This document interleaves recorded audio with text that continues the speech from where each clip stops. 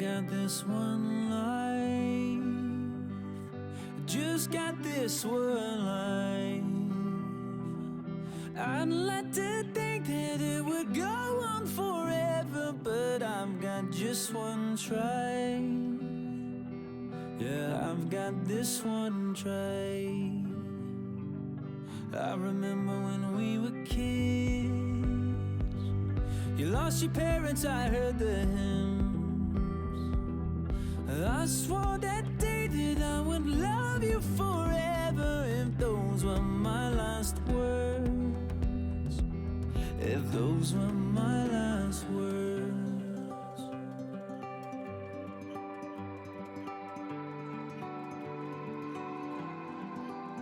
I might never be a captain on a yellow submarine, I might never be an actress on a giant silver screen, but my heart will make a house standing anywhere you be. and my love will hold the diamonds shining far as you can see.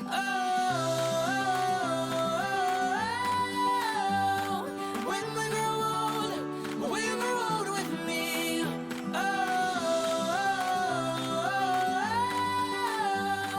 When we grow old with me.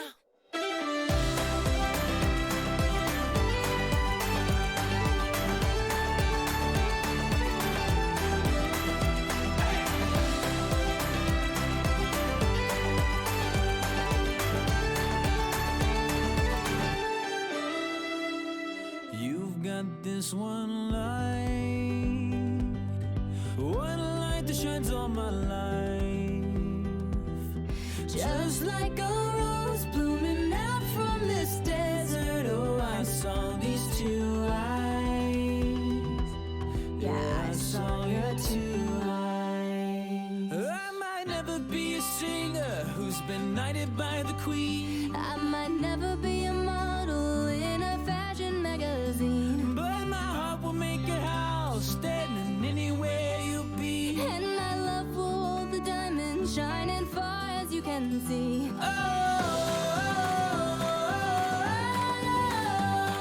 When we grow old with me.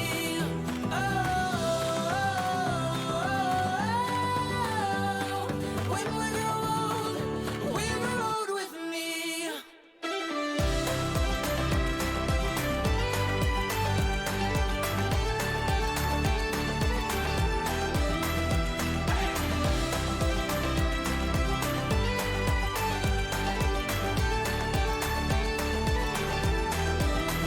Hear the sound as people dance from your window. If you see an Irish band, and there I stand, guitar in hand, asking for my love if I could be a man.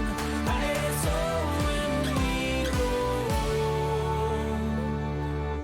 grow old with me.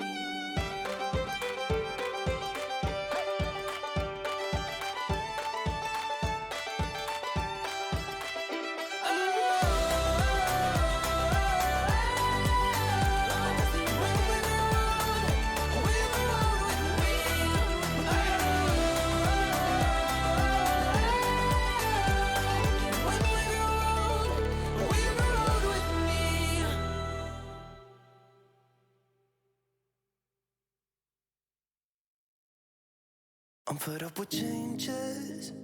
Come pick me up, cause I just wanna see the light.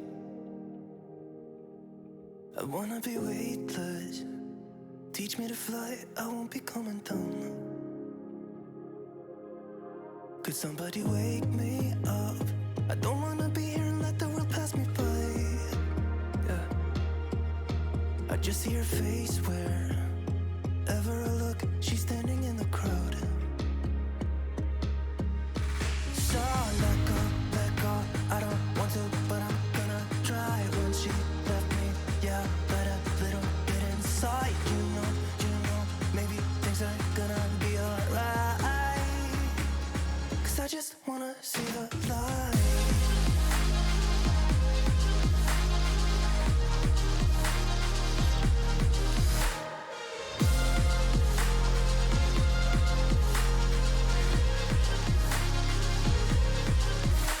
sick of waiting and getting too restless to be in this dusty town. I've heard of this place where people forget and you get another try. So come open up my door. I don't wanna be here and let the world pass me by. I won't see your face wherever I look. I'm blinded by the light. So let go. I don't want to, but I'm gonna try. When she left me, yeah, died a little bit inside. You know, maybe things are gonna be alright. 'Cause I just wanna see the light. Yeah, I just wanna see the light.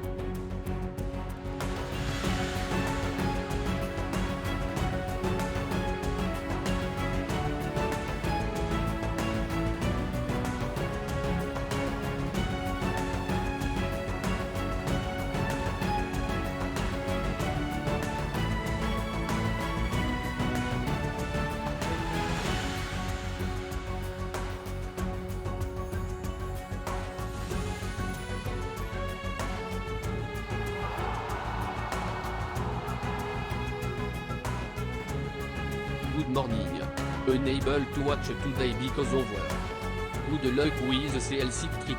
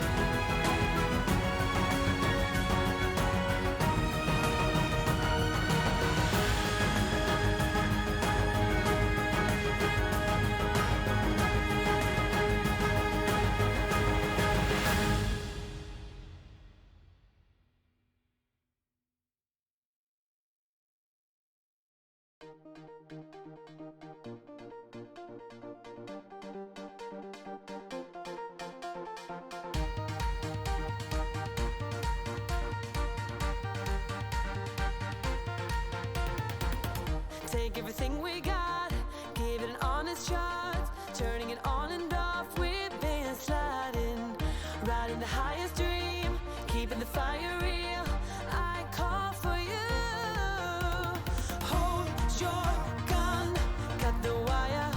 Aim for fun,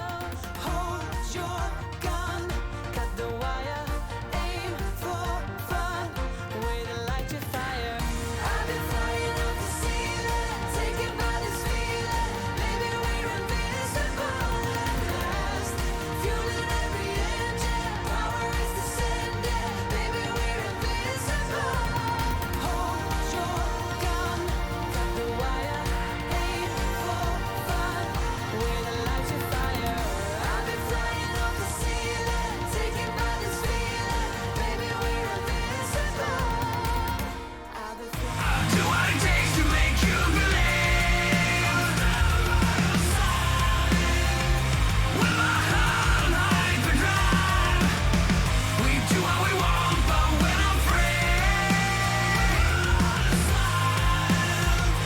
with our hands on hyperdrive.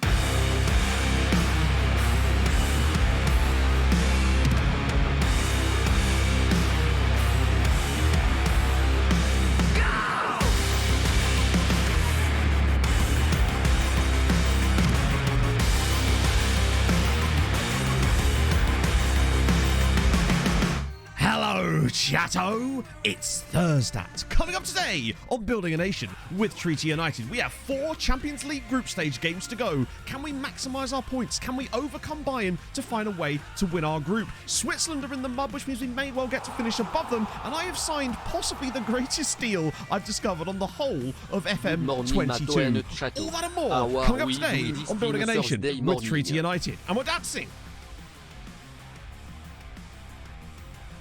Oh, he's done it. He's bopping. We bopping, chat. Oh, hello. Oh, my goodness me. No sound. No, there should definitely be sound. Oh, don't even say these things. I worry. Bloody hell. Right, firstly, I've got to catch up. Are we on a heart train already? What the hell's going on? Okay, we are apparently. Turja, thank you very much for the 16 months. Rayton Jr., thank you for the 11 months. Aiden, thank you for the 8 months. Simulator with Little Pussycat Computer Man. I just didn't see who it was, I already know. Bishop Ultra. Thanks, Harv. Lloydie, thank you for the 11 months. Bearded Child. It wasn't Harv. I just assumed it was Harv. I heard pathetic little computer man and I just assumed it was Harv. I couldn't even see it come through. Bearded Child, thank you for the 24 months. And Mike, thank you for the gifted sub to... Did he even say who? To Fenrir. There we go. Got there in the end. Cedric hung it last as a coach. Have I? I mean, maybe. Honestly, maybe I have. Oh my goodness. How's it going, friendos? Andy. Okay, you're right. Sorry, yeah. The second greatest deal after Andy. Bear, how's it going, friend? Haven't seen you for a while. How's it going, friendo? Oh, my goodness me. Hope you're all well today. I'm in a spiffing mood today, friends. I have diet caffeine-free Coke here for a nice 11 o'clock in the morning treat. So, I suppose you've all seen the thing about the signing. So some of you may have already seen him, actually, because let me set the scene for you before I show you this player, because ridiculous. Is that even Coke? No, it's basically just black liquid at this point. It's basically just black liquid. And I'm fine with that, honestly. You know what spiffing means? Oh, spiffing. It's the best thing. It means terrific, you know? You know? I don't know what the hell that is. Oh, dear. Oh, you work from home again? Oh, sick. That's awesome. I'm going to understand how... Okay, so... Some of you, I don't know if anyone here has seen it, but basically, so here I was. I managed to get the video recorded quite quickly yesterday, quicker than I thought I was going to, which meant I left myself with an hour before I had to go out to pick Em up so we can go to this house viewing. And so I was like, oh, I'll quickly do the bit of off-camera stuff for Treaty. And I was setting up because I wanted to get us a nice transfer window thing now that we've got 90 million transfer budget. So I went through and did the under-19 and under-21 scouting for the national teams. A bit more focused this time. Missed out a lot of nations that I just didn't think were ever going to do anything, and it was going to waste our scouts' time. So there's that. And there I was, did it all. I thought, right, perfect. Thought, oh, I'll just have a little look through the national teams of certain nations. Because sometimes I do that just in case there's like a random 18-year-old that pops up in a nation's national team that's like a bit higher ranked than perhaps you'd expect. So say someone rocks up in like the Finnish national team at like 17. You go, oh, okay, that's kind of interesting. Must be worth a look. So there I was, looking through the African nations. And all of a sudden, I got to Senegal. And I noticed that most of their national team, 22, 23, you know, the standard stuff, clubs mostly playing for European sides these days, a lot of French teams in there. And then I saw a guy, 18 years old, in the Senegalese national team, playing for Diambars, and I thought, interesting. That's a bit... Sometimes that stuff happens from time to time, but to get caps, presumably at 18 years old, for the Senegalese national team, while still playing in Senegal for Diambars, made me think, okay, there might be a player there. You may have seen it, Jinxed. If you were in Mike's stream yesterday, you would have seen it because I had to show someone. I was like, I need to show someone this. So, I'm going to show you him now. I have immediate thoughts about what I want to do with him as a player. You'll probably get that very quickly. Let's go. Ready? When you hear the price as well, that's what makes it even better. And I'm just going to show you. Look at the state of this player. He's 18 years old. What the fuck? Oh my god. Ignore the star ratings on him, honestly. Just ignore those entirely. What is this absolute superhuman player here? Fernie, thank you for the 7 months. I hope you're well. Look at the state of this player. 20 determination, driven personality, 16 technique, 16 work rate, 20 aggression, agility. He's a right back. Yes. I'm going to retrain him to be our right back. Oh my god. Strong right foot. You've got a bit of a lefty on him too. He's got great defensive attributes. He's only 8. He's 18 years old. I just could not believe how good this guy is at 18. Oh my god, what we were sending to Chelsea. You joke, but so I couldn't get him a boat clause because of how good he was, but I didn't get a release clause in him either. So quickness training, maybe, but he does at least have 14 pace. He needs to get the acceleration up, but honestly, for me, it's just going to be a case of when does he join? January, because obviously we're outside the transfer window. He is just... Oh, by the way, sorry, how much did I pay? Would anyone like to guess how much I paid? And Jinx, you can't tell them because I know that you know because you were in the stream yesterday. Under $1 million is correct, yes.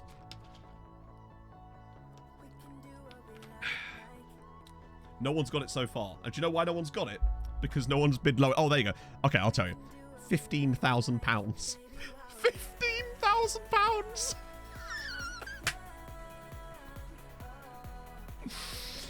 Oh, 15 grand. And that's why it's the deal of the century. Like, I'd have paid. I was explaining this to Em in Pizza Hut last night because I had to tell someone else. I was like, I'd have paid 10 million for this guy, honestly. And I don't know. Have you done a Diambars team report? You know I haven't, because at that point I was just like, they've not got any players that are better than this guy. The best thing is he didn't even come through at Diambars. He came through at a club called Talus Foot, who I've never heard of, and then moved to Diambars on a free transfer. Mental. Housewing was a bit of a bust, Daz, unfortunately, but it did give us a lot of chance on the way up there to talk about and reassess some financial stuff and realize that actually getting somewhere else that's a more expensive place but that's closer to Cambridge for Em's commute would actually be better. So we've kind of rethought that, and it's actually opened up a lot more opportunities as far as houses now, which is kind of sick. So we kind of just enjoyed the rest of the day and kind of took the house review with a bit of a pinch of salt. It was just too far away. Sounds like an org for a mercenary. They do a bit. Look at the badge too. Even the badge looks a little bit like a mercenary group. You won the league, Rob. Nice. Congrats, man. I can't believe that signing. And that was only because I was looking through national teams. I don't normally even do that. Normally, I'll just do the under-21s and the under-19 squads, which I have done, and we've got 800 players ready to go, which is awesome. And there's some poggy players in there, especially out of, I believe, Croatia. Again, would you believe? But I went through because I had a little bit extra time, just thought I'd have a little look through. Only one I found, but like, come on. He's just absurd. Joins us in January. He won't be homegrown. The only negative thing is he won't be homegrown, but honestly, the fact that he's... I get the feeling that when he joins us, this is going to say 5-star anyway, because there's no way that he's not... He's just so... Unless he's got some high, weird, like, low potential ceiling, but... I mean, he'll join us and immediately be worth 10 million quid, probably. It's absolute filth. Now, he is going to get quite a lot of money when he joins us, like 15 grand a week, but he's a first-team player already. He can probably slot straight in at right back once I've actually trained him to play there. He's just ridiculous. Exactly. Even if he's got no more potential, he's still amazing. But I get the feeling that this is one of these ones that our scouts have completely underestimated him, honestly. And I suspect that the moment he joins us, it will go back up to 5-star potential. Couple of African regions. Oh, there's so many good ones in there. Castro with the 9 months. Player. He is a very nice player, you might say. Unlike Ackman, hopefully he won't become a Nice player. That's my next hope. Oh, well, the thing is, the board hopefully won't sell him. So the Talus... Oh, hang on. I'll just quickly keep it on Jacob Horney for a second. But the Talus, they've only got like 4 players. But I'll do a team report on them anyway, because we've got space in the schedule for team reports now that we finished all the other ones we did. So now I've reverted back to under-19 scouting again. So...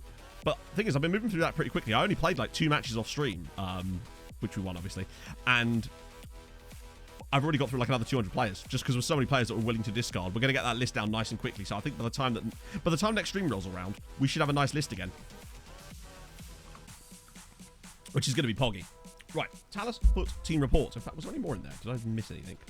No, we did that. Right, let's have a little look at Talus Foot while we're here. I might get one of the Ambars too. Both their squads. Or do they actually have an 8? No, they don't, because they don't technically have a B team, which is kind of weird. Or like even a... But I'd never even heard of Talus Foot. They're basically an academy team who only have like 4 actual players. But the fact is, this lad came through there. What are their facilities like?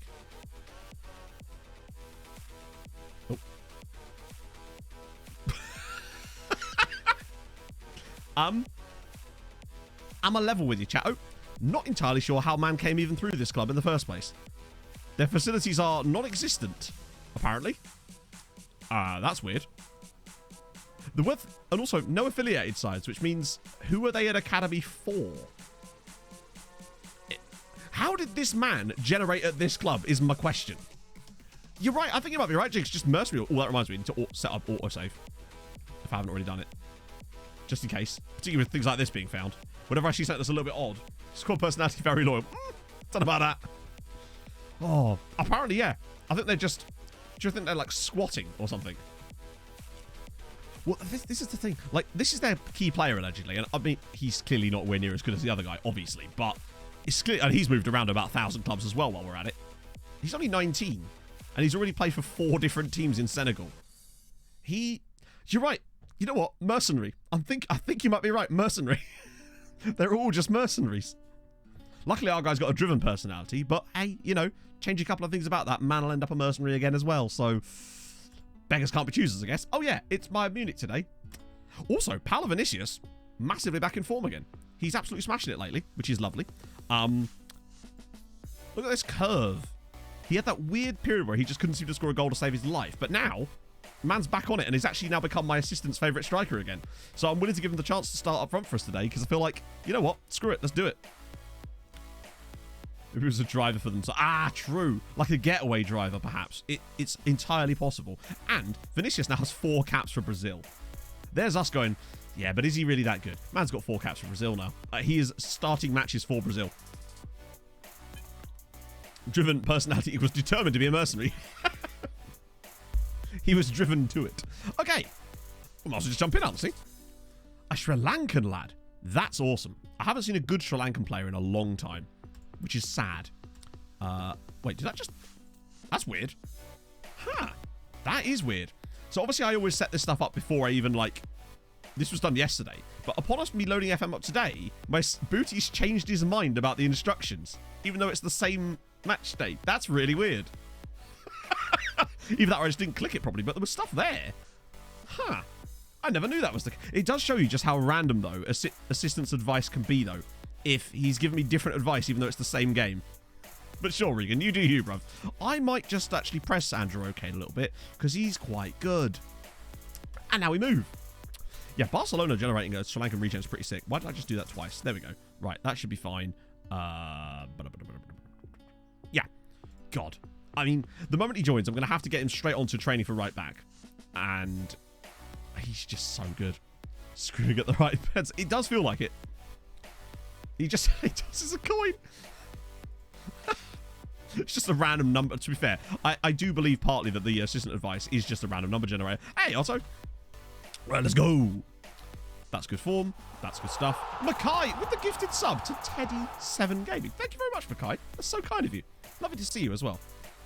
F23 Crawley are going to occasionally produce players from the Seychelles. That would be sick. Is Crawley's new manager Seychellois then? That's pretty sick. I would like to see some good... Plus, you know, because of the name pool being so small for Seychelles, half of them will end up being called Valentine. I remember once the Seychellois national team, on one save I was doing, had 3 guys in their national team squad who were all called Valentin Mustache. Just saying. Devilish! No, sorry, Devilish. Thank you for the follow. Ooh. Something else I want to show you as well. When I was doing my scout... Hang on a minute. Choite Hood is through. Oh, it's a good save. I was doing some scouting, obviously, and I got to South Africa. There's 2 guys in the South African under-19 national team squad who are both goalkeepers that have the exact same name. I thought it was a glitch at first, but they're playing at different clubs. They're both called, like, Thabalo Kiniwana. I'll have to show you in a minute because I shortlisted them both. Choice through. But it's... Oh, no. It's an own... Oh, it could have been an own goal. Done now. I don't know about done now. I mean, the fact is, the man is still and will continue to be. Oh, there we go. Our starting centre-back for a little while longer. Treaty 1, Bayern Munich 0. Up the Danko. 10 players are unhappy. Yep. I've had to deal with that pretty much the entire summer, actually. They'll sign a new contract. Then 2 days later, they'll get a bid from Bayern and be like, well, now I want to leave. It's like, we shouldn't have signed a new contract then, you mug. But life goes on, I suppose. Hey, Sean. Right, we need to put the Europa League on here. But yeah, I checked Switzerland, by the way. And, so, good news. Switzerland only have 3 teams left in Europe. They have young boys in the Champions League who are getting battered and are bottom of their group, which is awesome. And they've got 2 teams in the Europa League. One of whom is Basel, who are bottom of their group. The other one is St. Gallen, who are actually doing okay in their group. They have no teams in the Conference League at all, which means that I think it's very unlikely that Switzerland are going to be able to overtake us from here, even though we've obviously overtaken them. But they won't be able to get us back, I think, unless they go on some mad run. So that's really encouraging. Hib signed the Gambian. Which one? I know there's loads of them. Yeah, just still at Bayern. Oh, is that a real player? Holy shit. It actually is. 37-year-old. I didn't even think there were that many real players left. Tanguy Nianzou. There he is. 37 years old. Wow. Otto with the 3 months. Your striker missed so many one-on-ones in yesterday's video. To be fair, they actually do that fairly often. It's just because there was a slightly few games in yesterday's video, I was able to actually show a bit more of that sort of stuff in the video. But yeah, it was pretty catastrophic, wasn't it? He's still very good. Like, what's he up to? 532 games in all comps. No, not in all comps. Obviously, that's for Bayern too. Man's nearly at 500 appearances. Yeah, we're just beating Bayern casually while this is going on. Cannizzaro's like, oh, he is, isn't he? It's kind of nuts that they still have 2 real players in their squad after legends. I say it's unlikely. In fact, they only have 2 legends, which is Franz Beckenbauer and Uli Hoeneß. Oh, no, he's an icon, though. Which makes sense. I guess it's like yeah. See you later, Mike. Enjoy Amsterdam. Avoid those coffee shops. Or don't. Yeah, I imagine with these sort of... Robert Lewandowski is there. David Oliver on there as well. Wow. Zinedine Zidane. Who's only been their manager for like 2 years. Was Toby Harvey in there? Oh, you had me thinking he was there. Wait, where is he? He is there. Toby... Wow, he's still playing as well. Holy shit. I had no idea that Toby Harvey was still knocking about. Hello, Harv. How's it going, friend?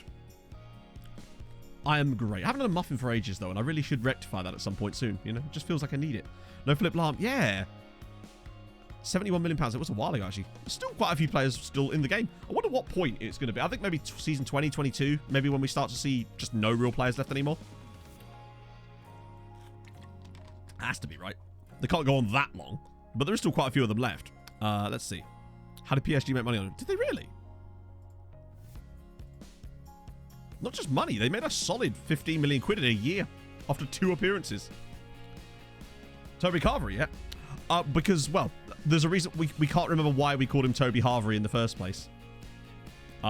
We know it was something to do with a pun on Toby Carvery because it's Harvey Elliott, but we cannot for the life of us remember why. This was like a season 1 of this save thing, and no one has been able to explain to me, nor have I remembered why we called him Toby Harvey. So much so that when he won the Ballon d'Or or something one year, we wondered who the hell it was. Because, obviously. Right, Silva, the icon at Barcelona. Oh, he's just called Silva, isn't he? 32-year-old Brazilian, left-sided player. In fact, he's probably in their squad right now, right? He's only 32. He's got great natural fitness. Only 45 Brazil caps, though, actually, surprisingly. It kind of sucks that they remove names from the Legends list that are, like, hard-coded at the start. To me, it should just add them. Or just have a separate page where you can see them all. It feels like there's only a certain number of them allowed, and certain things... That's why we had Emmett Doran as an icon for a bit, and as a legend, it just drops him down. I don't think we've got any icons except for me now, which is kind of shit. Hey, Doran. It was Harvey Elliott. Yeah, it's Harvey Elliott. I have no idea why.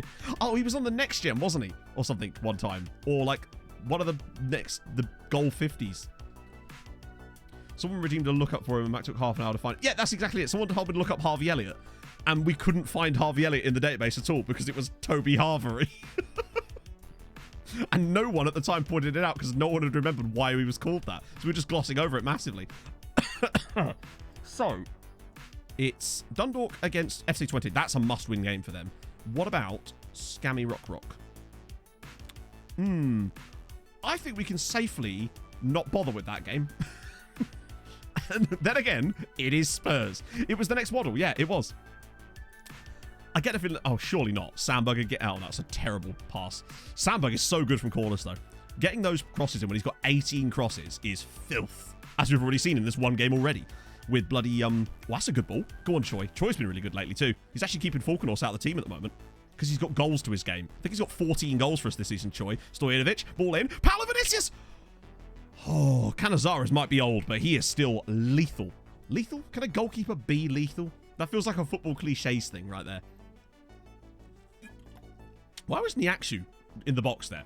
That doesn't feel like the type of player I'd want trying to get on the end of a header, but sure, we'll take it. Ooh. Dundalk 1. 1-0 Dundalk. 2-0 Dundalk. Come on. Now we're talking. This could be a great day for Irish football if Dundalk could beat FC Twente. Might actually keep them in the running in that group. Alaku. Vinicius is through. Come on, Paolo. Show me your goodness. Oh, come on. Yes, never mind. Wow. So I don't think I've seen that happen in ages. A player hit the post with a shot and it actually bounces back to them and they score. It's Treaty United 2, Bayern Munich 0. Come on. This is huge. This is legitimately a massive result for us if we get it. He actually takes it around the keeper a little bit and still misses, admittedly. But on the rebound, he's got it. 2-0 up against Bayern Munich. What a day. His dad was lethal with an aftershave bottle. Oh, I love that. It's one of my favourite football stories. Take 6 of your wonder kids on loan. Oh, that's awesome. So basically Malmo are doing a Dundalk. You'd love to see it. I just love the phrase his tab was lethal with an aftershave bottle. Hang on. It's 3-0. It's 3-0. Treaty United 3, Bayern Munich 0. Bear in mind, we had Lille and Roma, both of whom we scraped results against by a single goal, and we're 3-0 up against bloody Bayern Munich in the inside the first half. What a cross from Stojanovic this is. Albin Sandberg with the header. It's like, what is this? Like, we haven't been 3-0 good, but we have been really, really good. 3-0 Dundalk as well, by the way. See the Spain penalty miss. Oh, I did. Oh, I did. I was there when it happened, half. I literally tuned in just as Mike was about to take the penalty. Not Mike, rather. Sorry, Ilias was about to take the penalty. I had a great time with that. Yeah, that's quite a good first half. 3-0 to Treaty. 3-0 to Dundalk. Hopefully, touch wood, that could be 0.8 points right there. Oh. I get a feeling, Harv, you're the type of person that's just like, inject that into my veins. And I'm here for it, honestly. Mike sent me a message during stream, which is why I actually remembered that he was live at that point, because I was editing at the time, simply saying, chat told me that you got a 5'1" left back and they were trying to bully you into calling him sweet left foot, and you resisted it. Thank you for having my back, which I enjoyed a lot. Nation at the moment is technically 12th, but this year there's a potential for 10th. In fact, very strong potential, because Switzerland are kind of muddied at the moment, and as a result, if we keep on the way we're going, let's just see if we can see Scammert Rovers. Because I think actually, no, I don't trust Dundalk to hold on to that. It was instantly Mike, well, I'm just nicer than you, aren't I, sure? What's our score in our group? Is it genuinely 1-1? Wow. We are nearly qualified out of this group after 3 games if things stay as they are. And that's a big if. Who do I want to bring in? I might get Choi off because he's... Well, now he's hurt himself, so I'm definitely getting Choi off. And Solis has a slight knock, so we'll keep him off. Might get him off too. And then save that other subby. Manea's getting better and better. My assistant actually started preferring Manea to Alaku in a couple of league matches. That's how much better Manea's getting. God, I hate that it resets this constantly. I do wish there was a way you could stop it doing that, but life goes on. In fact, yeah, we'll make this up now, I guess. This has kind of gone under the radar, this result that we're currently getting. Sandberg's looking a bit knackered too, but if we get out of this with a 3-0 victory... Also, has there been a single highlight in the whole of this second half? Ah, here it is. Oh, go on. Surely not. I was expecting a 4th one there. If they had got a goal back here, this would be really good for head-to-head as well. Because if we were to beat Bayern here by 3-0, it would give us a really good shot, even if we were to lose the away match, at winning the group based on the fact that they'll probably win their other games as well. And we might just be able to take them on the head-to-head if we were to win the other game. Come on. Uh-oh. Oh, good save, Lubin. That was actually a surprisingly tough save. Nicely. They're the outrageous... Yes, they do. They've got, is it Bermanets? It depends on how much time you have to invest in it, Dorian. Like, to give you an idea, we're in... Depends on what league you're doing as well. We've got... That's a cynical foul. We're in season 19, and we are where we are. Now, could you do... I think maybe if you're offline, maybe there's an element... You could probably do a bit more than I have, maybe. You could take a little bit more time. But I've still taken a lot of time over it. It's just a very large time investment, really. Hello. Oh, surely not. Manea. Limburg. No, hang on. I don't think this is the end of this. Manea. Sandberg. Knock it down. Oh. It's going to be tough, I'd say. But if you're like... Say you've got a lot of time and maybe you work a job that has a lot of free time and you're just like, fuck it, I'll just play FF. Then maybe you could if you were playing a lot, honestly. Because bear in mind, I'm actually only really investing in the time that you see me streaming it, plus maybe an extra, I'd say 10 hours a week. So you're probably seeing, I'm probably getting about 25 hours a week on this save of actual playing time, that is. So, oh, please no. What a block. Oh, what a save from Mihov. God damn. Mihov's been stellar today. Yes, well, Australia beat Saudi Arabia, didn't they? Was it 2-1 in the end? Yeah, if you can insta-result, then you can probably pick up a lot more time. It depends on how fast your computer moves, obviously, in between fixtures. But yeah, if you're instaing, it will certainly help speed it up. Obviously, I only do that for the off-stream bits. Well, we do it occasionally on stream when we need to, like, catch up. Like, we might have to do it today to make sure we get all the stuff. UAE, not Saudi. Sorry, my bad. Now they're Peru. Peru won't be easy. Peru are not a muggy. We've done really well to win that 3-0. Bayern were much... Look at our second half performance. That was shocking. But it doesn't matter when you've already won the first half 3-0, I suppose. And then you can just rely on Luban Mihov to get a 7.9. It's nice to see Mihov actually do a good for us. That's such a huge result. The good deal again. Yes, I will. Trust me. Shane, I know people will... I'll often, when someone's like, oh, can you show this again? I'll often be like, oh, we've already showed it. Trust me. I'm not going to get tired of showing him. I should have my special command just to show him. Wow. Lille actually won away at Roma. Any other shocks in here? Please tell me Young Boys lost comfortably. Typical, isn't it? Fucking Switzerland. They were mudded in that group. Oh, don't you dare, Young Boys. Don't you dare. But still, we did well there. Right, I'll quickly show him again. We'll just check these first, because that's another 2.5 million. Yeah, another 2.5 million pounds. Oh, one other thing I did, which I forgot to mention. We have 50, 60 million pounds in the bank now. I sold the clause for Milosevic. Porto let me have it for 12 mil. And, or rather, they negotiated 12 mil. His rating had dropped a little bit. He wasn't playing as much, and his value was dropping. So I thought, you know what? Cash in the 12 million now. Takes the total fee for the deal to 37 million. Probably worthwhile. As for Vostarek, we haven't had the option come up for him yet. And I don't know if he's playing for Juve. Yeah, he's already played 10 games for them and got 4 goals. I get the feeling that hanging on to that clause with him for the moment could be worthwhile, but we'll see what they offer us at some point, maybe. Need more Koreans. I do love a Korean player. Let's go. Oh, they've got 3 teams. Even better. We'll take them all. I'll have all of your wares, please, friends. I love that often Japanese and Korean teams have the high school as like their youth teams. It's just kind of, it feels like I'm in an anime or something.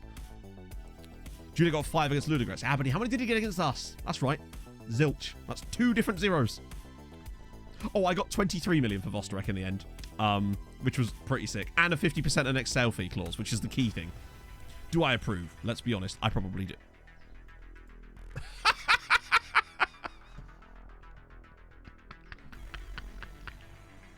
I'll be honest with you, Henry. I was not expecting that. If you'd have given me 1,000 guesses, I would not have been expecting that anywhere in the top 1,000, honestly. But thank you for that. I'll hug it on my wall. Oh, dear. France, Denmark, Peru, and Australia. Ooh. Well, that'd be kind of weird if they were all in the same group again. Has the South America unregistered player case been resolved? What's that mean? Is that to do with, like, eligibility issues? Get that as a mouse pad. Oh. But I already have an amazing mouse pad. I've already got my Namibian Illuminati mouse pad, which I haven't spilt coffee on yet. It's perfect. I've already ruined 2 full mouse pads. I've ruined my crop mouse pad, and I've ruined my old Han Solo one I stole off my dad 15 years ago, but that's an old mouse pad. I don't want to ruin my Namibian Illuminati one. I have to get a new mouse pad guy. Or they had an ineligible player. What sort of thing could they face? Emmett's face is one of the background. Was it really? Wait, I didn't see that. Hang on.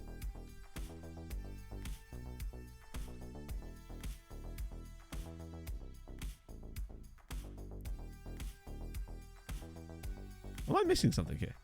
Oh, right. If that would have been amazing. That would have been a hell of an Easter egg if that actually was in there. Just Emmett Doran sneaking into the back.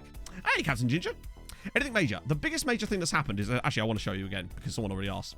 Is I signed this guy. Bearing in mind, when I actually put the bid in, I couldn't see most of his attributes, but the things I could see made me go, yeah, probably. Oh, I got it on Amazon. They sell them on Amazon. There's like a personalized mousepad company on Amazon. If you give them a high enough res image, then they'll just let you have them. You pay them, and then they give you a mousepad.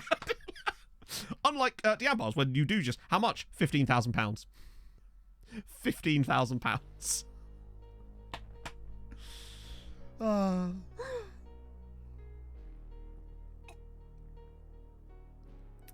That's what makes it much better for me. Like, he's amazing, but £15,000 makes him next level amazing.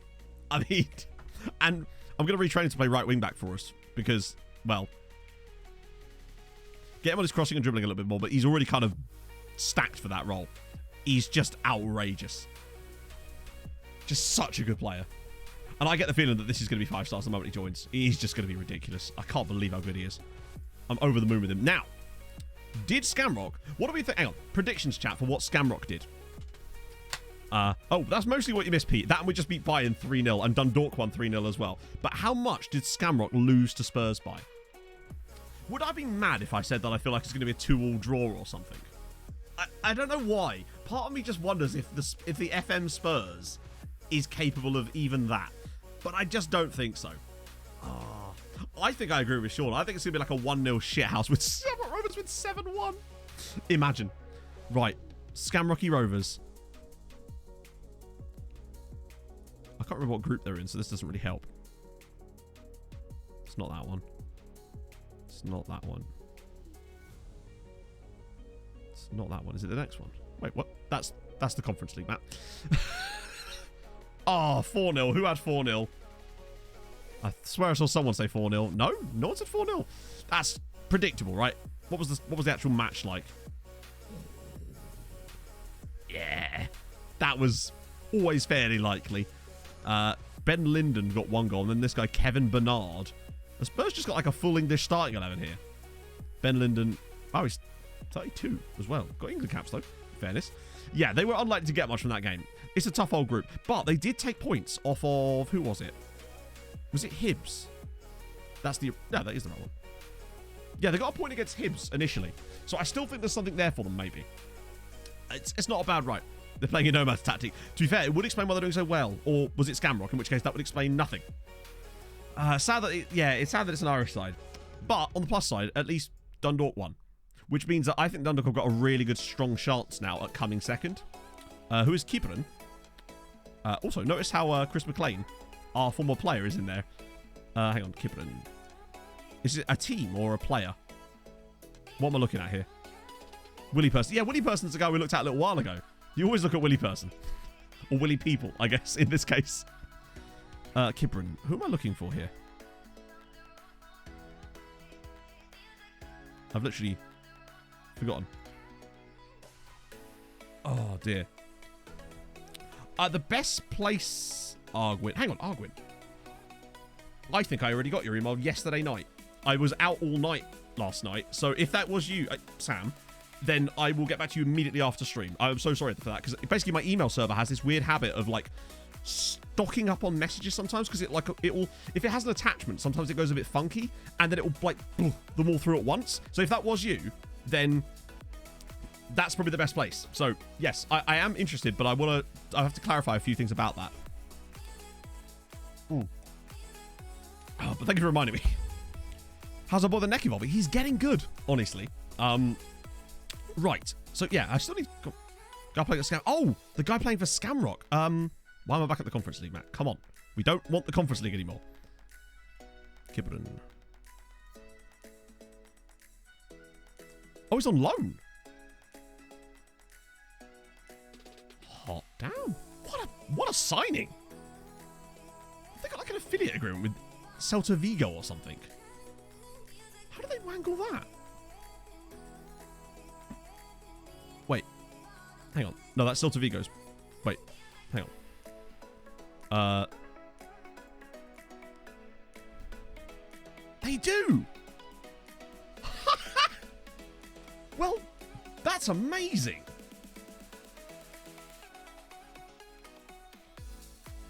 That's actually legit.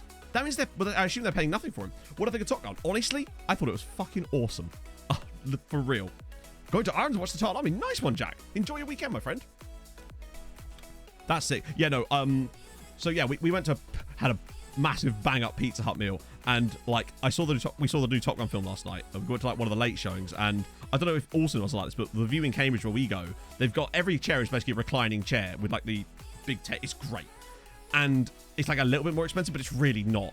And honestly, I thought the new Top Gun film was fucking amazing. Like, genuinely. We watched the, because Emma had never seen the original one. So we watched it a couple of nights ago. And I remember watching it thinking, yeah, this is all right. It's fine. I like the music. It's a fun film. But the actual new one's genuinely really good. Like, it's actually just a really good film. I enjoyed everything about it. I think the only thing it was missing was they should have brought back the Berlin song, Take My Breath Away. Maybe they couldn't license it again. But, it would have been so sick to have that in the film as well. But genuinely, it was fantastic. And I'm not even really normally into that sort of film, but it just kind of ticked every box I wanted out of a film. It was really fun. I know, Glorioso, genuinely. I was so surprised at how good it was. Yeah, I had no idea that AI clubs do this by themselves, which makes me wonder, right? Southend. Do any of the others have them? They do! Don't spoil it. Oh, I'm not going to spoil it. All I'll say is it's just really good. Like, it's just really good. Yeah, but it does it in the right way for me. It's not like overly pandering. That's kind of sick. There's obviously us. Wait, hang on. Hang on a minute. Bose have got Bran as their... I've never seen the Matrix reboot, so I couldn't possibly tell you. But all I'll say is I really enjoyed it. And even if I hadn't seen the first one, I would have still really enjoyed it. Although I feel like I enjoyed it more though because of that, because there is some callbacks, like as you would imagine. That's weird that Bran are their senior affiliate. Admittedly, it was 8 years ago. You'd think by now that they're a better side than Bran, right? Cork City? Cork City have EFK Göteborg. Derry have Hammarby. Bangor GG. And yet Dundalk don't have any. But fair play. We've got like 3 or 4 sides in the top flight that all have the obligatory top. But there is one. That's the thing, and it's fantastic. There actually is one. Oh, Dundalk have treaty. Very good point, Sean. Oh, the deal of the century. Oh, chat, I'm never going to get bored of doing this. Ah.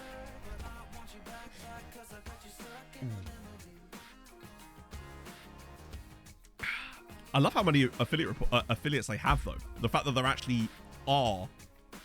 The fact that they're doing that of their own accord. I don't think that ever happened on the other side, did it? Not that we really... Maybe we never checked it, honestly. But I'm still surprised to see that. But the Celta Vigo one is probably the best. The Montpellier one's pretty solid too, actually. Bose and Bran doesn't make a lot of sense. I feel like they'll probably cancel that at some point because I feel like Bose have had more success in Europe lately than Bran have. But yeah, that's the deal of the century because he was £15,000. He's not actually joined us yet, but he's just redonkulous. 18 years old, 3 caps for Senegal. He's just insane. Usually do it at the start of the season. That would make sense. How many? Up to 3. 50. Yeah, he was 15 grand. Like I'd pay 10 million for him, but 15 grand was how much it cost us. It's just an absolute bargain. Oh. Terry Rothwell, your best player? Nah. He's good. I do like Big Tezza. But for me, it's honestly probably Terry Clouty or probably still Constantly Yalanan, actually. Staffordshire for the shitty signal around Alton Towers. Ah. Well, that sucks, David. But you're back now. And lots of nomads. Yes, there was a... Oh, 20,000. That was a new record attendance. 700 grand just for a home game. You'd love to see it. Yeah, I managed to get at least a Nomads video out yesterday, which I'm glad. Even if it was slightly truncated. I mean, it's probably worth scouting, let's be honest. He's only 17 as well. The rest of them probably not, but still. Cork City? Okay. Yeah, I still can't believe I got that guy. Plus, we're going to start getting some scout reports through, so hopefully we can have a look through some more guys, because we've got so much money, I don't know what to do with it. Unless there's any, like, facilities upgrades we could do. How's the house view? Honestly, bit of a bust. When we were driving up there, can we do another... Oh, we can. When we were driving up there, we were just sort of thinking about how far it was, and it was really, really far, to the point where I was thinking... And we did some sort of reassessments of the finances and kind of come to the conclusion that actually somewhere that's closer, that means Pog would have a shorter commute and would pay less money in train fares, would offset the price of the house being more expensive. So actually, we're going to look slightly different places that may be more expensive, but it's still spending the same amount of money. If anything, spending slightly less. And also time is money too, so just Pog having a shorter commute is better for her. wouldn't have to get up as early. We'd get back from work a bit earlier as well. So I feel like that's a good balance of those two things. But we were sort of basing a lot of this stuff on older estimations of finances based on before M's promotion and based on my original finances like a year and a half ago. So and I hadn't really reinvestigated it since then. And I just wouldn't have wanted to live in this place, honestly. Is it this one? It is this one, isn't it? I think. Well, she had a driving lesson on Tuesday. She does seem to like it. She'll get there. I think it's this one, isn't it?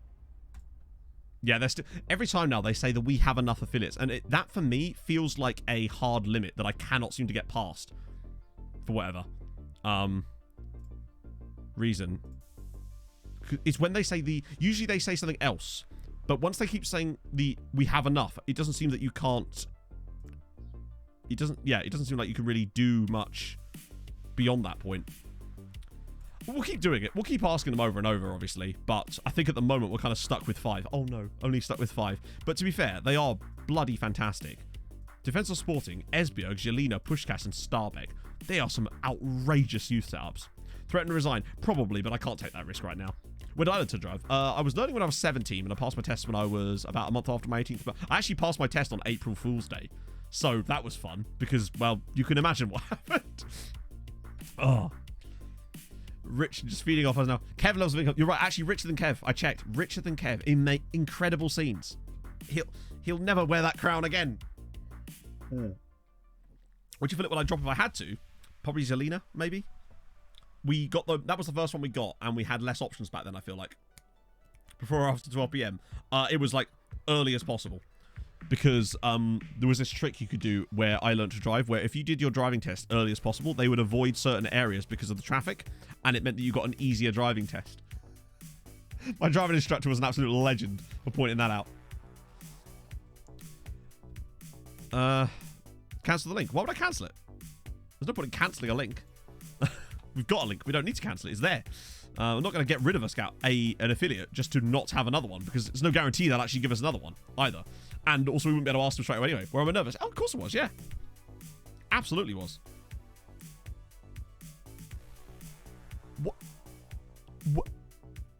What am I seeing here? I need an explanation. Shouted at you, then passed you. Cruise profile. We could try that next time, but I think they've kind of reached some weird limit at the moment. It might be because of rep, club size, all that sort of jazz, I suspect. But yeah, it was like 8 in the morning I did mine, and it meant that there was this roundabout that always used to back up massive. It's a really complicated roundabout with like about 7 exits and a motorway underneath it with like 4 lanes. And now it's like piece of cake, who cares? It's very straightforward, but that's because I've been driving for 15 years. But at the time, it was the scary thing because there was just cars everywhere. And because it would get so chock-a-block during the morning, you just didn't go up there on your driving test unless it was not that time of day. So that was perfect. Sensible decision, honestly. Book it in advance. Perfect. Scrap that alone. I don't think so. But we could try it, honestly.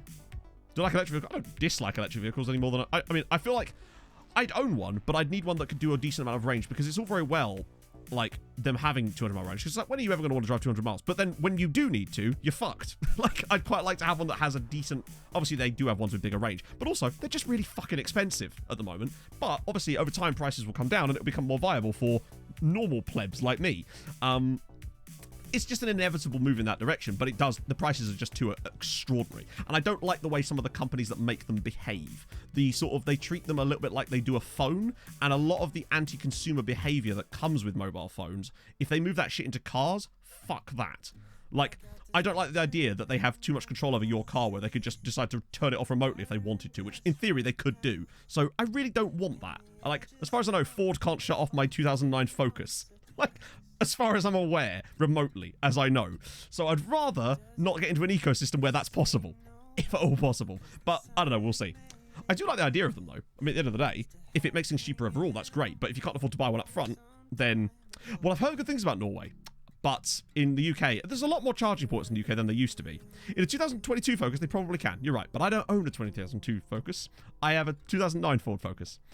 Petrol prices are making me think, yeah, but the problem is...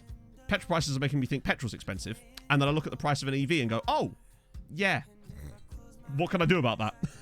Like, Can't afford one. Literally can't afford to buy one. I also worry about the second-hand market of EVs and the repair ability of them. Because, again, you run into the same problem with the Apple shit. Where, oh, I don't want that to be an ecosystem of repairs. How much does an EV cost in the UK? Well, it depends which one. But they're not cheap compared to the average car of the same kind of specs with a petrol engine, I suppose. Well, exactly what I mean. I don't want subscription services coming to a car. I still have a phone. I have a not pay-as-you-go. I have a SIM-only plan for my phone. And I bought this phone outright because I can't stand the way that the phone systems work. This is a Poco Phone F1. And I just have a SIM-only plan on it. Buy the phone outright. Because people spend so much money on phones, it's outrageous. Being alive is expensive. This is very true. Oh, dear. Refuse to fix the cars. Precisely. And what about, like, independent mechanics and stuff like that? It's not obviously that they'd be put out of business. It's the fact that I think it would be... They wouldn't want to retrain people like that. They'd want everything to be done by the companies themselves so they can charge you whatever they fucking like. And I feel like they'd be making money on both ends of it. It's not really something... I don't like that part of the industry. And that's what makes me very sour on it, I suppose. Nissan Leaf, I believe, is the same in the UK in terms of the cheapest. Mr. Progger, thank you for the gifted sub to James Warland. That's very kind of you, my friend. Like, I would like one, but I don't have 25 grand. You know, sitting about to spend on a car. Definitely not, you know. No one own cars in the future. You'll order a driverless car to come to you. Yeah, I can't stand that shit. You'll own nothing and like it. Fuck off. I repeat, fuck off with that crap. I'd quite like to own things, actually. That's quite nice. Because I don't trust other people to do that benevolently, shall we say. I paid £1.79 a litre yesterday. It was 80 quid to fill my car up. I remember paying 72p a litre. Oh, dear. That's terrifying. It was so expensive. Like, oh, man. Meant to be made in March and still not got it. Really? Yeah, I've never owned a new car. Like... And I've only ever had two cars in my life, which was an old... I had an X-Reg Ford Fiesta, which was my very first car, and I had that for such a long time. Stands to the price is equivalent to the top of the range petrol car. Precisely. But at the end of the day, if the actual relative price is... It has to be affordable at the end of the day. Had a Polo for like 6 years. Yeah! I like... Old shitbox cars are so fun. I had an old Fiesta. It was like a go-kart. It was so fun to drive. It's great. Average EV is 44k. Exactly. That's not a market that most normal people can afford to get into. It just isn't, is it? I have no idea about it, Henry. I don't know enough about it to have any thoughts on it. So it'd be pointless to me to give an opinion on it. September, it's only due now in September. A 1 year wait for a car when you could just go on Auto Trader and buy another normal car. It's that sort of stuff needs to change. And it will in time. Because at the end of the day, they have to move away from fossil fuels at some point, and EVs will have to get better in terms of affordability, in terms of efficiency. That's just the way things work. But I don't think it's there yet. But it's getting there, and that's awesome. That can only be a good thing for everybody, in theory. However, I would rather not see it monopolized by car companies behaving like tech companies, trying to fuck people, basically. That's what I don't want. But we'll see. A 1990 Mitsubishi Galant. Yes, I love shit cars like that. They're great. Well, also, when you can get them second-hand as well, and there's no issues with, like a normal car, it's just like you buy a car or someone, you transfer the documents, done. But I feel like it would be different with an EV. It's, yeah. So it takes... Yeah, it's not my normal vibe, honestly. Let me just climb down off my soapbox for a second there. Thank you for the follow as well. That's very kind of you. Makes no sense to cancel rail line projects. I guess it depends. I've noticed that a lot of slush funds have been used on tram projects. Have you not noticed this? How a lot of cities just randomly threw up tram projects when they happen to have... People on those councils had a lot of connections with people that run tram companies and construction firms. I'm just saying. My family in Edinburgh were constantly complaining about shit like that. Banquadum. No, wait, hang on. Banu Actum. Why am I struggling with that? Thank you so much for the follow. And Legacy as well. That's very kind of you. Why get them second hand when theft is free, though? Exactly. Precisely. That reminds me of something M said yesterday. We were driving past a garage, but it was, you know, Esso garages, standard petrol station, right? We drove past the garage, and it was an SR garage. So it was ESSAR. And I was like, what the hell's that? Some like knockoff Esso garage. And everyone's just like, it's a pirate Esso garage. And she's just like, you wouldn't download a petrol station. Oh dear. cable car travel. That'd be fucking awesome. I honestly, I feel like they could have been, but I feel like they didn't sort out the technology, Asher, with the hydrogen stuff. That probably would have been a better solution if it was invested in the right way, but yeah, it's not always how it wins, is it? Bonafide electrified 6-car monorail. I'm sold, John. This is where we need loafers. Loafers would be all over this. Ah, dear. Oh yeah, well, train travel in England is also just extraordinarily expensive. It's just insane. The main refinery in the Northwest. Interesting, because this is nowhere near the Northwest. I'd never seen an SR garage before, ever. Shows how little I go to the Northwest, actually, now that I think about it. Which would make sense. I've barely ever been to the Northwest. Very, very volatile, indeed, yeah. It's interesting, though. No sponsored tram. Really? Come back. Political statements. I wouldn't say that. Lyle something. Yeah. Obviously, I try to keep politics out of the stream, and I wouldn't, you know, want to have like some in-depth political discussion, particularly as I'm not the sort of person that does that, as you know. But someone asked me a question about electric cars, and I was just talking about electric cars. Oh, I would definitely download a petrol station if it was cheap enough. Yeah. We're going to 3D print a petrol station, chat. That was nearly a great goal, by the way, from Limburg. Like I said, don't talk politics, particularly on the stream. Don't really want to go any further into politics stuff, because that sort of stuff is way more political than just talking about electric cars for me. Not interested in that discussion. Actually, it's not even the case. I'm just not interested in talking about it on stream.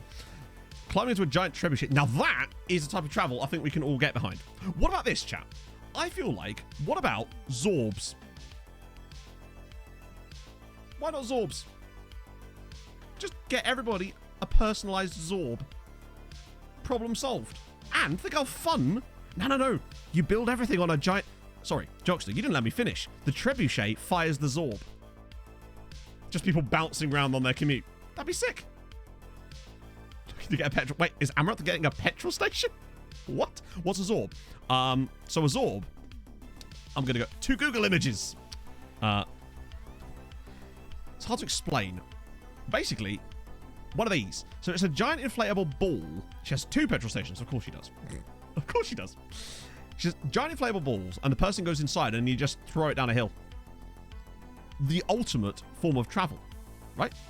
For me, anyway. Looks sick. Imagine... Oh, we got a pen. Imagine, like, going through the city in one of them. Do you want to get up one hill? Ah, but no, that's where the trebuchets come in. They can fire you up the hill. That's fine. Exactly. Imagine the Channel Tunnel. Reduce the tax amount of pay. Hey, fair one. You know, you get that back, I guess. Self-contained. Exactly. It's perfect. Zorbs were invented in New Zealand. Perfect. Violence every road. You don't need those. You got a Zorb. I don't want to knock someone off their bike in my Zorb. That would be extremely unfortunate for them. But if I did hit someone on their bike in my Zorb, they'd be likely very uninjured because I'm a big bouncy boy. And if you were to be hit by a car in a Zorb, congratulations, you've now got propulsion. I think we fixed it, chat.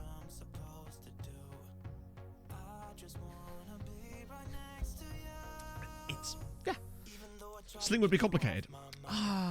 What about some kind of gas-powered firing system that just launches the Zorbs? What have we been up to today? Mostly discussing how Zorbs would be the ideal form of transport in a sort of utopian world, right? Imagine the boy...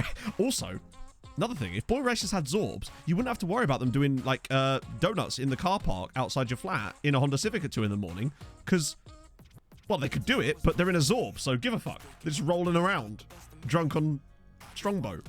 Fine. Bring back horse and carriage. No. What about horse and Zorb? Chat, I'd like to stress that I am not sponsored by Big Zorb, but, you know, maybe. I'm a Zorb lobbyist. My first car, it was a 2001, or was it 1999? It was an X-Reg Ford Fiesta. Lovely little car. Her name was Shirley. Because, you know, you got to nickname your car. It's I don't feel like I'm fully comfortable in my car until it has a name. Zorb tunnels. Yeah, screw the hyperlink. Get me a Zorb tunnel, Elon. Then we'll talk. Let's get Kaharski in as well. Trebuchet. Fire the Zorbs. True. I'm in the pocket of I'm a lobbyist. Only when we were at Zlobbin, chat. Just a bit of a callback there. Any social... Do you know there is Anarith? But I won't tell it. I refuse. It just costs too much. I can't possibly tell it. Maybe when I get more of my lobbying money from Big Zorb, we'll invest it again.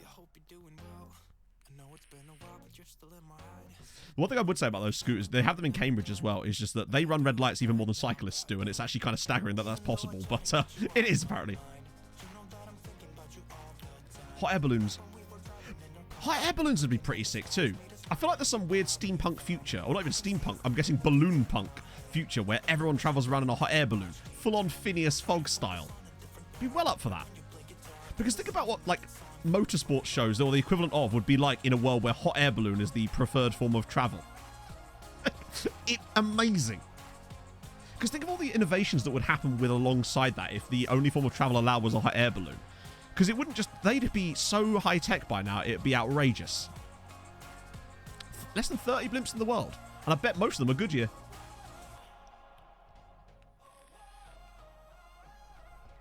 You mean Smurfette? Oh, dear. Smurfaline. That's a name, isn't it?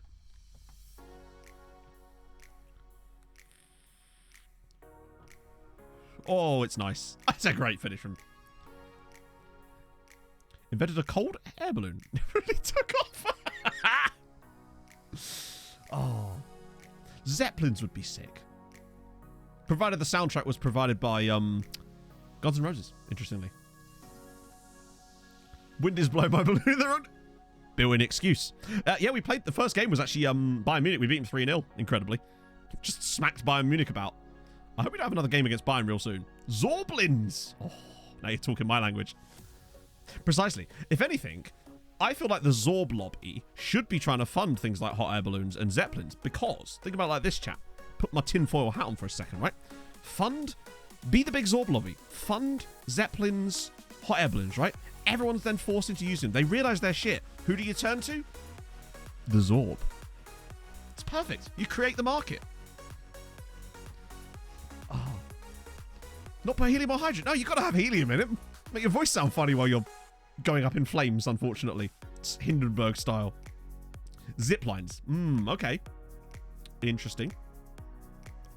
I'm not opposed to zip lines. Hey, Marco. I only do transportation that starts with Z's. Zorbs and Zeppelins. Do you want a penny farthing? I haven't. And I can't imagine I would ever be able to. I think if I'd have never... I feel like if I tried to drive or pilot or cycle on a penny farthing, I'd have fallen off it before I actually had a chance to go any forward momentum. Zorblins. I believe there is a helium shortage, yes. Zotocycles?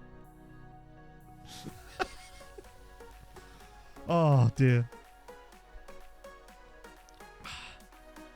This is a very incongruous discussion we've got on our hands here.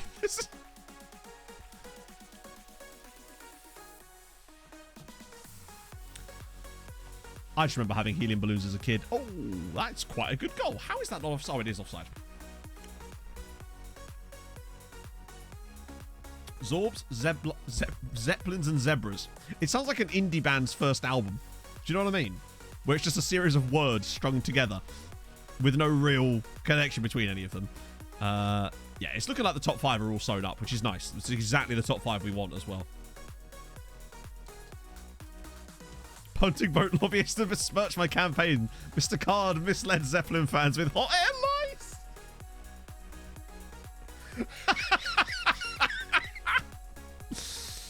Oh, well, to be fair, Cambridge, a lot of punts. A lot of punts. There's also men with boats, too. They've got big sticks. But yeah, crazy. Never actually done that, though. It's one of those. I think it's one of those things that people... It's more of a touristy thing, I suppose. But I've never done it myself. Fusion reactions. I don't know science, Eric. Not very much. Flying carpets. If we could find a way to enchant a carpet, crack on. If anything, that'd be the most efficient way. Why don't we just use magic, chat? think magic is the solution to it all. Punting your way to work. Yeah, but... right. Another thing about a Zorb. Works on water as well. Oh, what's that? You've fallen in a river. Oh, no. I guess you're just gonna get there quicker. Sorted. Problem solved. What carpets cost? Carpets do cost a good amount, and I feel like the enchanting cost would be quite a lot as well. I don't know. How much does a good wizard cost these days? I suspect it's quite a lot, right? Zorbs and water, precisely. If anything, I mean, more efficient. Also, I had a heart attack in their Zorb, but that's very unfortunate for them. But, may I introduce you to the Zorb Emergency Services? It's exactly what it says on the tin. It's just a really big Zorb that has room for, like, emergency equipment within it. Good cardio, too, exactly. Everyone would be way fitter. Enchanted Zorb. I'm listening. A Zorbulance, indeed. Okay, I'm intrigued. Captain Ginger, what effects would the Enchanted Zorb have from its enchantment? Is it, like, driverless? Also, just to clarify, I get the feeling, right, that you might have just... That might be a brand new sentence. I don't think anyone in real life has ever said the phrase, okay, hear me out, Enchanted Zorb. I'm having a great time. Zorb. Show me a Zorb. No way. Firstly, it's a team, but more importantly, there's actually a guy called Zorbas. Time. Hope life and FM is going well. It is, Pablo. It actually is, in fairness. Ireland are doing quite good stuff this season. Wonder what the hell I walked in on. Oh, we were just revolutionising transport, Barb. Nothing big. But we've come to the conclusion that Enchanted Zorbs might be the way to go. Also, we just found a player called Odysseus Zorbus. And he's not bad either. I think I must know about him because he was captain under 19 level. We'll scout him again. Can't go wrong with the Zorb, right?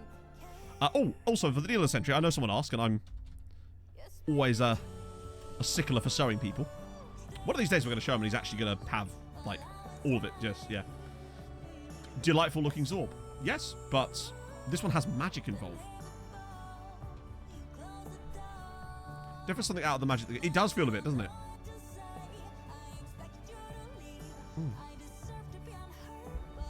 Zorb sponsorship. It does feel like Zorb sponsorship will probably end up being our next sponsor, yes. Oh, let's look up to. Oh, my bad. Oh, I did. Ragatino. Shit. Did that. Oh, I did. I missed that one as well, actually. My bad.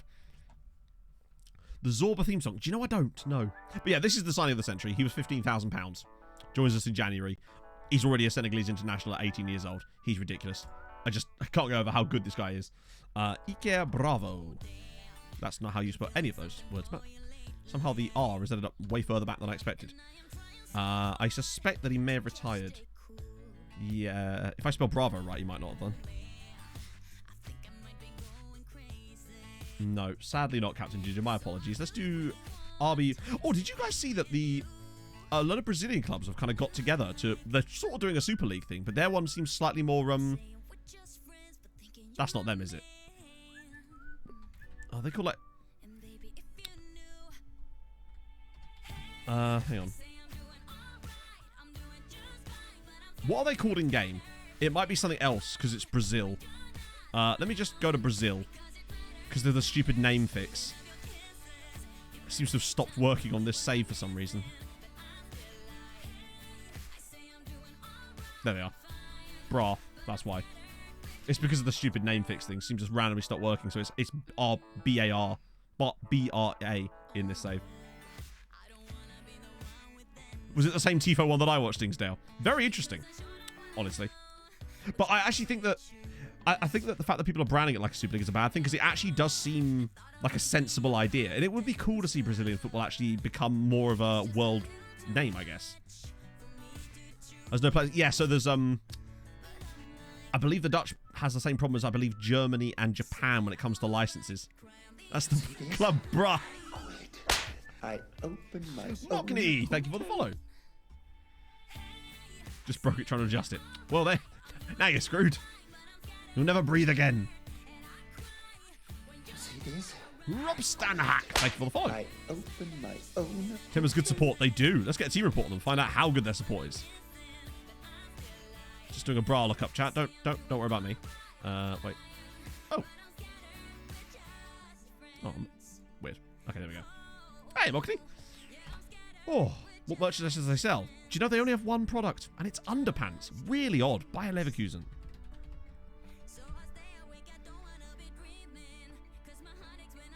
Taking a ferry to what? Now I'm going to fly. It's so cheap to fly to. It's probably cheaper to fly to Ireland than it is to just, like, go... Yeah. Vice. Dear Firstly, how's it going, my friend? 26 months. I hope you're well, Vice. Also, are you going to TwitchCon, I see? How are you, my friend?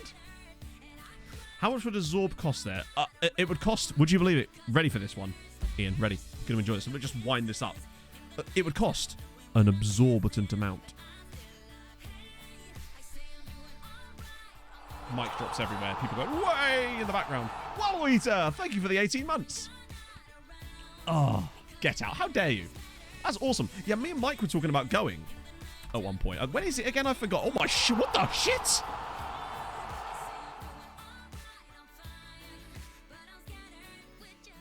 Caffeine? Can I just check? Is this a down payment on a Zorb? Fucking hell. That's the wrong button. I mean, it actually does apply, but that is not the button I was meant to press. I don't know what to say. Caffeine, thank you so much for the 20 gifted. That is fucking ridiculous. I don't know how I'm going to be able to absorb this generosity. Thank you so much, man. That's so unbelievably kind of you. Did I even show Leverkusen? It feels like my... Let me just get Leverkusen back up. There we go. Right. See if we can... What? Oh, my God. Bit out of the city. Oh, that sucks. I've never been to Amsterdam, and I've heard it's really nice. 16th and 17th of July. Oh, that's really quite close, actually, the more I think about it. Not too late to book. I'll have to talk to Mike. It does look fun, though. I remember this was quite a while ago. Obviously, I was talking to some other content creators about literally just getting like a big place and then just all sharing an apartment or something. But I would really, really love to see it. It does sound awesome, honestly. Right, what did I show you about Bayer Leverkusen? I guess we can see if they've won anything recently. It's not looking good, Leverkusen. It's not looking good. What about any players? So we can at least see if they've actually been in the top flight this whole time. Is there something dreadful happened to them? Patino, no, he's only been there a year. He's been there a year. Why is it I always find players that have only been there a year whenever I do these lookups? There we go. 12 years for Giannis Antopoulos. They have been in the top flight this whole time, at least. Thought you got a biological crap store. Wow. Yeah. Oh, it's caffeine. Thank you so much. That's so... It's unnecessary. Because obviously I never expect anything from anyone. But thank you so much. That's so damn kind of you. And I'm sure those of you that were gifted subs by caffeine just then were also very, very appreciative of those. Expensive drinks. Yeah. Yeah. But then London exists, so I compare everything to how much things are in London, and that's why I don't go there if I can. Oh. Zorbonaut is an actual word. Is it, though? I mean, is it, though? I mean, it is, because you've just said it. So, technically, it is an actual word. Let's do Brighton. Oh, dear. Well, something's gone wrong at Brighton. Something's gone very wrong at Brighton. Everything could be a word if you're brave enough. Exactly. Now you're understanding it. I mean, I think we're unlikely to see any wins in here. Yeah, what the hell happened to Brighton? Wasn't expecting to see them in the second tier, actually. Anyone been there a while? Okay, 13 years for Charlie MacArthur. Oh, they've only just been relegated. Literally. As of right now. Doing a United save. How dare he have fun in his own... Hang on, what? Why are people complaining? I'm going to need an explanation on that one, James. But... Do people care about stuff like that? I guess they do. Dream vehicle. It better be a Zorb, Henry. This better be a Zorb. It's not a Zorb, though, is it? It's just not, is it? It's still pretty sick, though. I must admit. Like, big spoiler on the back or on the front, I guess. I can't imagine the downforce. Actually, nah. Not getting a lot of traction off of that, I don't suspect. Surprise lit winners. I don't think so. In fact, we definitely know so. But we can have a look. So it's too easy. Oh, yeah. I don't know. People are way too precious about shit like that. It's really odd how people like try to police how other people play FM. That's why my attitude has always been, it's a single player game. You do you. If you're having fun, you're doing it correctly. If you're having a good time, you are playing the game correctly. Stick a V8 in it, to me, to you, they've gone. They've already gone. So yeah, Brighton have only just been relegated, admittedly, but that's kind of sucks that they've just gone down. Fun? I know. Way too much gatekeeping. But that's prevalent in any community. There'll always be... Most people would agree with me, I suspect. But there's just, you know, gatekeepers talk a lot louder, don't they? It's just how it be. 60... Damn it. If you're going to be shit, at least be 69th, chat. I'm wondering, chat, is it time for another... We look at random national team managers from the European leagues again? Not European leagues, European nations. But yeah, it's not gone well, Vice. Although they did come up to 60th at one point. 59th, rather. I believe it was Paul Chuckle, I believe, that died within the last couple of years. I nearly said seasons there. Shows you how much I play FM, doesn't it? Is gatekeeping the gatekeepers. Damn it, Viking! Don't you hit me with the gate! This will not do. Also, how's the dank? Did you manage to convince her to go to A&E yet? Enchanted Zorb. Oh, hang on, there's an Enchanted Zorb.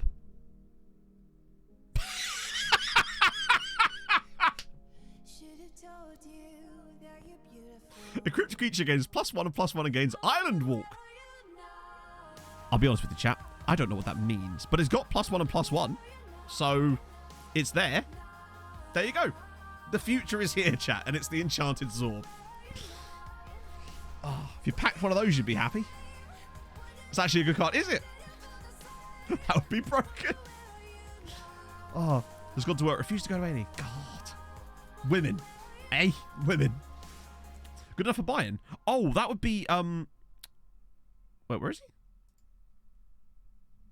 Yeah, Jonathan Holland. He's pretty solid, isn't he? Zorpud, maybe, yeah. 5k would be a C9.5. Barry kicked it in the 2018 season. Ah, sad times. Yes, so there was I sat in the cinema, and then Vikings just like can't convince Danica to go A&E, and I'm like, hang on, what's happened here? And it's like, oh yeah, she's probably broken her nose. Course will alter limit fall damage and has special skittle area of attack attack. Oh, so it's got AoE. Fair one. Financial proper with the editor. I don't do my own team, but I have pushed bigger Bundesliga to hope. That's kind of fun though, isn't it? He's quite good. Who's this other guy? Oh, this is the guy that's at Chelsea now, the really cool young striker that was at Dundee. Top discussion. It was so good. Caffeine. I'm obviously not going to do spoilers because I know some other people want to see it, but it's such a good film. I really, really enjoyed it. Better than the Zorb. Also pretty sick. But come on. Come on. Come on. Just continue playing Rocket League. You're just like, bitch, I'm in the middle of a tournament here. Like, can't you break your nose some other time? I'll stop you right there, Bus Driver Chew. Unfortunately, he's not in my database. We've tried to look him up several times. Willy Zorba. Right. Oh, that's what we were going to do. I've actually forgotten. We were going to look at national team managers, weren't we? So for starting, Gaisca Garitano is the manager of Northern Ireland. I don't know if there's been enough time elapsed since we last did this. The big slut is actually in charge of North Macedonia. Norway have got Christian Mikkelsen. I just want to see if there's any fun ones. Like Sean Dyche, for example, being manager of Italy. That's kind of fun. Paul Hartley still Scotland manager. Boring. Show me a good one. Eric Ten Hag's in charge of Spain. Marco Silva is the Sweden manager now. Slightly odd, but not out of the realms of possibility. Was he Sweden manager last time? No, he's brand new. Okay, that's a new one. Celestini, Errol Bullet, Vitor Pereira is the Ukraine manager. Bruno Lage is the Wales manager now, which is also brand new. After managing Wolves for 18 years, he's like, you know what? I'm going to be Wales manager now. Albania. Inzaghi's still at Albania. These are all regens. Bo Svensson is the Austrian manager still. I don't think enough time has elapsed. Fabio Grosso is Bosnia manager. Ilian Iliev. What great name. Hagen Schmidt. Vicente Moreno. Patrick Vieira is now the England manager. Most of goalkeepers, to be fair. I suppose, yeah. So Big Patty, after being PSG manager for a while, not too bad. Any other fun ones?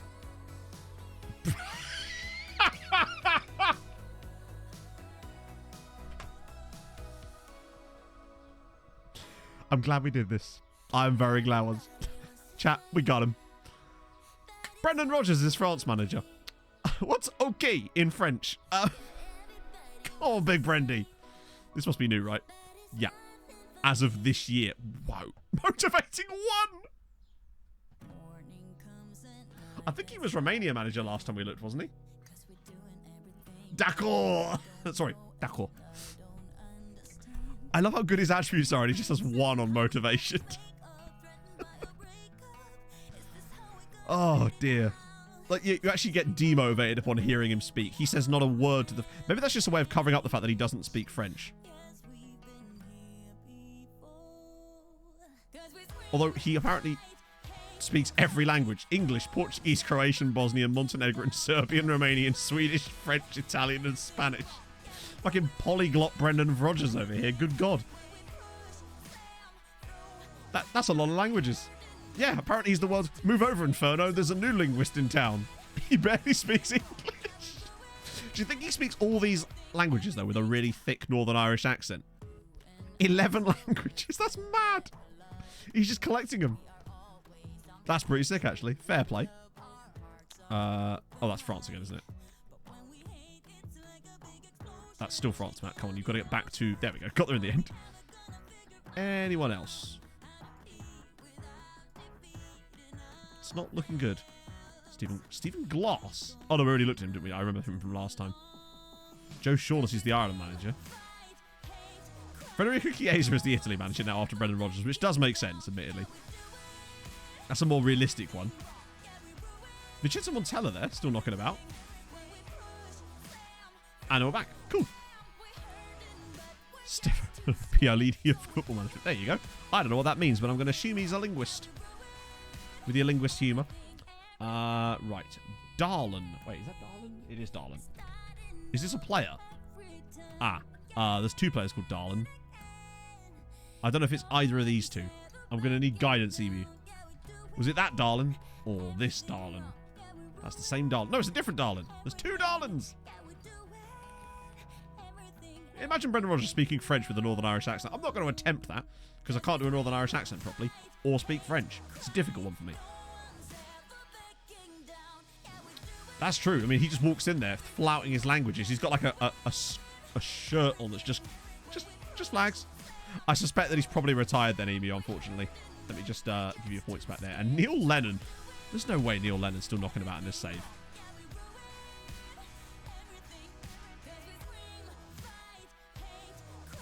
I think he's... Does Niall Lennon? Yeah, unfortunately, it appears that Neil Lennon has passed on to a better place. I.e. not being a manager. US national team. Good question. Caleb Porter, who is the current manager of Columbus Crew, apparently. He's not a Yadar kind of manager, true, but then he wouldn't enjoy his holiday because he'd spend the entire time trying to learn the language instead, I suspect. That's a good point, yeah. That actually does seem like a pretty realistic one. I've seen that happen as well, actually, debauchery. Rafa seems to pop up there quite a lot. Anyone interested to be China manager? Right, let's just do these lookups and get through it. So, Stella Solbakken. Oh, I think he might be... He's gone.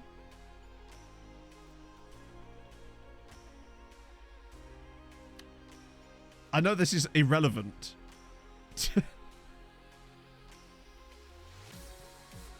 One second.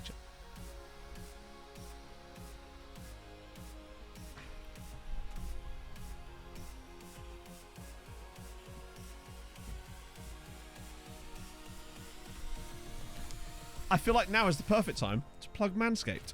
You can get 20% off and free worldwide shipping with the code SYC at checkout. That's 20% off and free worldwide shipping with the code SYC at checkout. And you too can be a shaven Paul.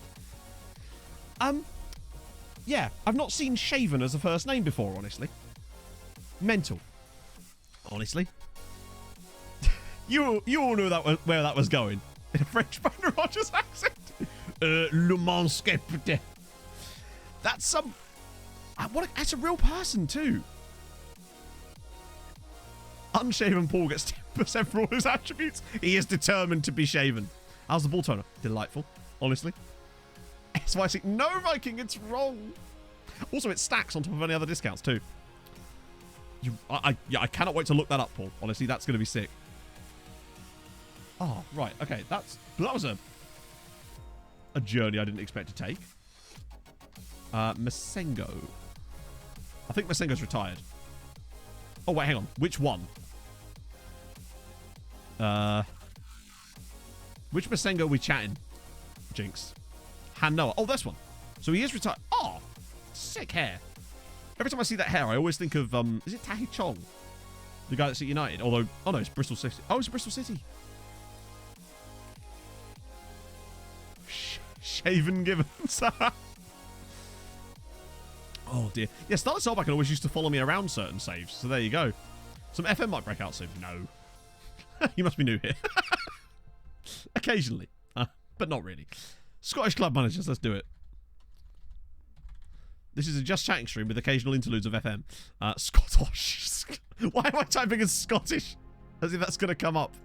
Scotland managers. Right, let's crack on. Celtics manager is Marco Rosa.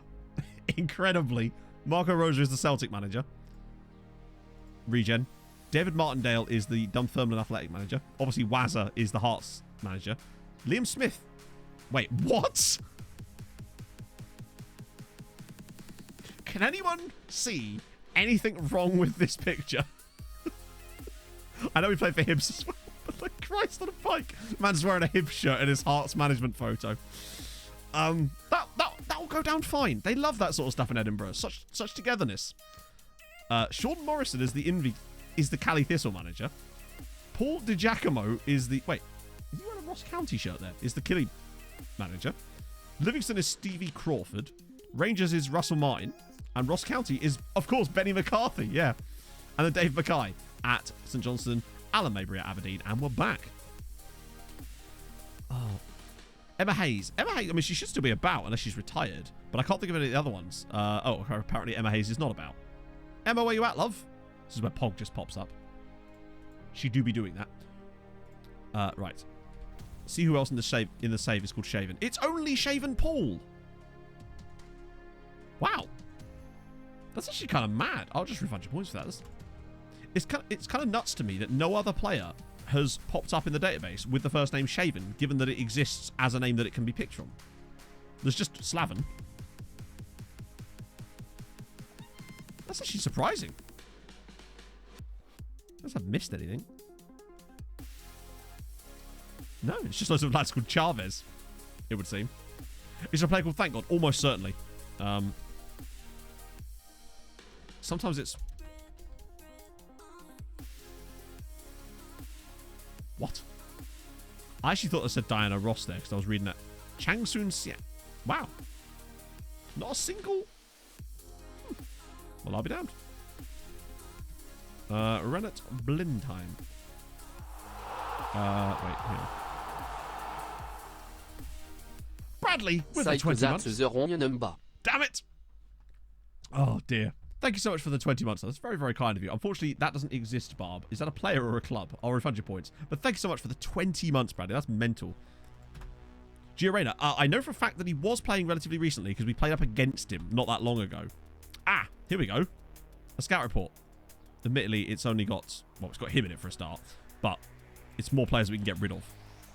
Which is part of the reason these are kind of useful. Just allows us to ignore some guys. Did it also start? Oh, that's kind of weird. Sometimes Twitch is like that. Oh, she's a manager. I'm guessing she's retired too then. What are the face in the game? No, he's not a face in the game. It's a real person. Hence why it's got the silhouetted picture. It's not the sub. Really? That's really odd. Well, I've got like a 50-month sub on another channel that I've never had it set. Maybe it's like a setting or something. Have you guys seen that Twitch have started doing Twitch recaps for certain channels? I know I have it. And I know that Mike has it on his channel too, because I got one sent through for his. But some of you might have access to it, because I got into the program or whatever. So you can get like recaps each month of like stuff to do with the channel, I suppose. You should get like an email about it. Shave a map, trust me. It's a scary sight. No one wants to see it. I do not look good without a beard. It's not good, particularly not with my chins these days. I didn't even look good without a beard when I was skinny, let alone now. Ooh. Hello, you two. In you come. Apache Pizza. Wait, there's a player called Apache Pizza? Name isn't in the pool. Maybe. But come on, you gotta have a name like... You can't have a name like Shaven and not have it in the player pool. It's just rude at that point. It's like they don't want us to have a nice time. That's 63 players that... Good sweet Mike. 63 guys. I don't think they'll all get a chance to get on the pitch here, but we'll give them a crack. We'll give them a go. Jiziel. Cool. Good to know. The Roy Galvin Holland. I don't know yet. Oh, that reminds me. I found a player called Dara, but he was like... Oh, he had the surname Dara. This guy. I was looking through the Polish...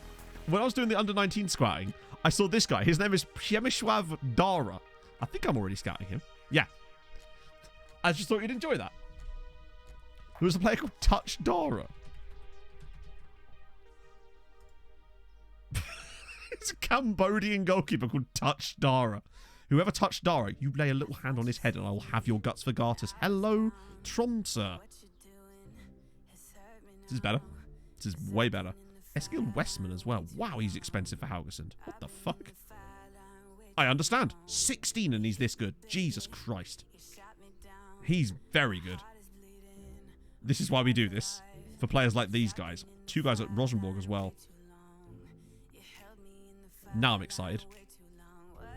Some proper quality in there. This has been a much more successful round of scouting. The rest of these guys can piss off, but that's fine. It just allows us to get rid of some of these really quickly. Plus, I can actually discard them. I think it's because we waited so long between doing this now that I've actually got more room to actually discard them and get properly rid of them. Much quicker this time.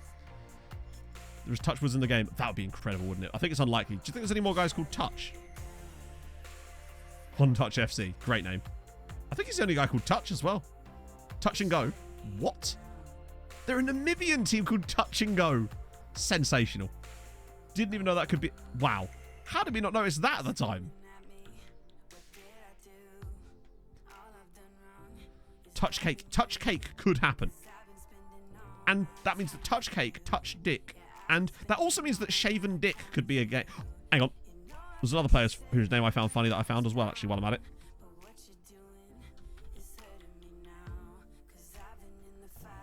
Dick Gang!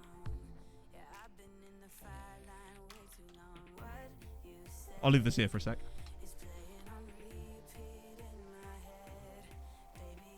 When I'm doing the scouting reports, I always just look through the names of the players while I'm doing it, just because in case I see something funny. And now they're all coming back to me. It's Dick Gang at Golden Arrows here. Right, Dundalk. We have... Oh, we actually don't have that many games left. We've only played 2 games today. Shit. We need to get a move on. Player called Pooh. Probably not, honestly. Touch Ors could still happen, yep. It would take some mad, like, combination of nationalities in order to make that happen, though. Low Wee Wee is a classic. Shaven Dick Gang could work. Don't make me grab the man bag again. Randy Bumgard. That's a great name. At least we know he's tidy. I think one of my favourite things about FM might just be getting fun regen names. Dick Bacon. Still up there with one of my all-time favourites, to be fair. And that player I randomly found called Cud Joe Bean, which was a really fun name as well. English too, just really strange. Touch and Gog. Touch.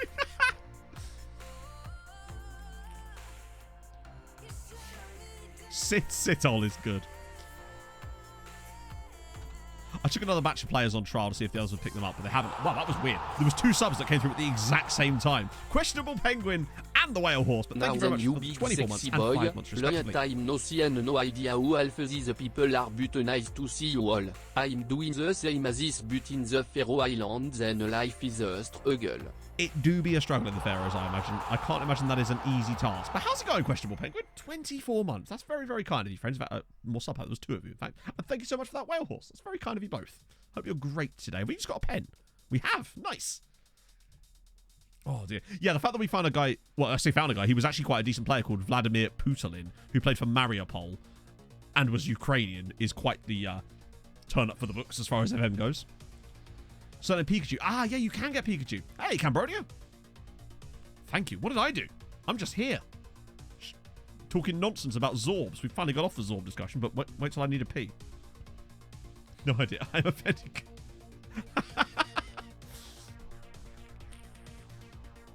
Yeah, so Novakovic is playing for them because he's actually a permanent transfer there now. He's playing... Yeah, that is odd, isn't it? I guess they had to sort of scramble a team together because most of their midfielders were on loan from us. Vinicius. Oh, wow. Well, we can find out. So, yes. I'm pretty certain it takes up most of that XG. Zorbia Luhansk. That's good.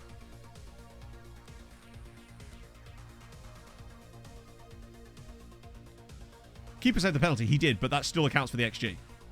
He scored the rebound. Asked Mike about Canva. Got back to me, said he's going to look into my intro. Oh, nice. No worries, man. Mike's the expert on Canva. I've never used it before, so... Josie Altizorb? Therawild is their ECL.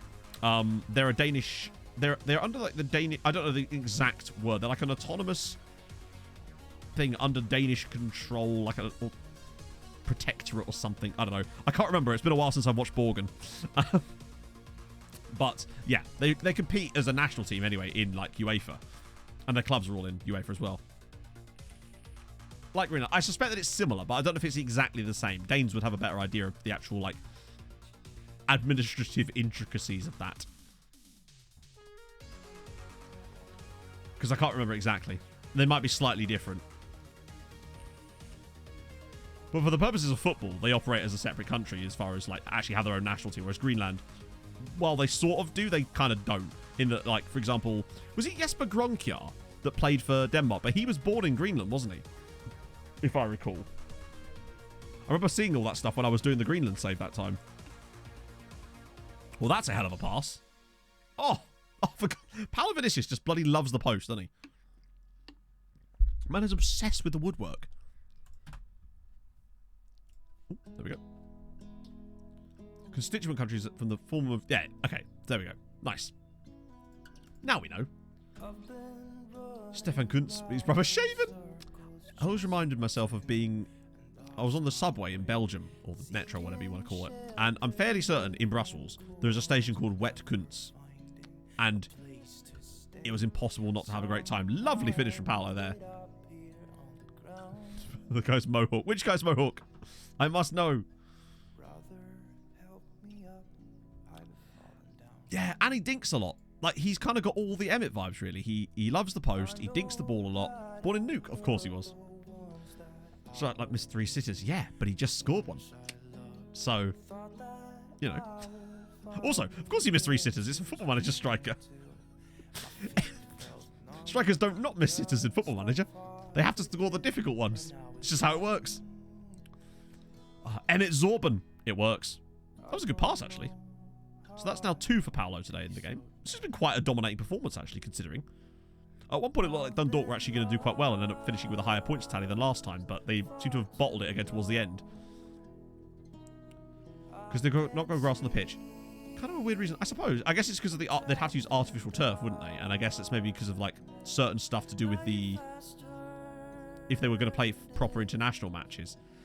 God, can you imagine if Greenland had a full-on... Where do you reckon they would rank in terms of European nations if they had an actual team? Do you think they'd be better or worse than San Marino, Andorra, Gibraltar type of level? Like, would they be the worst, or would they actually still somehow be better? Oh, go on the donut. Nice. So it's fine if it's a striker. If it's not a striker, they can finish. It's only strikers that seem to struggle. Kunstrat, I think that's the one, yeah. Bear in mind, I was like, it's a while ago. We're putting on quite the show here, actually.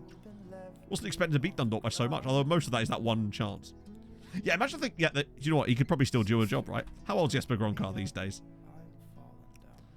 Frozen thighs off for a bit. We'll get Choi on for a little bit. And maybe Gar needs to finish things off. Need to give him some football. An application to join CONCACAF? Really? That'd be fascinating. But I suppose if Australia can play in Asia, then Greenland can play in CONCACAF, particularly as geographically, that actually does make sense. It's just interesting, though, because essentially, on a political level, they're a part of Denmark, but they'd be playing in a different confederation to their... That's, yeah. Ever travel to all your clubs in Nordic Nomads? Absolutely not. But I've teched one of them off.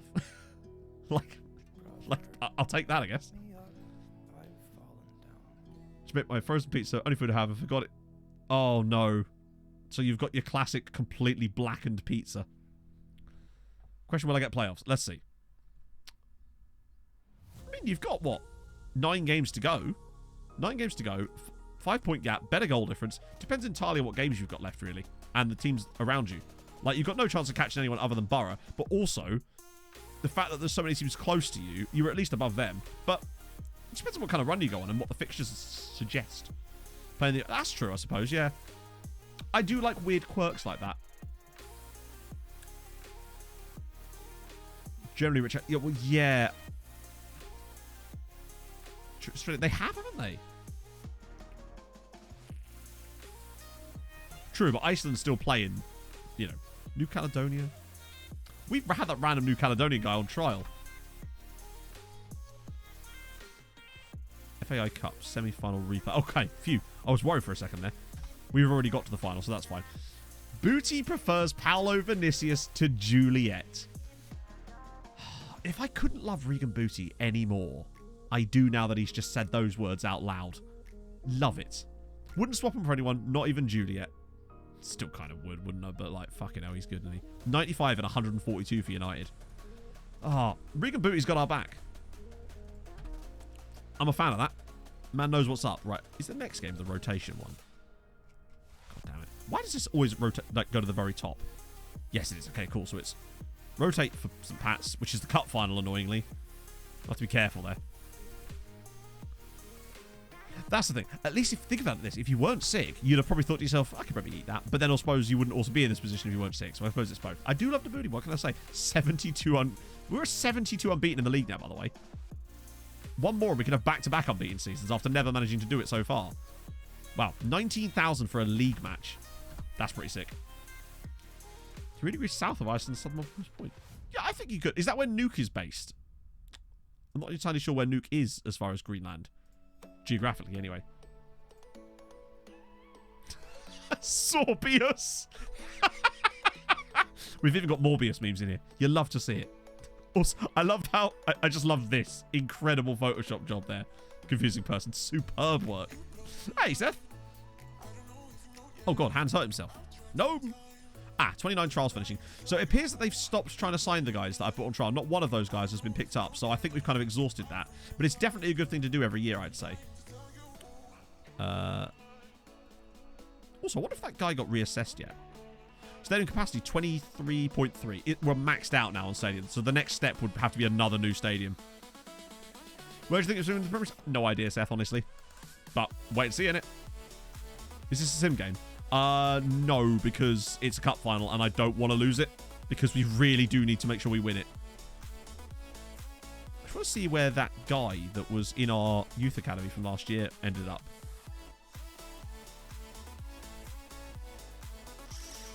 Was it him? Yeah, it was. He's fine, I guess.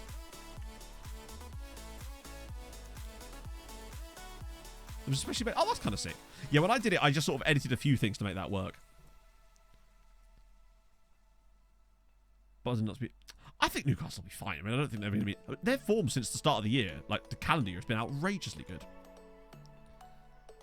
Should sim it. Oh, imagine that. Just get everybody there and in my suit and I just insta-result the Champions League final. Here are your fixtures.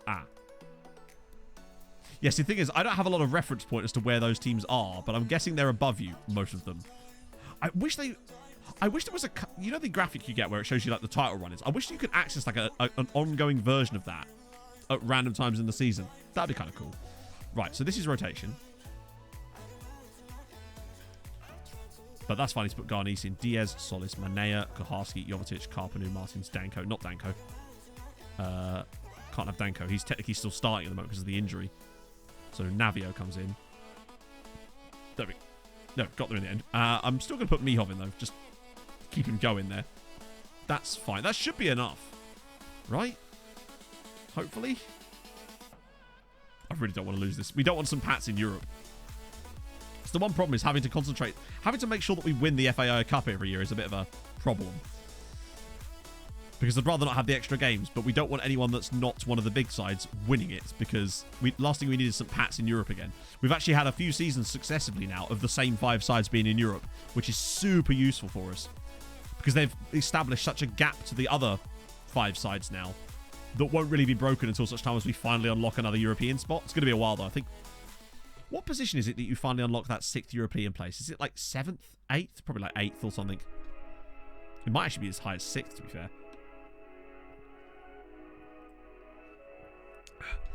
So we've always got to make sure that we win. Not that that's actually worked out. I'm fairly certain we've lost the final before, even when we're trying. Isn't it 6th? It might be 6th, you're right. Which is quite a long way up, actually. Because you get 5 for ages. Because we've had 5 for what feels like ages now. I think it's top 16? No, it might even be top 20. I don't know. It could be 17th, actually, I think, is when you get 5. Something along those lines. The big one's getting 4. We all know getting 7 is the big deal.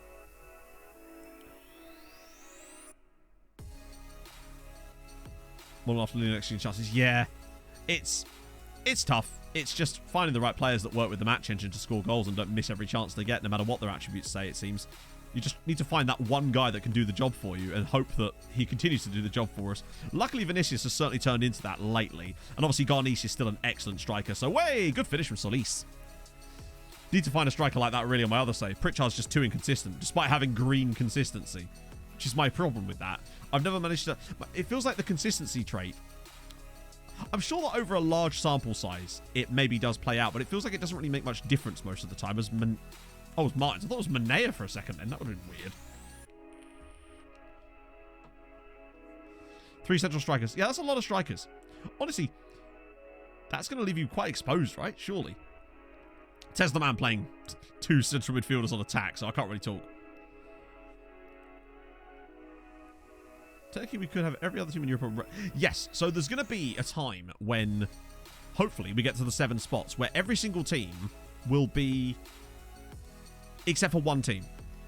There'll be 7 sides that qualify for Europe, 1 side that's automatically relegated, 1 side in the relegation playoff, and just 8th place just sort of sat there like, what do we do now?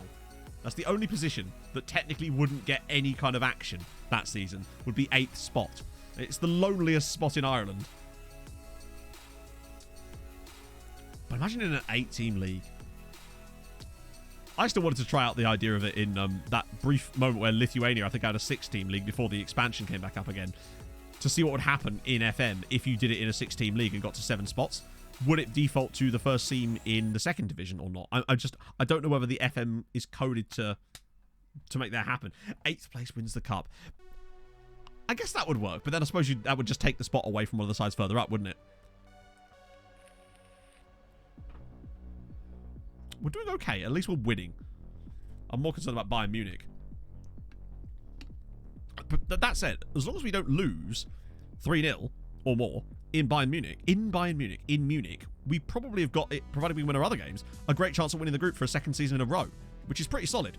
Oh, so at least you should have done better there. Unless you win the Champions League and only get 5th place. Ah, true. Yeah, I remember that version of a save someone sent us one time on stream last year where England had 7 teams in the Champions League or something. It was absurd. I swear it was. And they had like 10 teams qualify for Europe. They sent us like the league table, and every single, practically like half the teams just had like a European thing next to them. There was some weird way that it was technically possible. I can't remember exactly what the stipulations were, but it involved sides winning European competitions whilst not qualifying for Europe, basically. Now, that would be a hell of a challenge, to see if you could get more Champions League spots than it would technically not allow, but like more than 7. That would take some real doing. Don't know how that would even be possible. It would take like Dundalk probably winning a Europa Conference League or something, but also finishing in 8th that season, and thus being forced to qualify for Europe like that. That is the way that it could happen, I suppose. But then, how on earth would Dundalk finish that low? Not in this league anymore. They're going to finish 2nd for the rest of time, it would seem. And also in good news, Steam finally let me upload something to the workshop again, so that's a nice turn up for the books. I had no trouble uploading the technically, the Nordic Nomads tactic to the Steam workshop finally, because I'm actually pretty pleased with that now. I wonder how it would function on this sort of side, and whether it's better than what we've got. I think it probably would be better than what we're currently playing. It feels like it gets more out of players than it should do. Still haven't quite figured out why. The only reason I even started playing it like that was because of the first club we went to, but that's just how it goes, I suppose. I keep thinking his name is All in One. And maybe it is.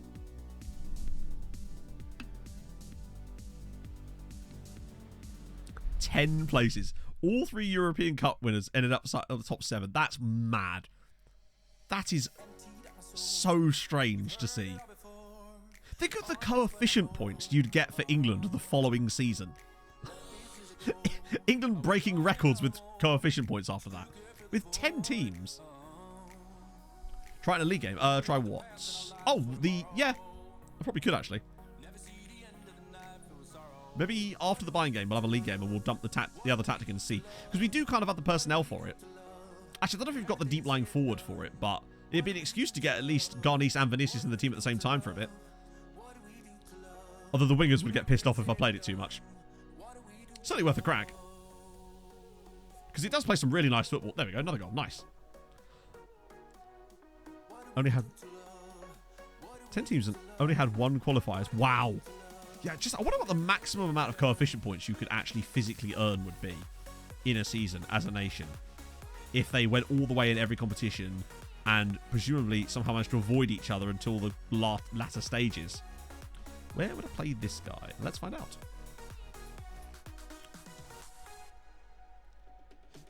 It depends on what your tactics are like. Like, he's quick, he's got good composure.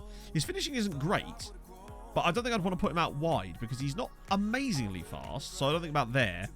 You could maybe play him here as a Trek.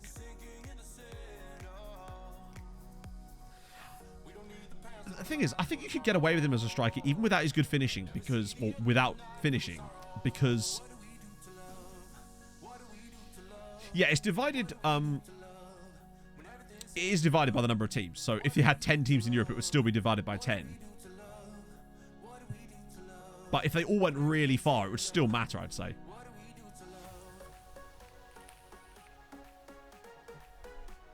I think with a player like that, you could get away with him just as a striker because the composure's so good. Feels to me like composure's more important than finishing this year. And most years, honestly. It feels like it just doesn't matter. As you say, it doesn't matter. Is Navi about to get red carded in the cup final? Come on, Luis. Now I'm going to have to put... Oh, God.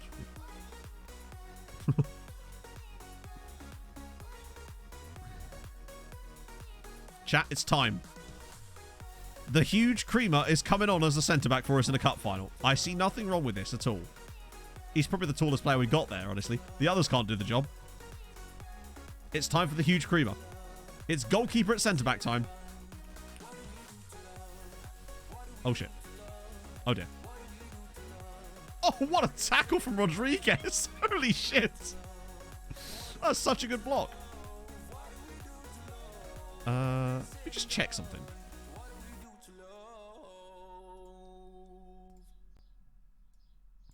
How tall is he, actually, while I think about it? 6 foot. He's 6 foot tall. He's fine.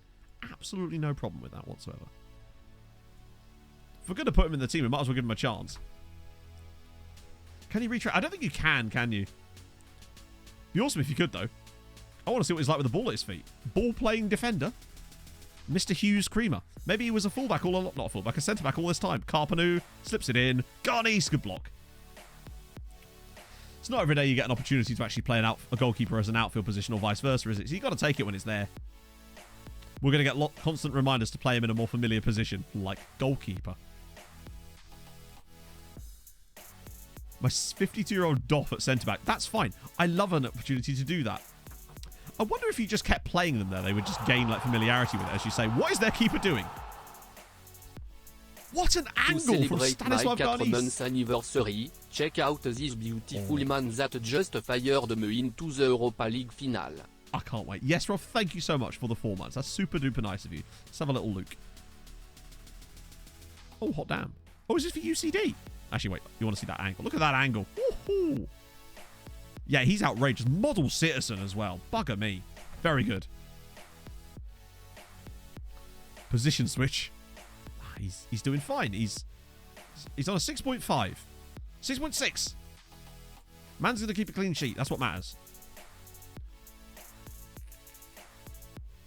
Get him up for it. Oh, Orlando. Florida man should have done better there. But he has managed to get a booking as a centre-back. But also, we haven't conceded. Go on, go for that header. I want to see him touch the ball at least, but there he is, just trotting back. No, just holding the line. Not ideal. I feel like an offside trap wouldn't be particularly effective with him in the back line. Agree? It's just going to go lumped over the top of him now. There he is, tracking his runner. Go on. Hughesy's with him.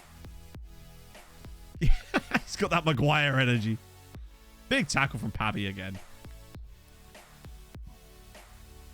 Half a sudden over 40. Wow. Hang on, you couldn't get rid of them if they wanted to play. What is it like they're paying their subs? It's like a Sunday league team. And we've won it. We've won the cup, and with a goalkeeper in defense. And there he is in his gingery glory. Does the keeper get... I don't know. Maybe. Let's be honest. His contract probably doesn't contain such things. Ended up with a 6.6. He didn't lose rating, and that's all we could be thankful for.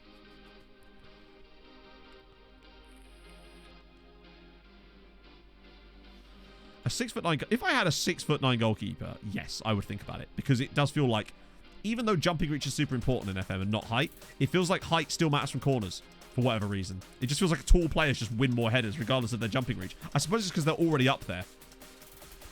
I don't think he would have had it, but let's have a look. Not hug a creamer, Matt.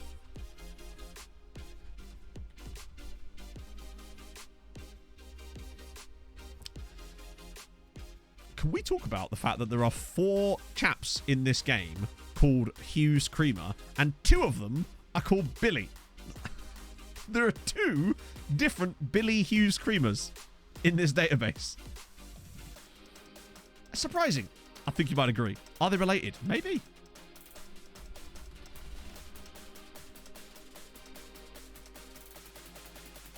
He's unflappable. Sorry, Billy Hughes Creamer MP. Speaking of, actually, that reminds me about the 2 goalkeepers I was telling you about. Yep, so look. Thabang Quinana, 17-year-old, under 20 caps for South Africa, plays for Mamelodi Sundown. Let me also introduce you to, while we're here... Where's he gone? Where's he gone?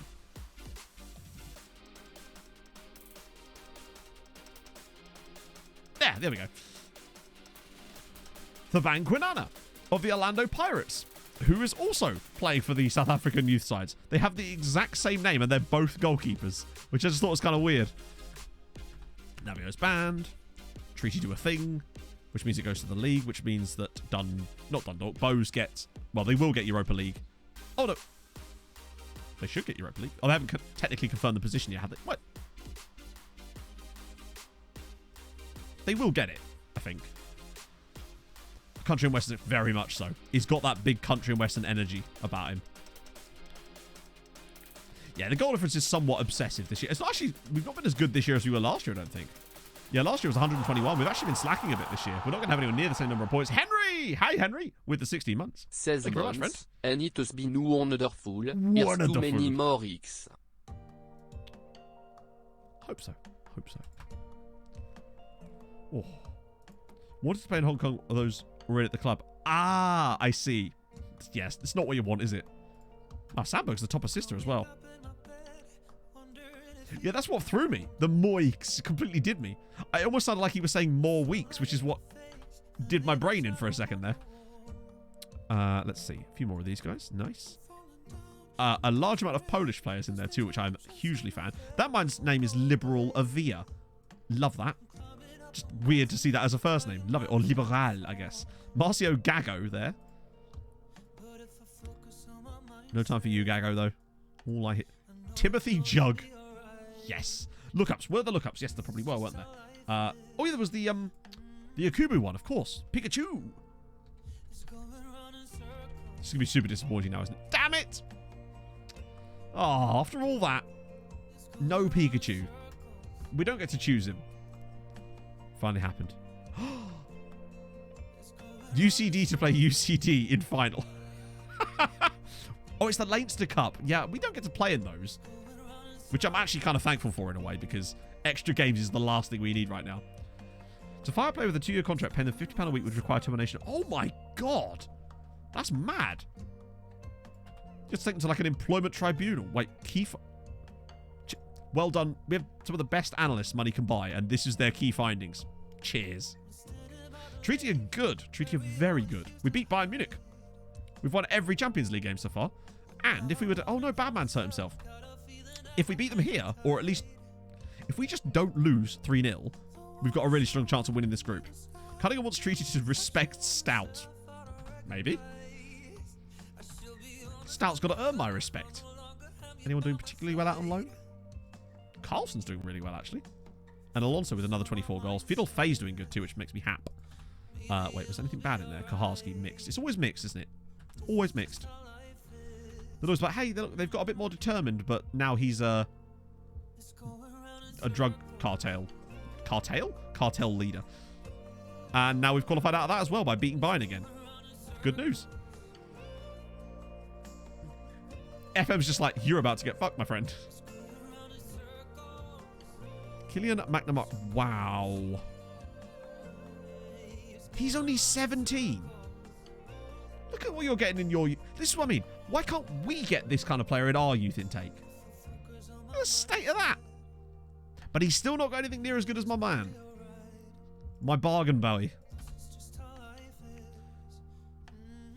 With your local team. Oh, that sucks, Superior. Who was the local team? Bessa. Oh, we can have Aunt Bessie. Paulson. Okay, there's definitely some more viable options here now, which is better. These guys will be perfect for the Wesley Strootman. Nice to see. There were some great names in the Dutch youth teams as well when I was looking. Some genuinely awesome ones. There was a guy whose first name was Just, but obviously it's Just, but it was the surname he had with it. I can't remember what it was. Joseph Soos. But with doing less players this time, it's going to be perfect because we should get these guys narrowed down really fast. Because we're already down to 700 and we're in November. There's another 2 months worth of stuff. That's perfect. 9 years to get into the championship playoff. Jesus, where did they start? Hey, Pixel Pinner. Get fed up with the ticket prices, sponsorship, TV money, league position, betting. Yeah. The sponsorship thing, I think, is the biggest issue, honestly. Because I checked this. Look at our sponsorship. We're a team that plays knockout Champions League football virtually every season. And these are our sponsorships, value per season. Less than 200 grand in... Well, more like 250 grand in total a year for a team that plays in the Champions League knockouts. My Sunayuska team's away kit sponsor, a team that are just like a random Danish side, is 700,000 a year. They're just so stupid. Why don't... Surely it wouldn't take much to make those dynamic, right? That's signing for the stream. Oh, what? It wasn't even that sneaky, Aiden. I went immediately into Mike's chat and just dumped a screenshot in it yesterday when I found him. I couldn't resist. I had to show someone that guy because he was just one of the best signings I've ever found. Tom Brady. Yeah, he is Tom Brady, yeah. He's been our chief scout since like the first or second season of this save. It's mad. He's really good too. I have no idea like who he is in real life, but he's there and he's Tom Brady. What more do you want out of life? So we want Danko instead of Navio because Navio's, yeah. Nihov, Navio, Stojinovic, Lindbergh, Donut. Wait, really? Surely it's Thijs Fries and Lindbergh. Choi, Alaku, Vinicius, and Sandberg. You love to see it. The sponsorship just doesn't change. It does a bit, from what Slugs has told me. It does change a bit. He's got some quite good sponsors on his one, but yeah. Obviously, I do own the editor, but I can't use it in this save because we have it blocked for obvious reasons. So, yeah, it's stupid, though. It really, really is. It was one of the ways I was able to manipulate Blackhaven to actually make them do the things I wanted them to do back on the Whitport save. And that took weeks of testing to get that to work properly. But it did work in the end. Right, I need a pee-pee. So I guess Zorb-related puns is pretty standard, isn't it, chat? Back in a second, friendos. Off you go.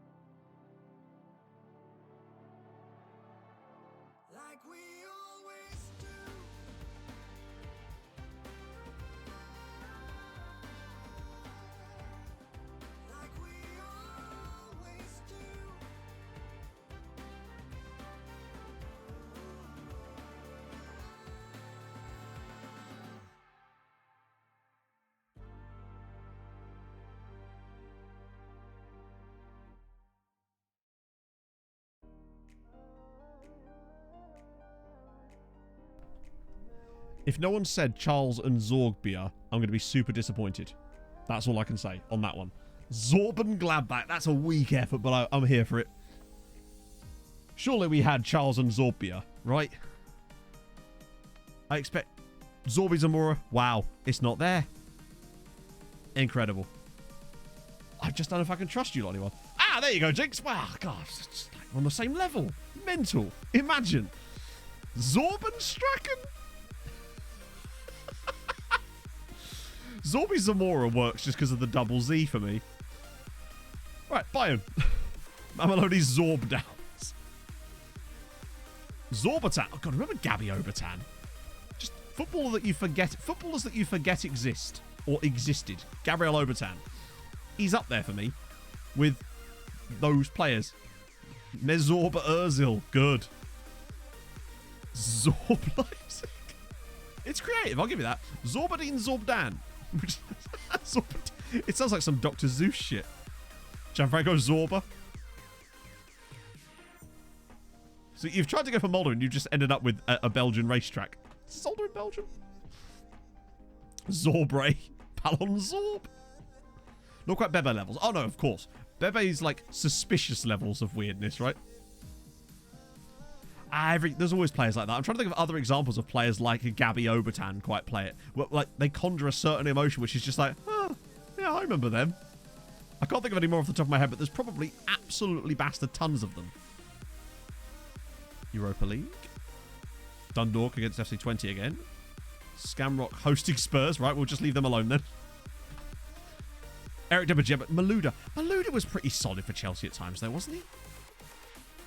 Robert Morrison. Mano was flat to deceive, didn't he? But Jemba's definitely one. I thought Michael Essien was pretty solid too, actually. Oh, hang on. Vinicius is thrown. Go on, Paolo. He's round the keeper. Oh, great save. Stefanovs. Oleg Luzhny. Who's that, Netherlands? Oh, I was thinking of Zandvoort, not Zolder. Zagoev. Is he the really tall lad? Or am I... Yeah, the really tall Russian striker. Florent Cinema Pongo. Yes. Kepa. Yeah, unfortunately. Although he seems to have got a bit better. Federico Makeda. I remember him bursting onto the scene for United. Scored that really good goal, actually. And then just kind of never did anything else after that, really. Who do you buy when you... Hang on. When you have money to spend but don't necessarily need anyone for the team? Oh, at that point, I just go straight to youth players. Dundalk losing. Sadly. I just go straight into youth players as much as possible then. Because then you're kind of going, I might not need these now, but I could do one day. Azorbliqueta. Azorbiang. It's a tough one, Lucy. Arizor Balaga. Very good work, Legacy. That is a top-notch piece of effort right there. Voronin. Oh, God. I remember that because that was when Liverpool would sign 2 strikers every season as we take the lead away at Bayern Munich. And it's Albin Sam. My God. Are we just kind of good? Johan Gufran. Good point. A lot of them seem to have played for Newcastle. It feels like. And United. We're winning away at Bayern Munich. This is awesome. If we were to be able to win this one as well, it would be Jimmy Traore. Actually, crap. I mean, they were the pot 1 side, remember? They've been German champions 7 years in a row, I think. Minimum. Dundalk have equalised. So they can't be that bad. But they're clearly not fantastic at the same time because we've come here and done well. Jay Spearing. Holy shit. That's a blast from the past. If we somehow manage to find a way to win away in Germany as well, it'd be great for coefficient, but also it would pretty much wrap up the group. Oh dear. Well, now I've said that, we will lose 4-1. Oh no, the tackles are flying into Bermanets. Lovely work. Great goal. Pasquale with the goal. John Flanagan. I remember when John Flanagan was going to be like the next big thing in that position. I remember him scoring this brilliant goal. And Neil Mellor as well. Didn't Neil Mellor... He wanted to play for Preston, didn't he?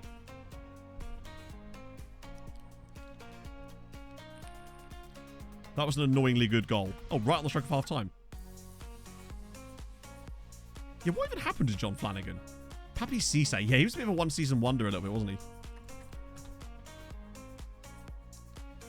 Bayern have done a great job of letting youth players go in this day, that's for sure. Gael Kakuta. Yeah, I think Fulham had him on loan for half a season. 3-1 to Dundalk. Get in. Went to Rangers. Ah. He plays for HB Kyrgyz. Wow. Oh, is that because of... Is it because of the Daniel Agger connection that he's there? Vandenborg. Only thing I know about Anthony Vandenborg is that he was the player that was sent off in the Portsmouth game when Chris Kamara uttered the famous line, "I don't know, Jeff." That was Anthony Vandenborg, if I recall.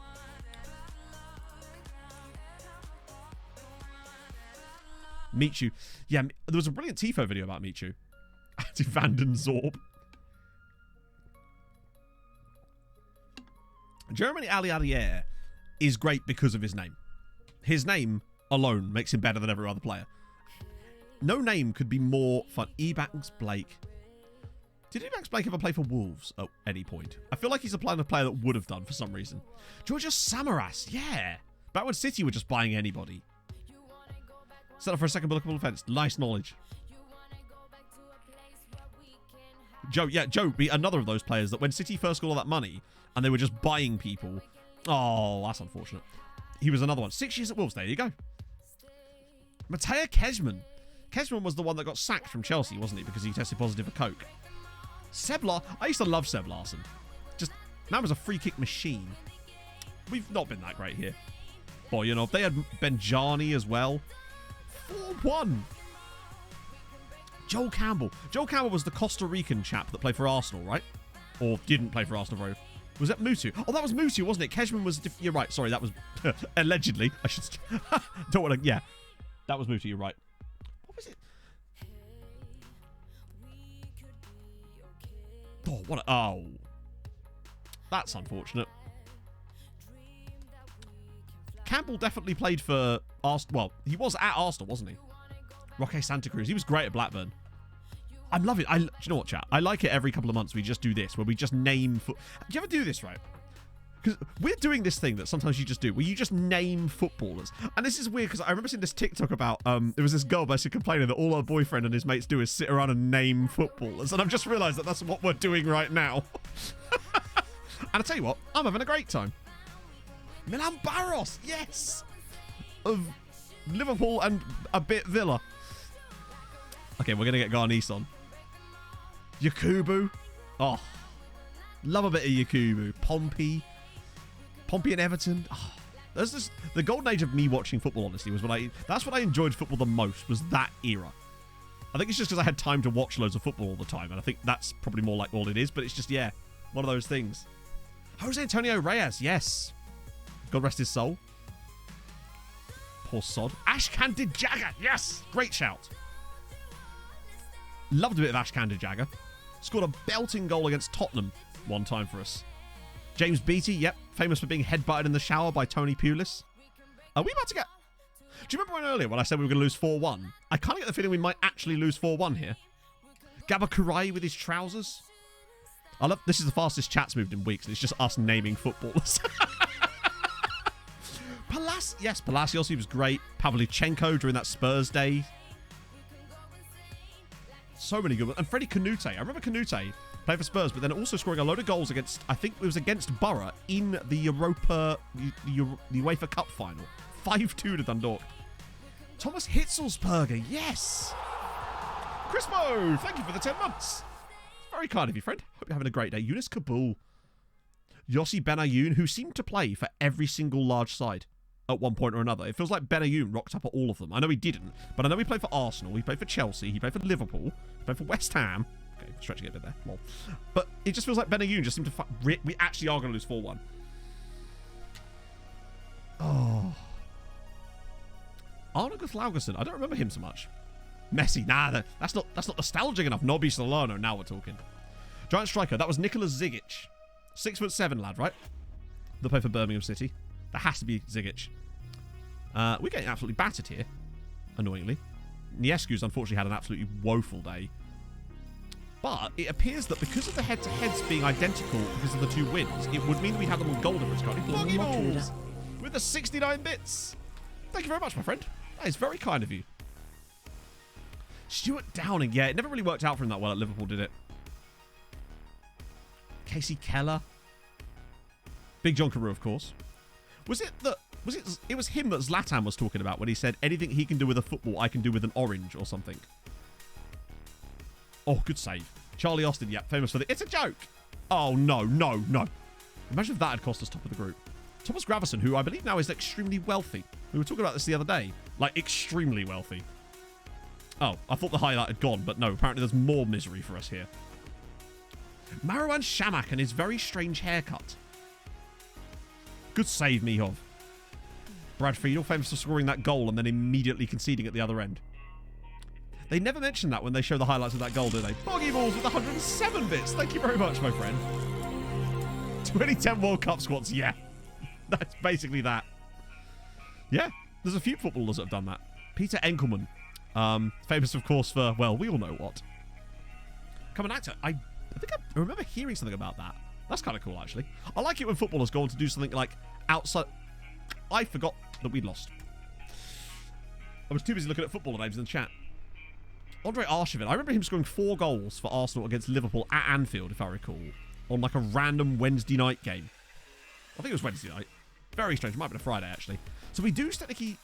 We do remain top of the group. Why is that? Our head-to-heads. Is it because we have a better... if I recall correctly, does the away goal still count in the head-to-head? Wow. So, yeah. It must be that then. So, that basically means that as long as we match their results for the next 2 matches, we're good. Eric Cantona, an actor. I suppose so, yeah. Freddie Ljungberg as well. Famous underwear model, of course. Andre Arshavin in it. Stephen Pedar. Yeah, he was really good for Everton. Didn't work out so well for him at Spurs, though, did it? Stephen Ireland. Do you remember there was a guy? Oh, what was his name?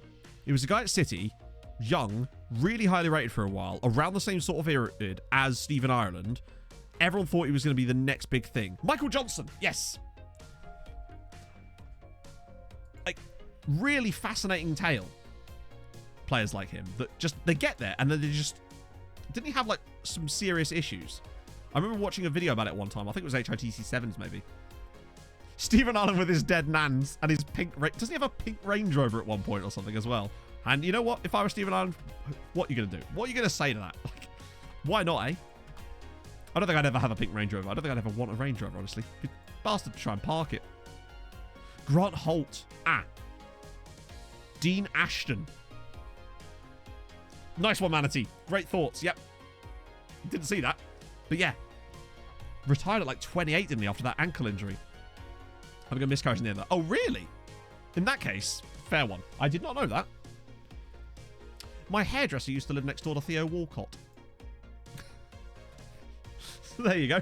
Darren Huckabee, of course. Yes, we'll try the Nomad thing, actually. Let me try and find it. Low tactic. I think it's that one. Oh, it's not, is it? Is that the right one? Yeah, it is. That's fine. It's just got them on the wrong sides because of when I saved it. That'll be fine. We'll just have to check the footedness of the... Lewis Holtby! Lewis Holtby. I really liked Lewis Holtby during his, like, 1.5 season at Fulham. Next to Theo. Well, so basically what it was, she married a guy who was very, very well off, and then she would do, like, stuff from her house, and it just so happened that it was on this outrageous estate in Hertfordshire, so we were all very out of place there. But, yeah. Stephen Naismith. I could download it from the Steam Workshop. That's a good point, but I think it... I don't know if I can, actually. I don't know if it will let me subscribe to my own tactic on the Steam Workshop. Yeah, it sucks for Lewis Holtby, but I really liked him when he was at Fulham. Biggest train set in the world. Wait, really? Nuri Sahin. Wow. Nuri Sahin. Was he at Liverpool? Matt Holland, yep. Joey Barton. Tony Hibbert. I remember Everton's backline back in there with, like, there was Tony Hibbert and Steve Watson. This is like 2003 kind of time. Clive Mendonca, of course. I always liked Park Ji-sung. Plus, he felt like he was a bit of a groundbreaker as far as Korean players in the Premier League as well, if I recall. Andy Johnson, yes. Penalty merchant at Palace for a little bit. Divey merchant too at times, but still a quality player. And he was great for Fulham at times too. Right, let's try this out then. Bring on the Flugelkampfheimler! Let's put Diaz there. Okay, we'll see how it works. Hutcho, thank you very much for the follow. It's very kind of you. Dario Serna. Marco Marin. Who was that guy that was at Sunderland on loan all the time? Used to do the celebration with the thing. Bellini? Was it Bellini? Maybe Fabio Bellini? Barini, not Bellini. Barini. I think he went to play for Milan at one point. Lord Bentner as well, of course, yeah. Thomas Repka. Vaguely. Oh, Januzaj as well, yeah. He's still knocking about, isn't he? Jose Alton. Sunderland had a lot of those strikers as well, didn't they? The sort of mercurial... So let's see. I'm curious to see how this is going to work. Striker that did the mask celebration. Facundo Savah. That was at Fulham. Always remember that one. Right, let's try this then. For a game. See how it works. I feel like a lot of our players aren't really... Aren't really suited for this. But it's still worth a crack, right? God, look at the defensive side. I suppose it's because some of them are knackered from the Bayern Munich game as well, in fairness. So we'll go with that for now and see how this goes. Adana Demirspor is a club full of... It is... I feel like a lot of those players ended up moving to Turkey at one point. Herman Ryerson with the most... How many has he got then? Like, it can't be more than 3 or 4, surely. Mario Gomez. They're already aggressive and nervous. Don't know if... Jovino and his wonderful hair. I don't know. How old would Jovino be at this point? Kenwyn Jones, yes. Paul Konjeski. Yeah, famous for that brilliant goal against West Ham for Fulham. That is a quality one. Sol Niguez. Yeah, he was... that was Atletico, wasn't he? Adair. Bafatimbi Gomez with his brilliant celebration. Because Adair scored the winning goal in the Euros for Portugal, didn't he? Jaska Leinen, yeah. Oh, I'm trying to think. Other players from that era. 35 and playing in Turkey. There you go. That sums up. Amir Zaki. Who was the guy that was like really rich? Oh, Mido. Mido. What we're listening here. Not really anything in particular, Lavinio. We're mostly just talking about 2010s footballers. And we're just sort of, honestly, we're just reminiscing. We're just reminiscing about 2010s footballers. Honestly. That is literally all we're doing, and I'm having a bloody lovely time doing it. But yeah, Mido came from a really rich family, didn't he? The Egyptian striker that was at Borough.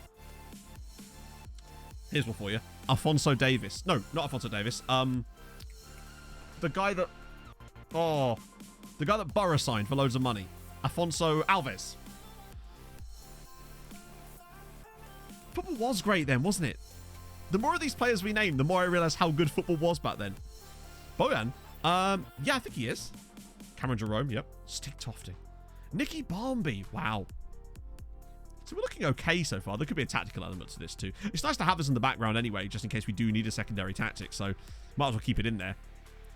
Don't know if I want Diaz there, though. Bayern current left back. Oh, wait, isn't that Alfonso? Wait. Oh, I see what you did. Klaus Jensen. Yeah, all those Charlton players. Oh, there was loads in that same team. That same Charlton team. Like Quinton Fortune. And was he at Charlton at one point? Romodal. Yeah, all of those guys. Because Romodal was ridiculously fast, wasn't he? Marcus Yule. Matty Holland, of course. Good finish, Pablo. Yeah, Pavlyuchenko was at Spurs. So, yeah. Kevin Lisby. Yep. All of those guys. Jason. Yeah, Jason. It was Jason Yule, wasn't it? Marcus Bent. Yes, the Bents. Because there was Marcus Bent and obviously Darren Bent. Because didn't Marcus Bent... Who was the one that married Jamelia? No, it was Darren Byfield was the one that married Jamelia, wasn't he?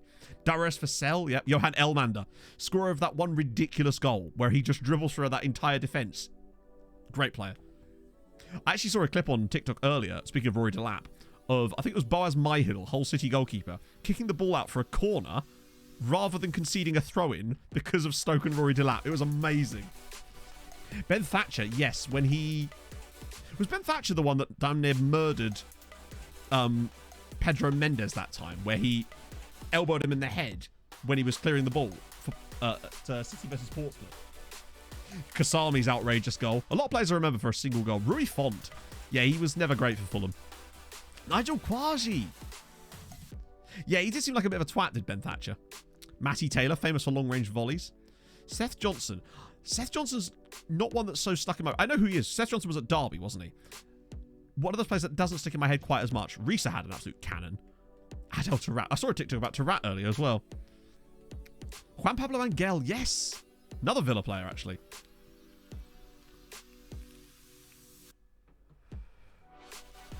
Who was that Brazilian guy that was an Arsenal central midfielder, like an attacking mid, that was really... Not Denilson. Maybe it was Denilson.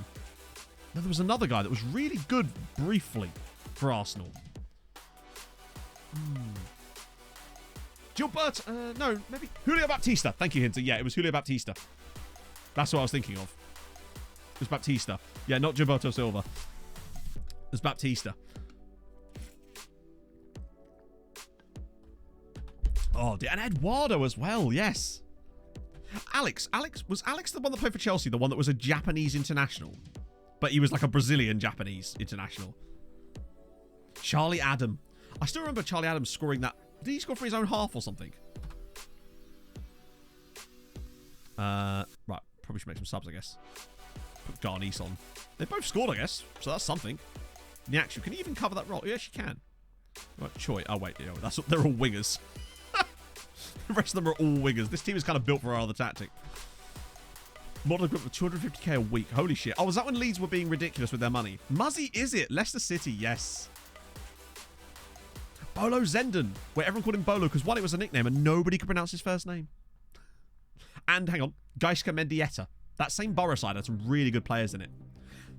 Here's one for you. I've got Fabio Rockenbach. Thank you, Jinx. Yes. I was going there. I was going Rockenbach time. What a great name that was. Borough, that era of Borough. Was that when they were managed by Brian Robson? No, that was earlier, wasn't it? Who was that under? Was that under McLaren? I think it was under McLaren, wasn't it? They had some cracking players in that Borough side. Yeah, Julio Arca. Ilano at City. Southgate as well, yeah, true. And Ugo Ehiog. He might have been under Southgate. It was either Southgate or McLaren. Maybe. Because they had like Ugo Ehiog, guys like that. We lost 4-1 in the second leg, Joico, unfortunately. But luckily, because of the away goal in the head-to-head, which does still count, we are still technically top of the group. So as long as we win out, we'll win the group. Pompey Benjani. Yeah, Banjani Muraruwari was a great player. Cork City lose. They're all wrapped up. So we've done it, chat, by the way. Unbeaten season. Blackburn. That era of Blackburn team had some great players as well. The Nerdphonic's going to love this. 2 guy, for a start. I loved that Blackburn side. I'm trying to think who else was that when Ryan Nelson? Or was that a bit earlier? Because Blackburn had some cracking players around that time as well. Because Salgado, Sherland, no. Morton Gamps Pedersen, of course. Rocky Santa Cruz, yeah. Christopher Samba, of course. Wow, we got a million quid for that, nice. David Dunn, famous for only one thing. Brett Emerton, Yeah, Bolton, it just feels like every couple of seasons there's a team, right, that has a load of players in it that when you look back on it, you go, wow. So Bolton had it, Blackburn had it, Fulham have probably had it at one point or another as well. But I wonder which teams with those players are the ones that in 5 to 10 years will then be looking back on now. I wonder what those teams might. I reckon this West Ham side actually might be considered quite a vintage team when we look into like 10 years from now. When you look at some of the players in that current West Ham team, it feels like we'll be saying the same thing about them in like 10 years from me. Fulham with Van der Sar and other players around that era with Booba Diop and McBride. Brighton, I don't know. Maybe? I feel like West Ham's team is more like that at the moment. Wolves could be. Collins, John and John Collins, of course. Who's in this as well? Oh, Shinji Kagawa. Oh, mate. I forgot about Kagawa. West Ham is probably the best. Of the current Premier League sides, I feel like West Ham is the most like that at the moment. When you think of Blackburn under Allardyce, not Blackburn under Allardyce, Bolton under Allardyce, Blackburn when they were really good, it feels like they're the most comparable side currently. Aston Villa, chat. Aston Villa, I don't know about Villa. But I think that part of the prerequisite is they have to be good. No offense, Villa, but they've not been good much lately. I feel like this Bolton side were a good team. That Middlesbrough side were a good side. They were European contenders. And this West Ham side kind of fit the bill for me. They're a side that are sort of on the precipices of Europe, challenging sort of above that, but the league-winning Leicester side, that goes without saying, honestly. But I feel like in order to meet this requirement, this feels like an episode of Football Cliches right now that we're doing. We're trying to build like a team out of those types of players. Stoke, actually, yeah. Stoke would have had one of those sort of teams too, in a way. Yes, during the Martin O'Neill era of Villa, with the Bonlahor, Carew, Downing, Milner, young Barry Milner, all those guys, yeah, I'd say that's a good shout actually for a period of it. Brentford, maybe. I feel like in order for Brentford to be counted on that, they'd have to challenge for something. They'd have to go on a mad run and get into like the Europa Conference League for a couple of seasons or something, and then I think they could maybe start to make that comparison. I think Fulham a lot of the time are remembered particularly for the Europa League run and that kind of era where we were in Europe for like 3 or 4 seasons in a row. And I think that's where the best Fulham side that people remember a lot comes from there, other than Van der Sar, obviously. Hey, Face Kicker. What we goes up to? So basically what we're doing today, Face Kicker, is naming footballers. For the last like half an hour of stream, we've just been naming footballers. We're having a lovely time reminiscing about footballers that existed. And I'm fine with that. International break. So we've got the Champions Cup final. Got to get no one sent off. Portsmouth saying Ronaldinho's AC Milan. I do remember that. I actually even watched the game, I think. Mental. That's the thing that happened. Because that was when Portsmouth went really, really good for like that 1 year, wasn't it? Hello, Pog. Pog, name a footballer. Name an older footballer. Not a footballer that's playing now. A footballer from like 10 years ago. I remember his existence, but less like stuff beyond that. Suleiman Tari, Kevin Prince Boateng, yeah. And they had a lot of good African players in their team, actually, didn't they? Barry Bannon, yeah. You're right, Sunderland didn't actually, did they? I think you either just have to have it feels like the criteria kind of like did quite well, or just had to have a lot of memorable players, but you kind of want a bit of both, really. Chris with every goal being off the outside of his foot, yeah, exactly. Adonicus, how's it going? Stephen Davis at Villa, yeah. That era was a good era. I used to like watching Villa back then, because they were the team that were kind of trying to compete for the top 4 at the time. But they were like, it felt like they were a bit of a neutral, and a neutral could enjoy them a lot because of that. So I'm going to try it again for this game, now that we've got the first team back a little bit more, and see how it goes this time. I might put Garnice in there and then do that, just to see how it goes. Actually, maybe that way around. Just to try it out for a match. Again, now with a slightly better side and see if it works. Asier Del Orno. My God, that's a good shout. I hadn't thought about him. Matty Taylor was very good for a banger. That man loved a banger. I believe there was the one he scored at Fratton Park from miles out, where it just sits up perfectly just inside his. Tal Ben Haim. Yes. Oh. Oh, we're doing well. We are doing well, actually, surprisingly. In amongst all this, there's been some Football Manager too, and we've Fellaini, yeah. Oh God, didn't Everton have a really? What was his name? He was Russian, I think. He was it Billy Aledinov? There you go. Was it Billy Aledinov at Everton? I think that was his name. Olaf Melberg, yes. Didn't Olaf Melberg set like a record number of goals for? He was like one of the top scorers in the Premier League at one point for a little while. Andy van der Meijden. Didn't he become like a porn star or something? Thomas Radzinski, loved him at Fulham. He was at Everton for a bit before then, wasn't he?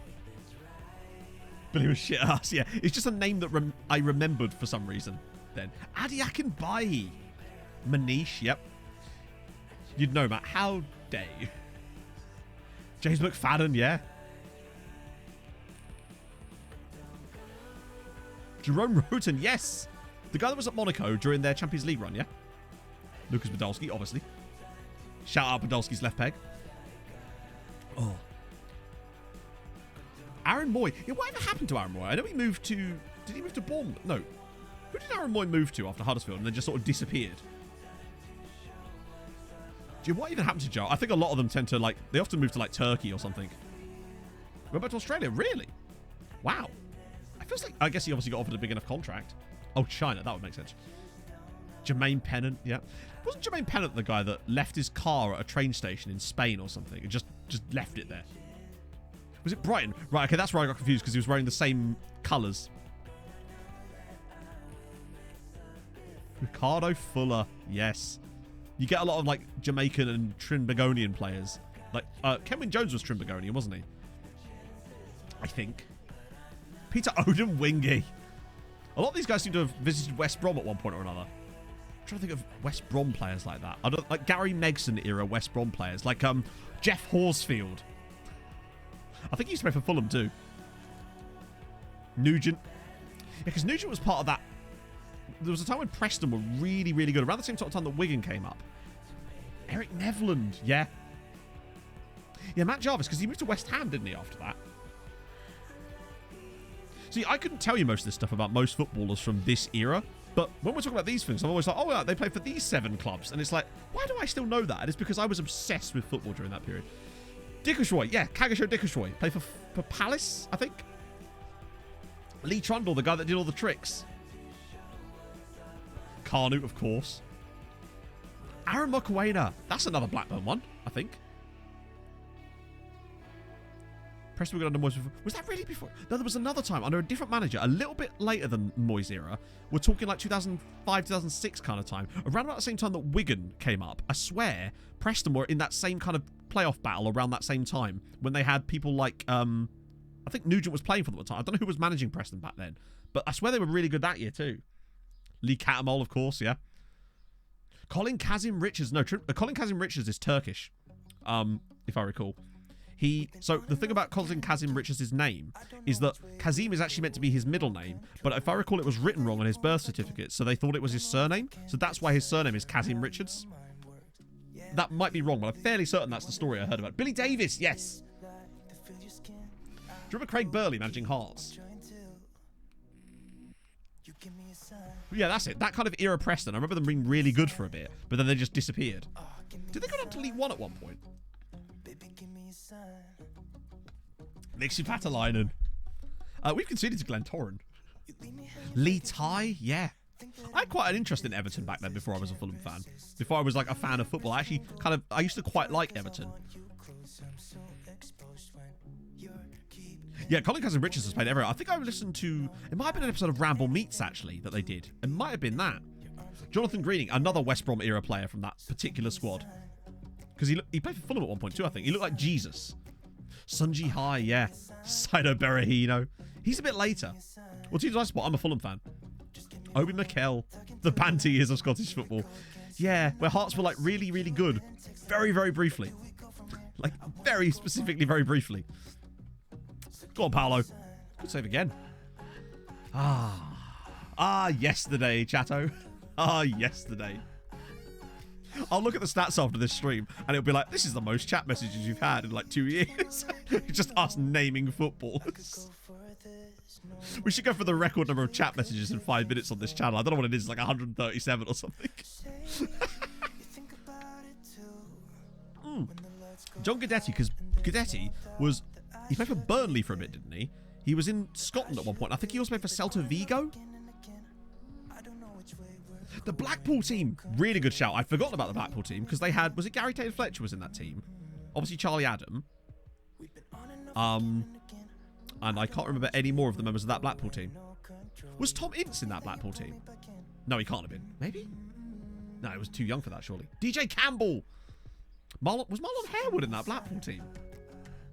Get this thread on Twitter and your exposure will be huge. Yeah, just name a footballer from 2010. I'll start. Just put that on Twitter and see what happens. Scott Sinclair. Yeah, I feel like he just moved to a big club way too quickly. Leon Osmond. Oh, another one from that Everton era. Paul Dickov. Kacaniklic. I liked Alexander Kacaniklic. I really did. It's a shame he left, actually. And Karim Fry as well, who was at Fulham for a bit. Junior Hoylett. Giovanni at Hull. Yes. And who was that other guy at Hull? Hull had another sort of South American sounding striker. I don't know if he was. I think he might have been Spanish, actually. Under Bruce, maybe? He cost them a lot of money. Not Ilano. No, there was another guy. Falchet. No. Oh. Hull City. They definitely had a sort of mercurial... Abel Hernandez. That's it. Yeah. They had a kind of weird mercurial striker. Kevin Davies. Yeah, Kevin Davies, Kevin Nolan, all those guys. Cucurella's yeah, so basically what we're talking about, Oxford, is we're talking about 2010s footballers, basically. Footballers from like the sort of, honestly, from like 2005 to like 2013. That kind of era of football is just my favourite era of football. So we're just naming players from that era. David Vaughan. Oh dear. It's Uruguay. Okay, I thought there was a South Americanness to him. Kim Kallstrom. Ah, yes. You know, he of the broken back. Stilian Petrov, yes. Was he the one that had... didn't he have leukemia? But then he recovered and was able to play again? Or am I wrong about that? I remember him scoring an absolute worldie against Derby during the season that they were dog shit. Or am I thinking of Martin Petrov? Ledley King. I feel like Ledley King, if he didn't have the knee problems he had, he was such a good centre-back. It's a shame that his career and playing time was limited by that, because I think he would have been one of the best English centre. He's so good. Hugo Rodallega. I've got a lot of love for Hugo from the Fulham end of things. I know he's really probably quite well liked at Wigan as well, I suspect. Yeah, I suppose playing again, particularly with being out for that long, is probably quite an achievement. I know some players have come back. Was it Carl Akimi, the Wolves goalkeeper, that had cancer and managed to come back? There's a few players have managed to do it. And obviously, was it Eric Aberdal that had the liver transplant and came back to play? Tom Huddleston, that's a good point. Hang on, chat. Yeah, good point, Cambodia. Reading. That Reading team for a bit. They were another one of these teams that are quite memorable. When you had Lafondra and Kitson and Sidwell and all those guys in that Reading team. And, oh, God, it was the goalkeeper. I think he was an American goalkeeper. Kevin Doyle, yep. Marcus Hanneman, that's it, yeah. Hanneman. That was quite a popular, not a popular side, like a team that I remember fondly for some reason. Nicky Shorey, yeah. Stephen Hunt, yes, of course, because that was the famous season when Czech got the head injury, wasn't it? Because that was a tackle with Stephen Hunt, wasn't it? Oh, 2 times unbeaten twice. What a guy. Like, what an I mean, not that that's... Obviously, it's an achievement, not an achievement you'd want, in the sense that, you know, if you had a choice, but still, what a guy. Yeah, I mean, clearly the tactic works, but it's clearly very... I think, obviously, with the right personnel, it would be better. We don't really have a lot of options off the bench when we try and do this, because we've got so many wide players in this team. And it's clearly, like... Actually, we've not been very good here. We're actually a bit fortunate to be winning this. Marvin Emnes. Oh, God, Jamie O'Hara. A lot of people that then went on to play for bloody... Not Boreham Wood. The club run by that mad bloke. Glenn Tamplin, or whatever his name is. Billericay, yeah. Paul Konchesky was another one of those guys that went to play for Billericay. Anyone suspended for the Champions League game? I think it's unlikely, but you never know.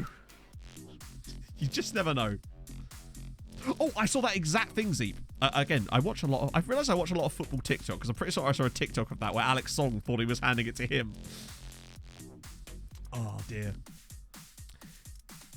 It feels like, I think every club, honestly, every club outside of the big clubs, because they've got so many memorable signings over the years, it feels like every club outside of that has like an era of players that other fans remember the most. I think that's almost what we're coming back to now. It's less about the notoriety, more just like a certain era. There was a lot of players that everyone else remembers. The Birmingham team, yes. I hadn't thought about it. Was Gary Gardner in that team? No, that can't be right. Maybe?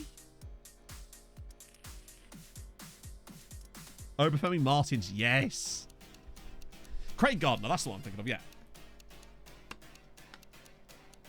Yeah, with Obafemi Martins and Gardner and all those guys, and there was a centre-back too. Was David Dunn playing for them at the time? Jason Kumas. Oh, Kaharski scored. How are we 5-2 up in this game? Baz Savage and Lee Trundle. Wait, did Lee Trundle play for Bristol City? Wait, am I? Huh. Well, I'll be damned. Maynor Figueroa. That's another Wigan guy, isn't it? Scott Dan. Yes. Mikael Forsell. Roger Johnson. Drinking.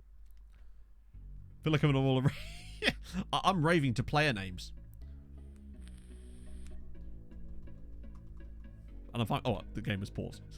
So distracted was I didn't realize the game was paused. Normally we'd sim this, but we actually don't need to. We've somehow managed to blast through a lot of games out of nowhere. Barry Ferguson. Richard Stearman. I remember him at Wolves as well. Liam Ridgewell. He was another one on that Villa side. Luciano Becchio. Ooh, good shout. Was Becchio at Leeds at one point? On Zogbia was great at Wigan and briefly at Newcastle too, I think. Left the Swansea. Did he really? I didn't actually. For some reason, in my head, Lee Trundle just played for Swansea his entire career. For some reason. Dating Taylor Swift when he was playing them. Imagine that. Liam Ridgewell and Taylor Swift. Zarate too. Yep. Chimbonda. Oh, yes. Because was Chimbonda the one that handed in a transfer request at Wigan because he had it down his sock? Or something. Kevin Phillips at Birmingham. Wow, yeah. I always associate Kevin Phillips with Sunderland. 3 goals for Paolo, though. Nice to see it. Mario Melchiot. That was Birmingham, wasn't it? J. Emmanuel Thomas. God. There's just... Oh, they always say that, don't they? Titus Bramble. What a guy.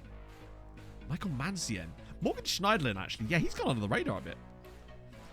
Same possession stats as Barcelona and Leon Britton was looked at. Yeah, Leon Britton. When people were like, get him in the England squad. I mean, he's a good... I think he was a good player, let's be honest. But I think that Swansea team was pretty fun, actually. They're another one of those. That Swansea team with Britton and... Was Wayne Routledge in that Swansea team? I felt like he was. There was Britton and Michu and Routledge.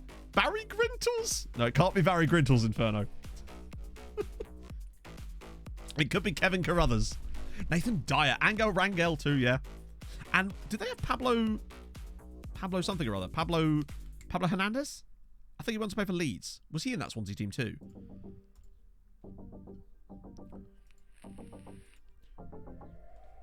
I thought so. This Cypriot striker is still... Wait, is this a different one? It's a different one. There's 2 outrageous Cypriot strikers. Nice. What a great name there, by the way. Simplis Ualembo. Like it. Playing for Norwich City, annoyingly, but still. Charles Mbond. The name's Bond. Charles Bond. Oh, there's 49 players there. That's actually quite a nice chunk we can get rid of here. Particularly as it's actually letting me discard them for once. Oh, not that one. Damn it. Spoke too soon. Cool. Chicharito. I remember Chicharito at West Ham. Had a certain someone who now can't play for a team. Never heard of him, mate. Never heard of him. Gira was good at Fulham. I think he's quite well liked at West Brom as well, right? Akinfenwa was in that strong Swansea side. Really? Rajiv Van La Parra. I remember the name more than I remember much about him beyond that. Raf Vos wins Best Player of the Year again. Bowden in there. Vulcan. Heller. Tekin. Oh, fucking Ali Tekin. Look at the state of him. Oh. Got so many Chelsea players in here. It's outrageous. Julia only 17th this year. One of these days, chat, we're going to have a guy on this list. Which I've realised we haven't done yet in this save. I can sort of see why, given some of the talent that's in here. Nianzu's still in the top 50. New Serbia star. Oh, God. Glucevic is on 10 grand. Thank Christ we've got 600 grand in wage budget, eh? Chat. The Vos... Just as... take aside from a second from our wonderful nostalgia talk, the Jan Vosterek 50% of next sale fee clause is up. Up for sale. Oh. So, to catch you up, I sold him to Juve for £23 million and I negotiated a 50% of next sale fee clause. The question is, what do we think the price is going to be that they're going to try and buy it off of us? I reckon 11 million. That's my prediction. And then we have to debate whether we want to keep it or not. Pogrebniak jinxed, if I recall. That was the Reading guy, right? Because he scored a hat-trick against QPR for Fulham on his debut. It looks wildly good, Mr. Nachos. I saw that, but I'm worried about some of the things in terms of the gameplay itself, like the actual, not like the visuals of it. I heard some stuff about how like you can't change teams and do things like that, which kind of sucks. But I need to look into it a bit more. Right, let's see. 10 million?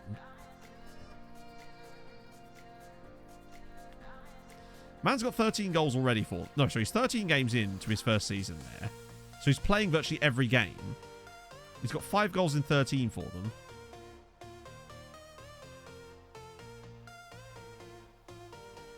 He's only 24. I kind of just feel like... I think we keep it. I think we can keep hold of that clause for the moment. I sold the Milosevic one because it was around about the same amount of money, but I felt like he wasn't getting as much game time there. But Vosti's still young. I think we keep hold of that for now. We don't need the extra cash. We have, what, 55 million in the bank right now. How much they want for him? I don't know. Because he haven't got him scouted technically at the moment, so it's out of date. Radi Giardi, yes. Oh, hang on. Mitrev got a cap too. That's actually kind of a good sign if Mitrev's getting Bulgaria caps at 18. Hey, D Brown. Welcome back in, my friend. How's it going? We were just naming footballers. I think if he keeps playing for Juve and scores goals for them and is actually playing for them, there's no way that his value won't go up for me. I think we wait. He's got a long-term deal there. And imagine if they sold him. I feel like he's good enough that he could maybe get another big move in him potentially. And because he'd be leaving Juve, it feels like the type of player that PSG will randomly buy in like a few years for like 60 million quid or something. And we'll take 30 million of that. Wood against Real Madrid debut. You mean, was it own goal and a red card? Southampton had a few eras like that of players too, didn't they? In fact, multiple, I would say. Solis doing well there. Right, I'm going to switch back to our original tactic now that we've done that little test. Wait, what? Hang on a minute. What? Are you kidding me? Let's firstly just match up against Shannon here. I think most of our team might be missing here. Oh, before we do anything else, look up Big Jude. Still knocking about for PSG there. He does still have his contract's up at the end of the year, but he's wanted by someone. Liverpool.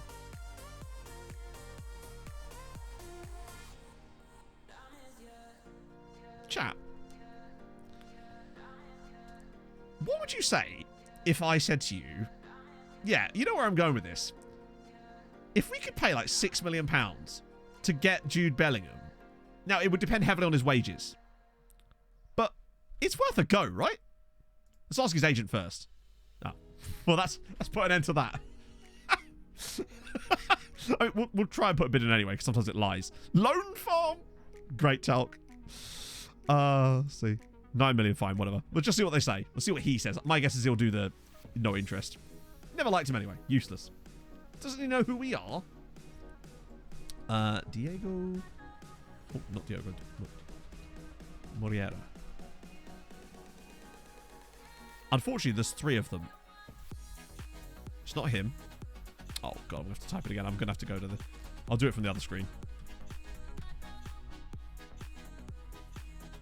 In fact, it can't be any of them because... Well, unless it's...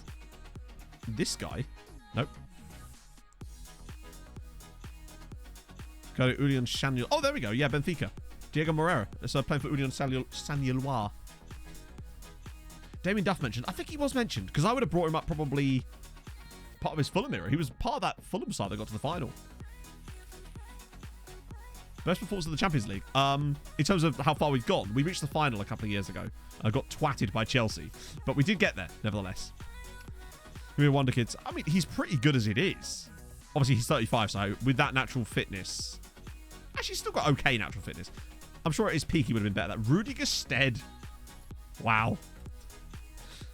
Who was that guy? Oh, no, it was Jay Bothrow that got sent off, I think, while playing for Norwich City for kicking a Blackburn player. Like, really, obviously, they were, like, trying to take the ball to the corner flag, and he's just booted in one.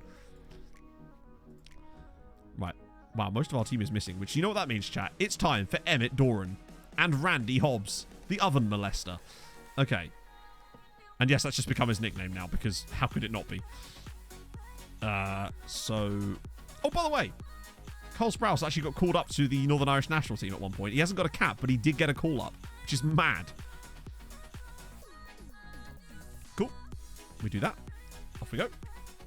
Best contribution I've made. Hey, I'll take it. It's a very solid contribution, in fairness. So did a small man called Mike. Yeah, we've not had the best luck with that. Whoa. Jesus Christ. You know it's bad when I have to scroll down to number 50 just to give a player a number. You have to serve customers on your break. Pog, I don't know if you're aware of this, but that's not how breaks work. You're not supposed to be working, love. I don't think I have to explain that again, right? Oh. Jose Bosingua. Someone got a yellow. Was that when he was playing for QPR or when he was playing for Chelsea? Oh, I remember that game because was that when Chelsea got QPR. They got 2 red cards in that game, didn't they, or something? Antoine Sibierski, yes. I remember him. He was at City, right? And I think Portsmouth, maybe? Yeah, the Ben Thatcher one's probably the one of the most sickening challenges I've seen. I say challenge. It's not a challenge, is it? He's just assaulted a man. Anthony Latalik. Was he Belgian or French? Which is where you're like, Matt, he was from Rotherham. Nakamba Villa. He does have a marvellous name. He does. Jack Grimmer, yep. He was, I believe, on loan at Southend at one point too. Hazard kicked the ball, but yeah, I was watching that game. Sobieski might have been at Newcastle too. Yeah. French from oh, nice. Adelta Rapt is obviously another one of those mercurial players. Like, remember Stephen Al-Sharawi or Al-Sharawai, depending on who you asked. Wait, what? Hang on. How did that go in the net? Hey, Ranks. Mendes lobbing Roy Carroll. Yeah. Sorry, I'm just trying to work out how this... Oh, I see. The keeper's just batted it straight in Emmett Doran's path. He just wants to play an AD7 after this. Not going to complain about that. He owns a vodka company. Really? That's mental.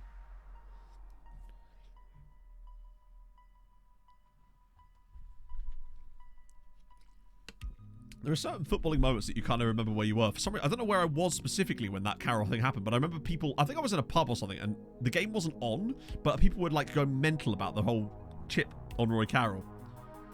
Any random trialists? Yes. I remember watching a Fulham pre-season friendly.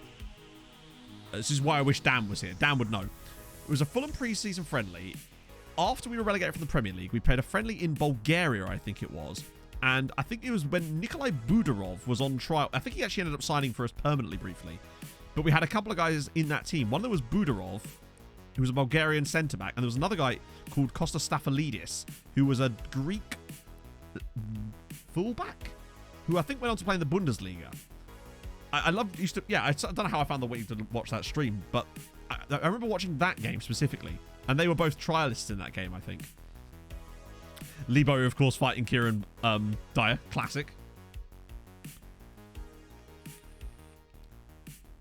So I want to watch it. Oh, really?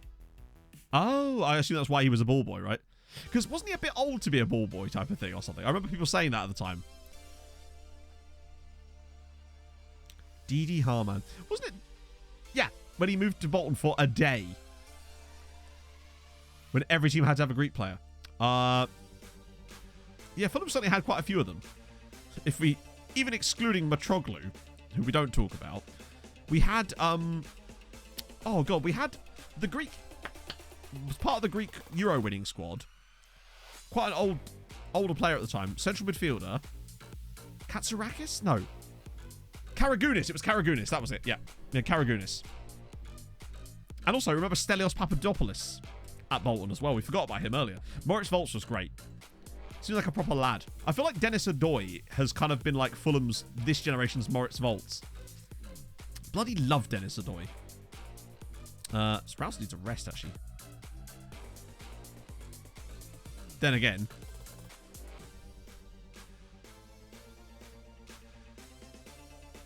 What?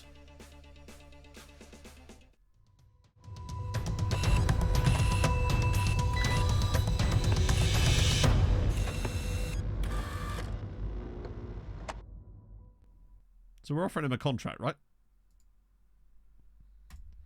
Kentis Gurirab is our goalkeeper today because we've got all our other goalkeepers out. We've got a Namibian goalkeeper on the bench. That's amazing.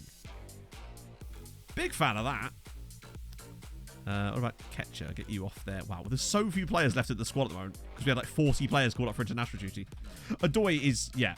I think you can see how loved he is at Fulham. The fact that he came back as well for the Luton game to, and he was involved in the celebrations, and you all the players were singing the Dennis Adoy song. It was just really nice. A left back I see before me. It's a right back, which is even worse.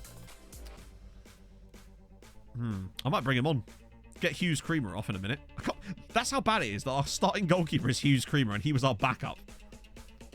It's not gone well. Is it doing that thing again where it puts us on full match? No, okay, good. Used to do a lap. That was John Pansil. Yeah, he used to do like a lap of honour after every single game. Kind of got a bit of a soft spot for him there too.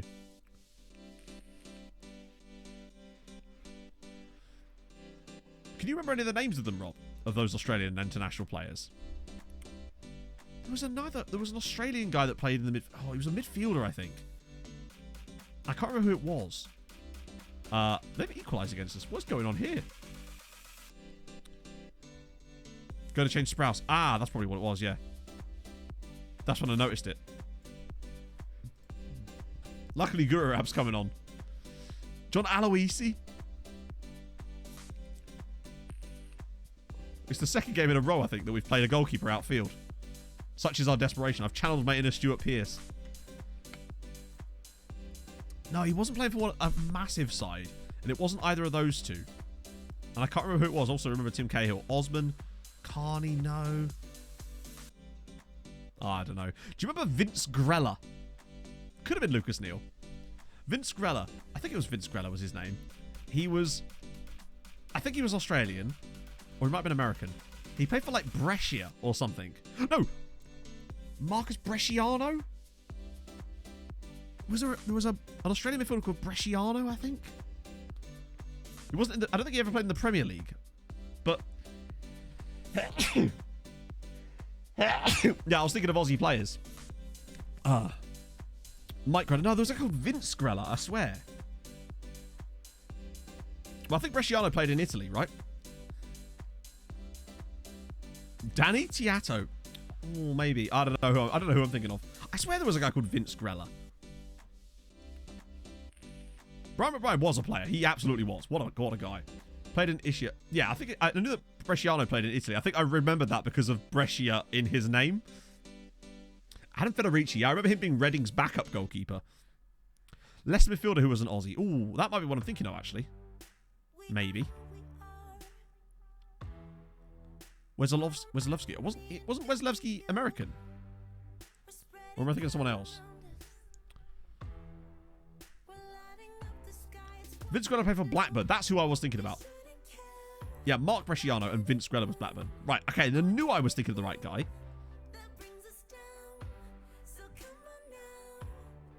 I don't actually remember that, though, weirdly. I can't picture him in Blackburn. I can't picture him in any shirt because I don't know what he looks like. But I can't, like... He doesn't feel very Blackbird to me for some reason. How have we not scored there? Oh, we have. Good. Nice. We've got a lot better since I brought on Kentis. I'm just saying. We were at 1-1 before this. Picturing him shirtless. Maybe. It's between me and him. Wobo. It's between me and him. It's between me and the Grelster.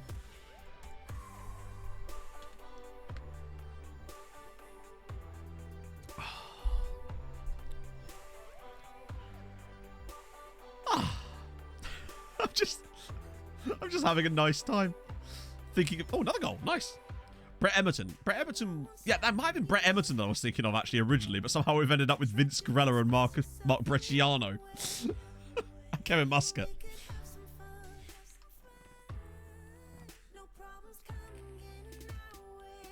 A team of Nangombes? Well, we have offered him a contract, so we wanted to make sure that we do that. Otherwise, we'll end up with another Dara Galvin situation. And then in 5 years' time, we'll be moving into the Kentis Gurirab Memorial Ground. And I don't need two of those on my conscience, right? Roy's already gone to be with Dara. Last we need is this lad joining him. I wonder if the reason he's Namibian, though, is because of the connection to the fact that our manager's nationality is Namibian. Good save from the huge creamer. Genuinely. Dean Windass, I remember him at Hull. Even though I know that, you know, that's towards the end of his career. But I remember him scoring an absolute screamer for Hull City. Every day is a good day for a sofa delivery, U-shape. You know me. I love to sit. Dan Petrescu. Oh. Was he at Chelsea at one point, or am I thinking of someone else? Go on, Emmett. Come on, Emmett. We'll still give him an ED7. He scored a goal today. That's the limit we've drawn now with Emmett. Now we get someone he actually scores. I mean, to be fair, next season it'll be getting him when he actually plays. He does have his own Hall of Fame. I wish that would come back. Dean Windass Hall of Fame was one of my favourite features on that show.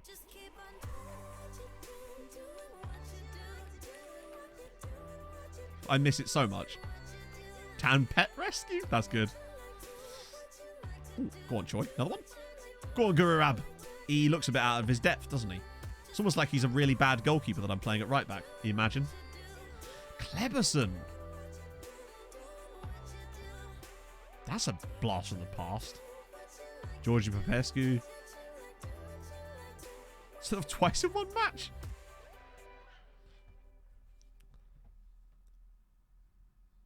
Was it Bradford City? Oh, really? Cheetah! Thank you for the 23 months. I swear every time I come in here I have a resuble mao. I've been messing with Twitch. What can I say? I make it so that every time Cheetah joins, it just goes, ha, you have to resub now. I'm a hacker. I'm a hacker, man. You can't stop me. I am anonymous.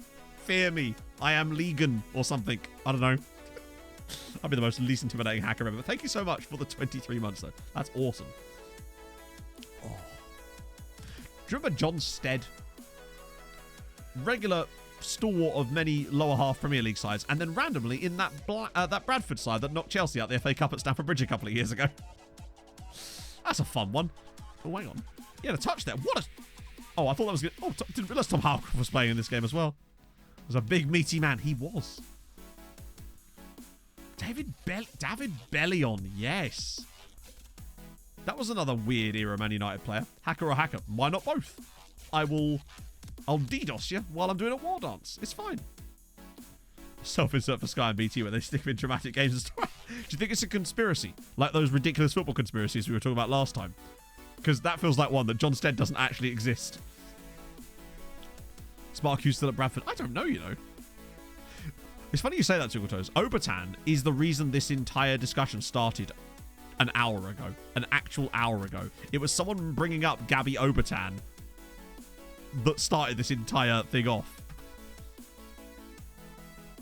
Like, someone could have gone away for like half an hour, come back, and we'd still be listing names of footballers. Are we just very boring people? Or are we just people that have a thing that we enjoy and like sharing it with other randos like ourselves that also understand how dumb this is, but at the same time recognise that it's also pretty sick to know this shit, you know? I'm just saying. We have a lovely but weird thing in common where if we talk to people outside of this little space, they'd be like, what? It's nice to be able to be ourselves here. Do you know what I mean? Hey, Neutral Normie. Sung ran up to chase the application and found it would go to the spam box. It's probably because it was Mark Hughes at hotmail.com or something. Come on. Mark Hughes strikes me as the type of chap to have a Hotmail account still. Just treat you know stature in the game. Jude, me and Silveretta are never going to forgive you for this. This hour has... No, Daz, you're exactly right. This is the moment we started doing this. I had this thought back to that TikTok Em showed me where she was just like, why does my boyfriend sit around with his friends and just name old footballers? And then we've been doing that exact thing for the last hour. It's fun. I don't know what it is. It's fun. You just kind of go, oh yeah, I remember enjoying that. Then you also kind of think to yourself, I don't enjoy things as much as I used to, and that kind of sucks. And I'd like to go back to enjoying things again, I guess. Good thing I'm normal. You can't be, Mr. Progress. You're here. That immediately eliminates you from the normal. Sorry to break it to you. See, I haven't done this in the pub because I do have football supporting friends, but not to the same, not to this sort of level. Like, it's just not the same. Oh, see you later, Ray. Freddie Eastwood, yes. And also Michael Kitely, who I believe also played for Southend at one point. An incredible quintuple. He says for like the 7th time. Oh god. Okay, they're minor injuries. That's fine. Another Irish Champions Cup. When was the last time have we ever not won it? Nope. I think that was the year that we weren't against us. That was against someone else. Matty Everington. That's one we haven't thought about. Hey, RTL. Ah. Diaz top of the pops. Good news. My brain can't handle it. No. There's always room for more. I guarantee you that there's players that no one's thought of yet, inexplicably. Because I'll just keep seeing new ones and be like, oh, no one's. I don't think anyone had brought up Matty Etherington up to this point, but yet there he is. It's just one of those things. Have we got the same number of goals this season as last year? Oh, by the way, actually, chat, next year in the league, Waterford are promoted. We have a different side finally coming up to break the Bray and Shelbourne monopoly on the promotion spots. So finally, someone else actually got promoted. And Athlone Town, 5th place. I mean, Bray are in the playoff, of course, but still. There you go. Unbeatable records. So that's 30 We're 30 games unbeaten in a once-a-year friendly cup tournament. That was a record as well. All right, for that, I was going to say. Right, ACLT. Oh, Barry Ferguson, now we've had that. Wait, oh god, now he's getting call-ups as well. Actually, that's kind of sick that he's getting call-ups while playing for Dundalk. I like that. What era? We were talking like 2005 to like 2013 to 15 kind of era. Mainly just because that's when I enjoyed watching football the very most. Like, I loved that era of football. It's another big lug of players I can get rid of. Perfect. Best footballer called Matt. That's a tough one, actually.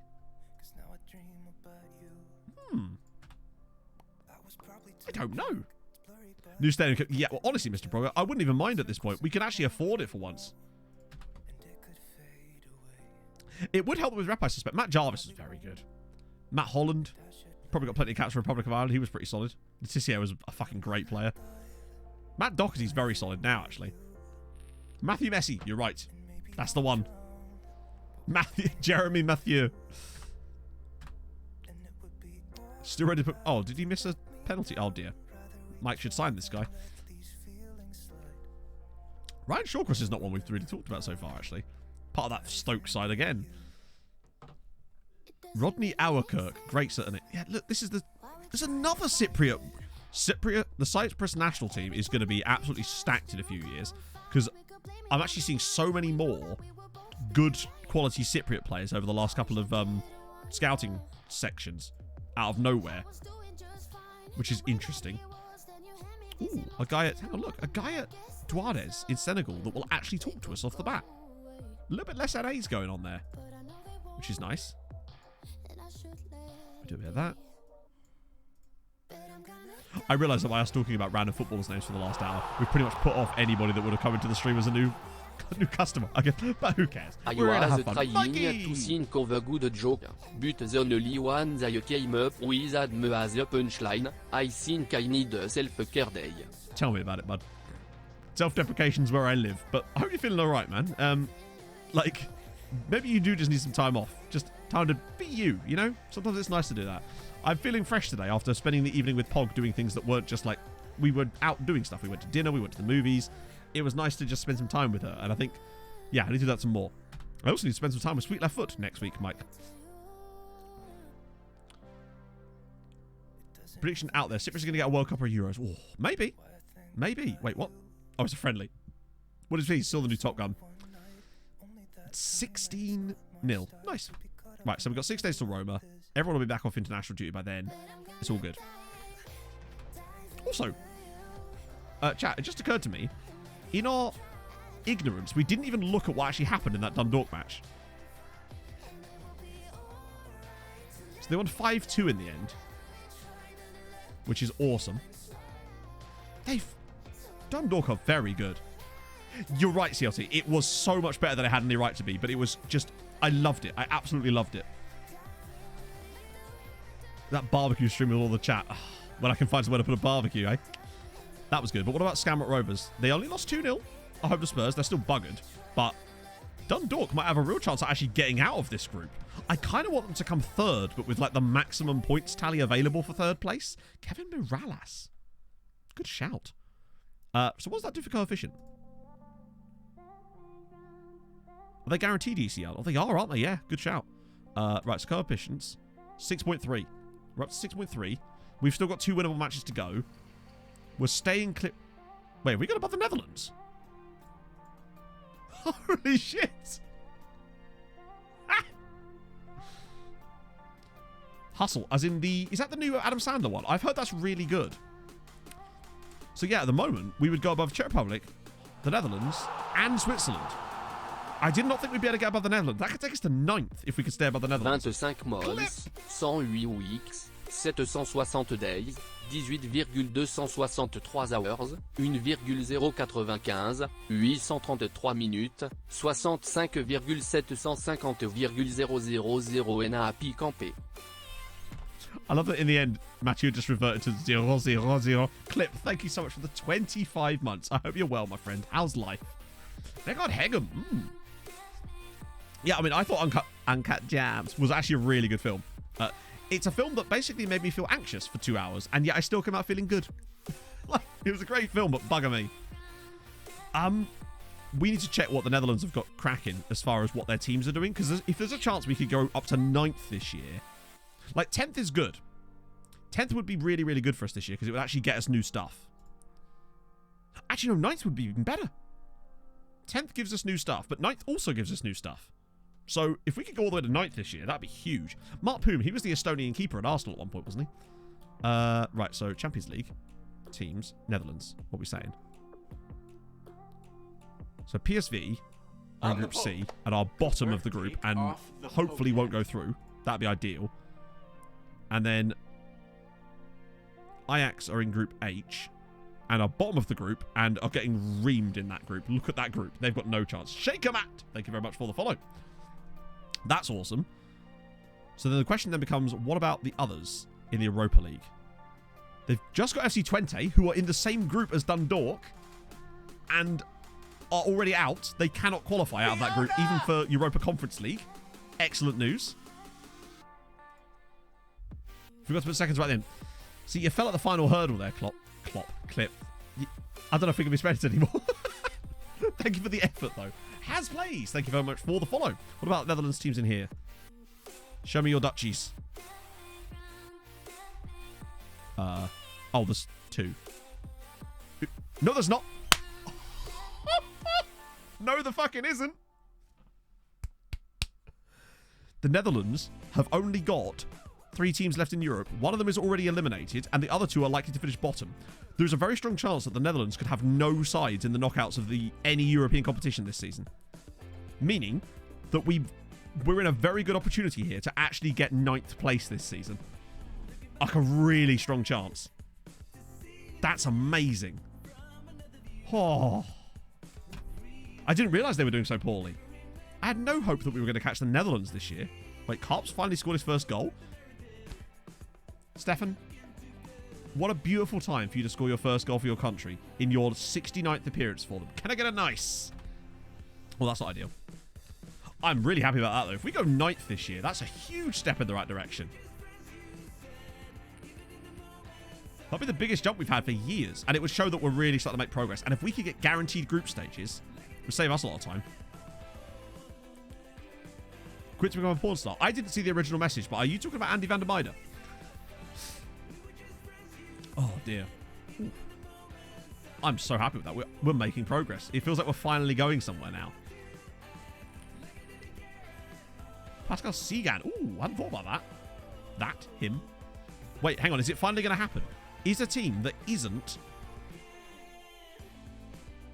Hang on, is he making development? A guy I signed completely on a whim because he was available for £1 million is actually developing here. Well, that's a surprise.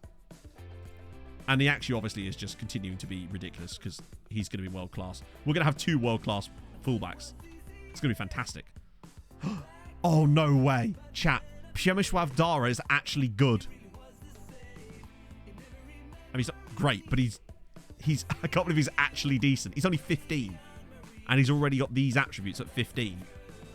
There's a player there. What a guy. And he talked to us.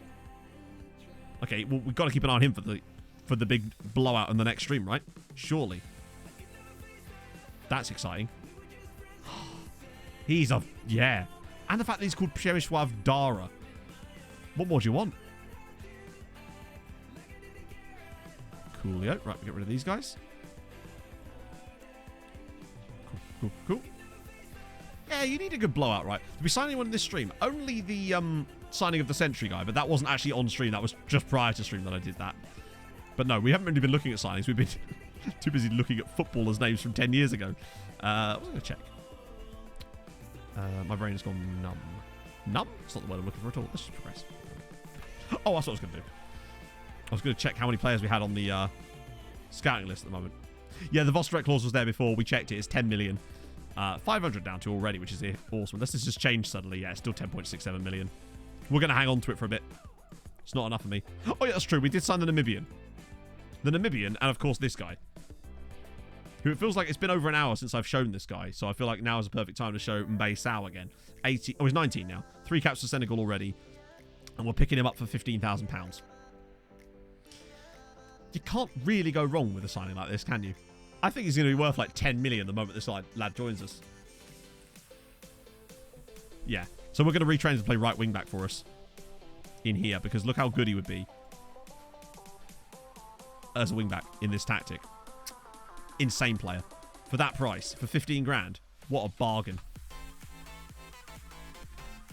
And now we're just left with the 2 Champions League matches, which we do need to win, if we can, to ensure that... No, Mark Desmond. Oh, damn. Did someone pop Mark Desmond? Mr. I had a testimonial despite being on the transfer list for 13 years. Well, it makes it hard to follow a lot of my favorite streamers. I don't know this. Are you going to TwitchCon? I'm thinking. I don't know. Maybe.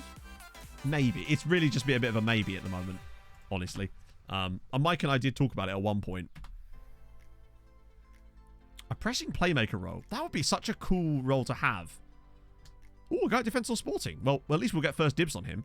Shame he didn't come through our academy, but, you know, life goes on, I guess. Twitch channel about someone wearing a strappy bikini whilst at paddling pool. I mean, I assume it's Amaranth, right?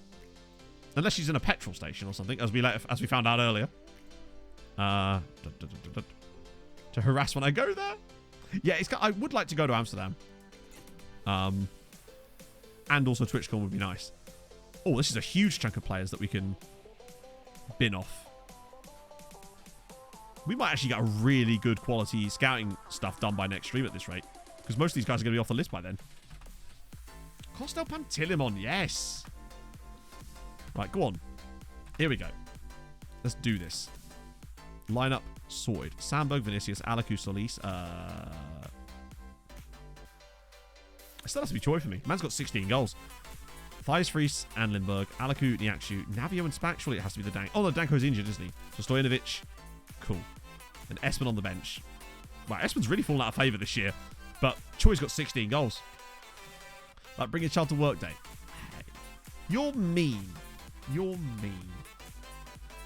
Yeah, I imagine if I go on Twitch right now, I probably have a hot tub streamer recommended too. Let's have a little gander. I have literally the top recommended channel on my... This might be the same for all of you. If I look at my recommended channels right now, I can see the category and it says pools, hot tubs, and beaches. And it's someone called Taylor Javot. And I'm guessing that's the same person as you because it says strappy bikini cosplay try on. 5k viewers. Chat, if only it were that easy. If only I could just be like, woo! You wouldn't want to see that. Nobody wants to see that. You do not have... Well, lucky you, Sean. Lucky you. Who's our new star man? In terms of striker, it's Pablo Vinicius. But we also have Stanislav Garnice, who's doing a bloody good job as well. Why isn't it letting me click him? There we go. He's our star striker at the moment, but Garnice is also extremely good. Just a useful player to have around. Oh. Hot Tub FM. If I could find a way to do it, it could work. Japanese Lappe and Rust randomly. But is he in a hot tub, bearded child? Number 2. The rest of mine aren't like TT streamers at all, actually. They're all someone called Falcone, who's playing Pokemon Legends. Someone called War Dog Unleashed, which I think is actually a game. Someone called Button. Someone called Dinklebean. And someone called Lashmob, which is a German FM streamer. No face cam, so unknown. Aha. That's very true. Other people FM. See, yeah, you're lucky. It's because I don't actually... I do watch a lot of FM Twitch. Because often because of my raids. But when I'm actually like choosing to watch FM content, most of the time I'm not watching FM. I'm usually watching Frost Prime. Professional porn star. I mean, probably, let's be honest.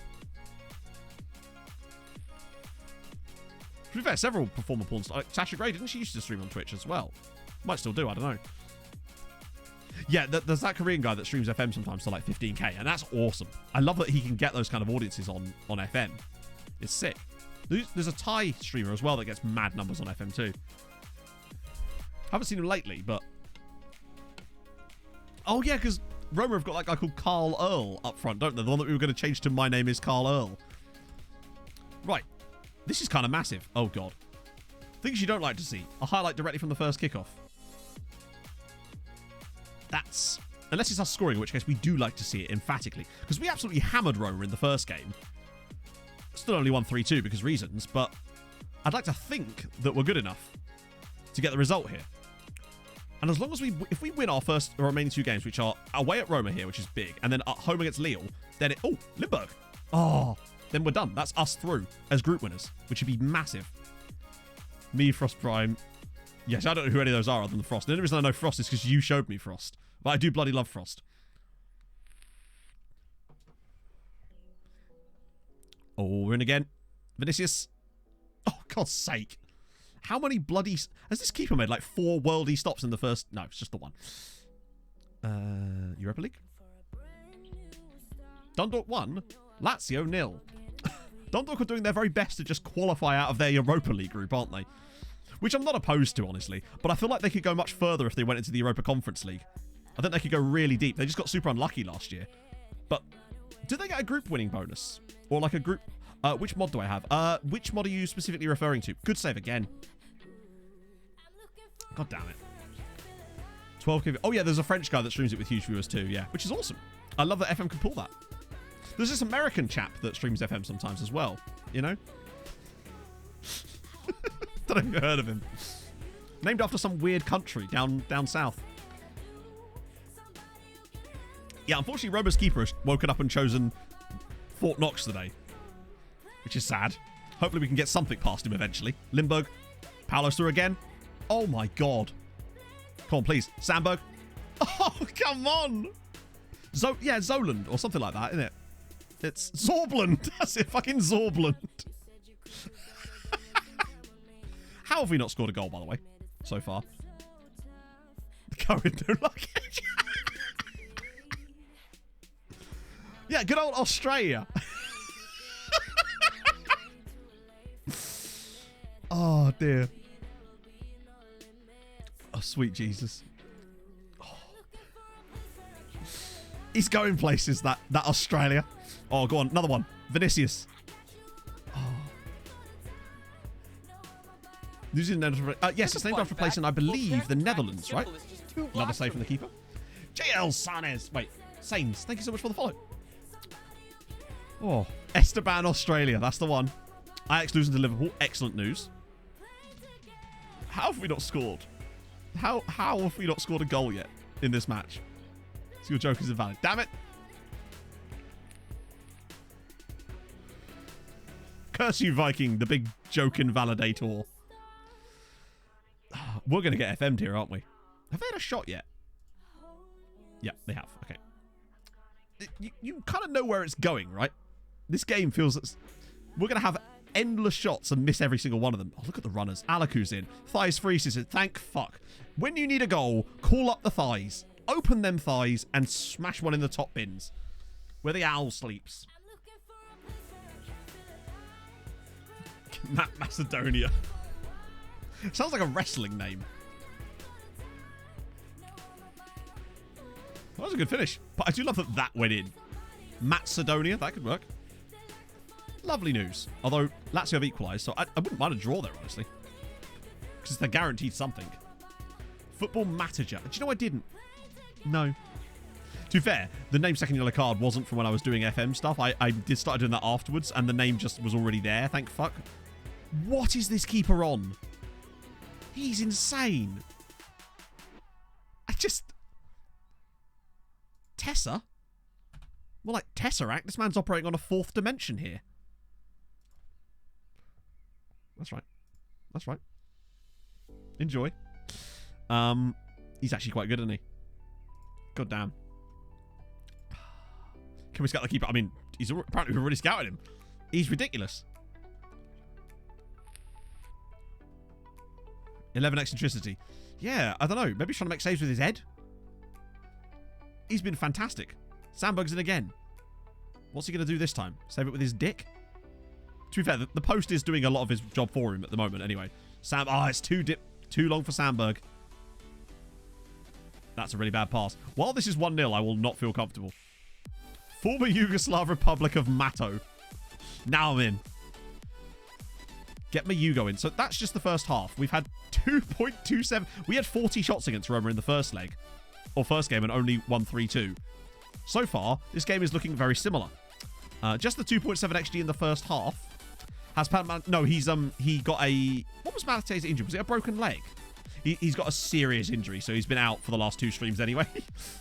So you probably saw the last time he played for us, honestly. He's been missing for the last couple of months. Luckily, Danko's here. Go on, Paolo.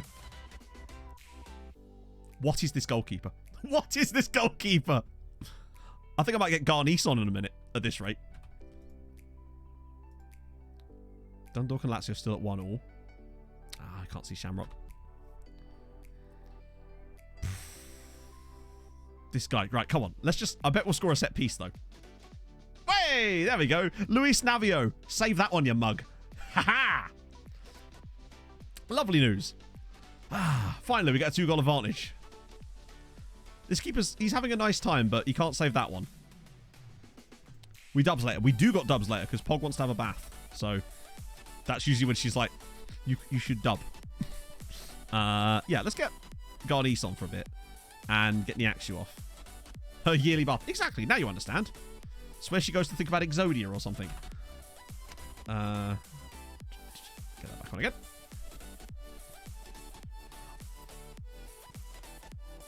Have I ever been in contact with bigger media orgs on football the way other communities get involved with BBC? No. Honestly, no. I don't get approached by anyone who'd want to work with me. Tell you who. Manscaped. How's the house viewing? Bit of a bust, honestly, but it's gonna, I think, work out better because of some of the stuff we realised on the drive up there. So it's, in the long run, going to turn out to be a good thing. As Garnice immediately comes on and scores. Let me touch you. Oh, so Viking, I'm still going to come, but Pog probably won't be able to get the Sunday off, which means she probably won't be able to come, but I'm still coming. I ain't missing that. I've already missed out on the last 2 opportunities to see you, my friend.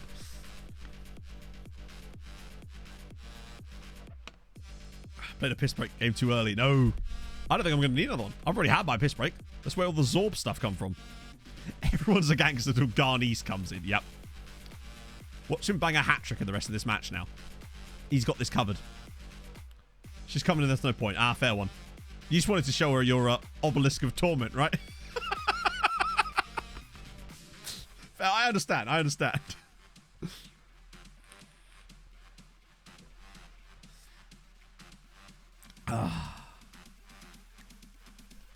Obelisk of torment. Yeah, I'm so sorry I got it wrong. Garnice is in. Oh, God, the post. Oh, my God. They've had 2 goalkeepers. They've had the post and the actual goalkeeper. No, don't get me wrong. I would love to do football commentary.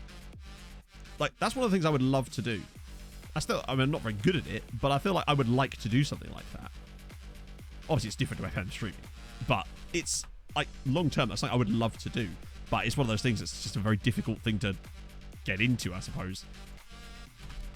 We're kind of having the Democratic Republic of Congo. I like it. It is a bit intriguing clip, isn't it? It looks fluid. I don't know, actually. So, passing style is sort of high tempo with that, but it's basically, it's the dribble less that does it, because it means that players are going to pass the ball more, and you get these lovely little triangles play. That's why I never really used to use pass less. I was always about the dribbles, but now, you know, my teams don't dribble, they pass. Dundalk 2-1 up against Lazio now, by the way. Vanuatu, good work. Macronesia. I think we've hit the post at least 5 times in this match so far. And Vinicius accounts for like 4 of them by himself, I think. As Manea's now through. Oh my God. Are we going to get to the 40 shots we had last time again? You know what? We actually fucking are. I'm going to turn it off work ball in the box too. See if we had 40 shots against Roma in the first leg. And we look like we're going to get very close to doing it again. This is mental. Matching Gladbach, I like it.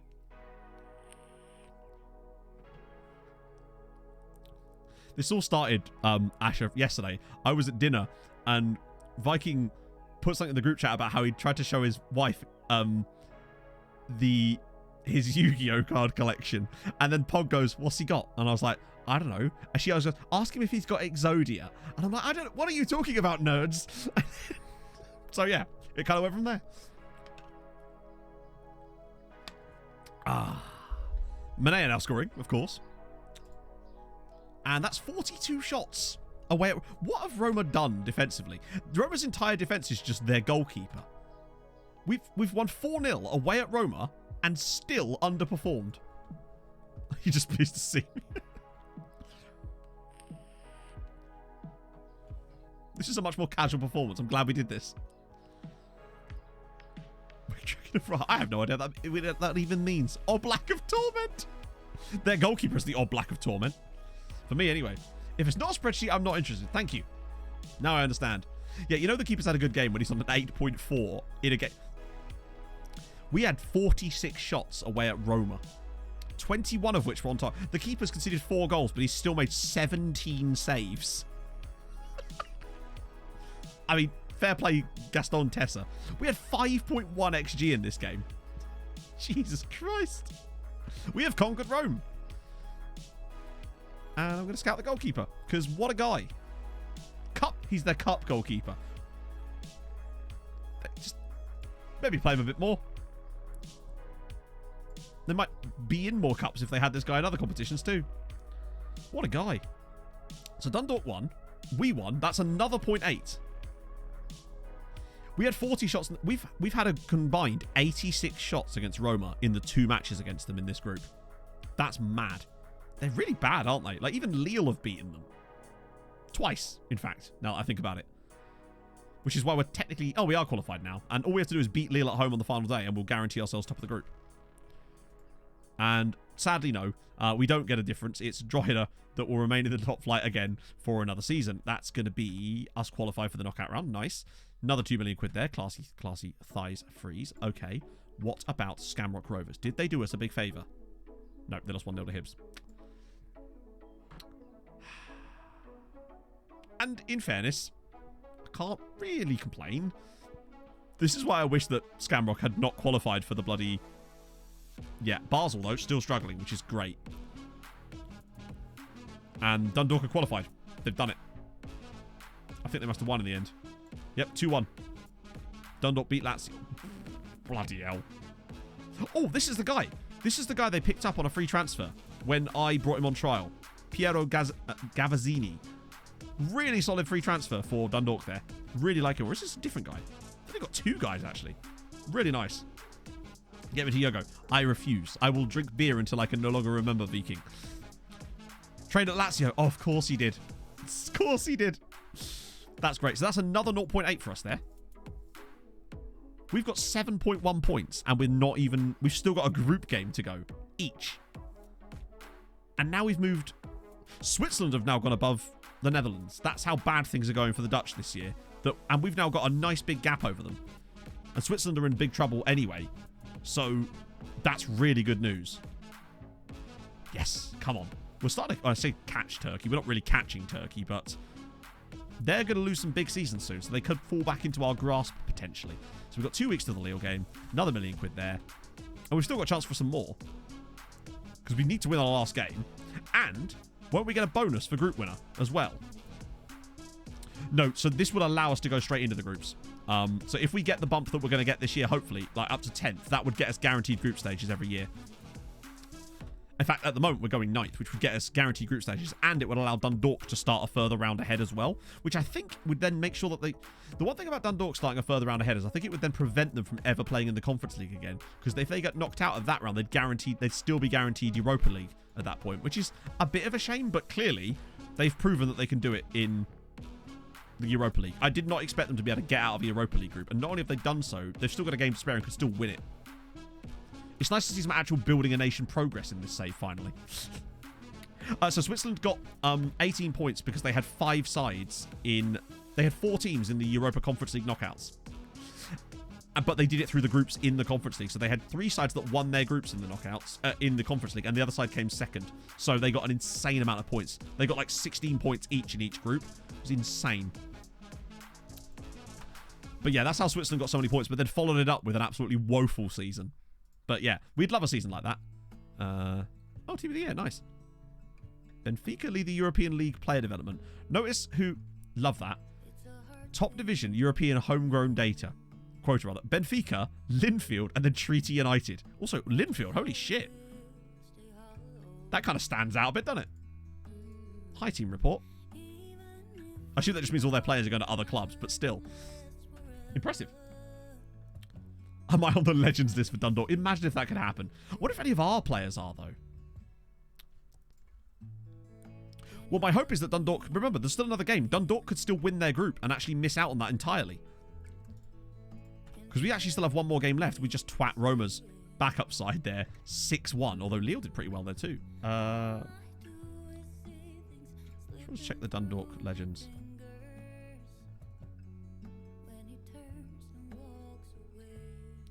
Only Fatmir Demiri, weirdly. You think that Unai Alonso, who's scored so many goals, would be on there, but no. It's kind of mad, actually, that he's not. Might get to report on their under 19 sides, actually. And the Swifts. Just to see. If Skamrock could beat Red Star, they could still sneak into the Europa Conference League, which is what I wish they were.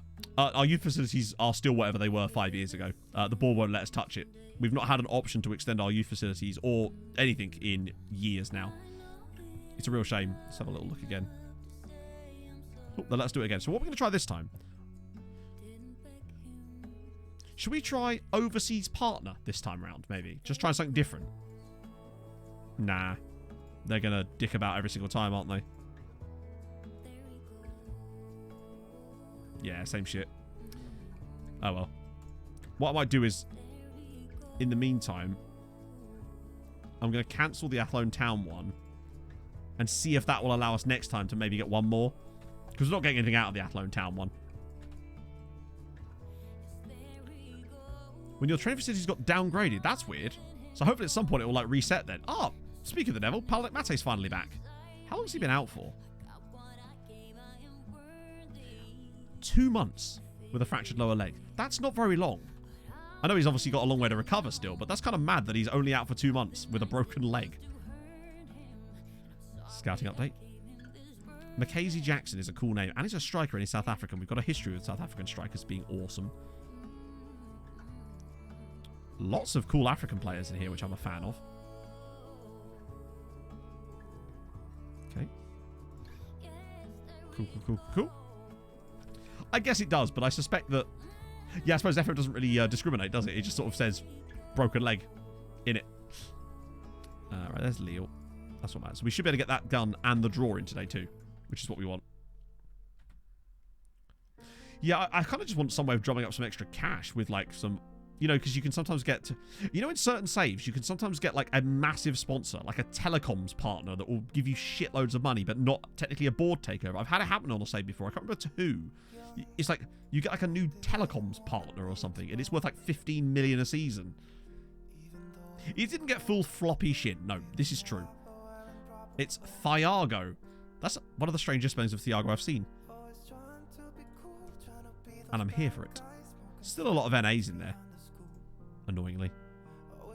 Oh wow, one of the two Thabang twins is actually decent. The Bang twins, that just sounds like a porn star duo. We can't do that. Cool. This is going to be a nice chunk of players to get rid of too. Oh, shit. I think we can get down to under like 300 by the time next stream starts, which would be pretty much perfect so we can go and spend some of that 90 million quid. Ooh. Polonia. It might have been Polonia, yeah.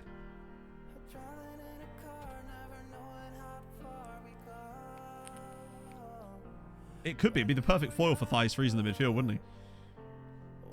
Right, so we're playing Geraldines. Just a 13-0. Albin Sandberg with 30. God, Sandberg's been really good. I'm very glad with him. Crypto and NFT partners, yeah. I'm constantly getting emails from them. And they will go in my spam folder. Yeah, 26 goals this season for Sandberg and 22 assists from left wing. He has been fantastic this year. Really, really good. And Palavinicius has caught up a bit on Garnice, honestly. Thighs Freeze has still been amazing. Alaku's been great. There's so many like double-figure scorers. Choi as well. Choi Tae-Hoo has 16 goals from right side. It's because of his heading ability. That was really what does it. I think he was a really worthwhile signing. He looks better and better every time I look at him. I'm surprised he's not worth more money, actually. Still got 4 years left on this deal, which is nice. School getting in the way. Ah, you hate to see it. Is it? Surely it isn't summer holidays yet or anything. It's going to be a nice time, isn't it? Well, welcome back, Macaulay. So, we might get some more loan offers on our players now from the other Irish clubs, potentially, too. Which is always nice. Wait, Dundalk are trying to buy Bose's goalkeeper. I don't know. That's not a wise move. That man got like a 5.7 in that game against Maccabi Haifa or Maccabi Tel Aviv that cost them their place in the Europa Conference League. Waterford. Ah, there we go. Literally straight off the bat. He's got an illness. Hopefully that'll allow us to shift a bit more of the dev list for a bit. They should sign Tessa. Yeah, if they sign Tessa, that would be... They could probably afford him. Well, his fee maybe, but not his actual, like, wages probably. Plus, with Dundalk not being in the Champions League the last 2 seasons, I guess they've probably not got quite as much money as they did before. Still some... Oh, Nigeria. We haven't had a Nigerian for a while. 2 guys at Nacional. Lovely. Oh, get results. Oh, sick. Of course, yeah, because it's exam time, isn't it? Or has been. It's been such a long time since I've done that, I actually forget when all that stuff happened. I remember study leave. Don't know if they still do that as a thing anymore, but we used to be able to do study leave, which was basically just... Well, it's sort of self-explanatory, isn't it, really? I don't really need to explain what leaving to study is. Alonso's injured. Oh, it's only a twisted ankle. That could still cost them, though, actually. Study leave was awesome. I don't think it really helped me in any way, but I wasn't at school, so that was always the best part.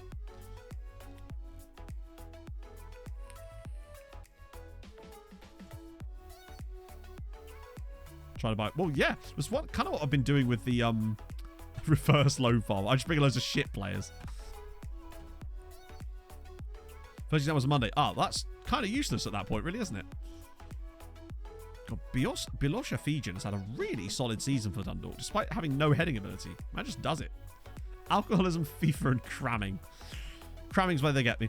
As always, you leave it to the last minute and then try to write a 3,000-word essay the night before. We've all done that. I once tried to prepare for a legal moot presentation on the morning of. Needless to say, it did not go well. I winged it. Problem was my girlfriend had broken up with the day before. I was not in the best place, you know. It wasn't a good time. I just can't imagine why I got kicked out of uni. I think that's the thing. If you're not at school and you're doing study leave, you still have to have that motivation there in order to actually do something, you know? And look at me now. Exactly. Yeah, don't do that.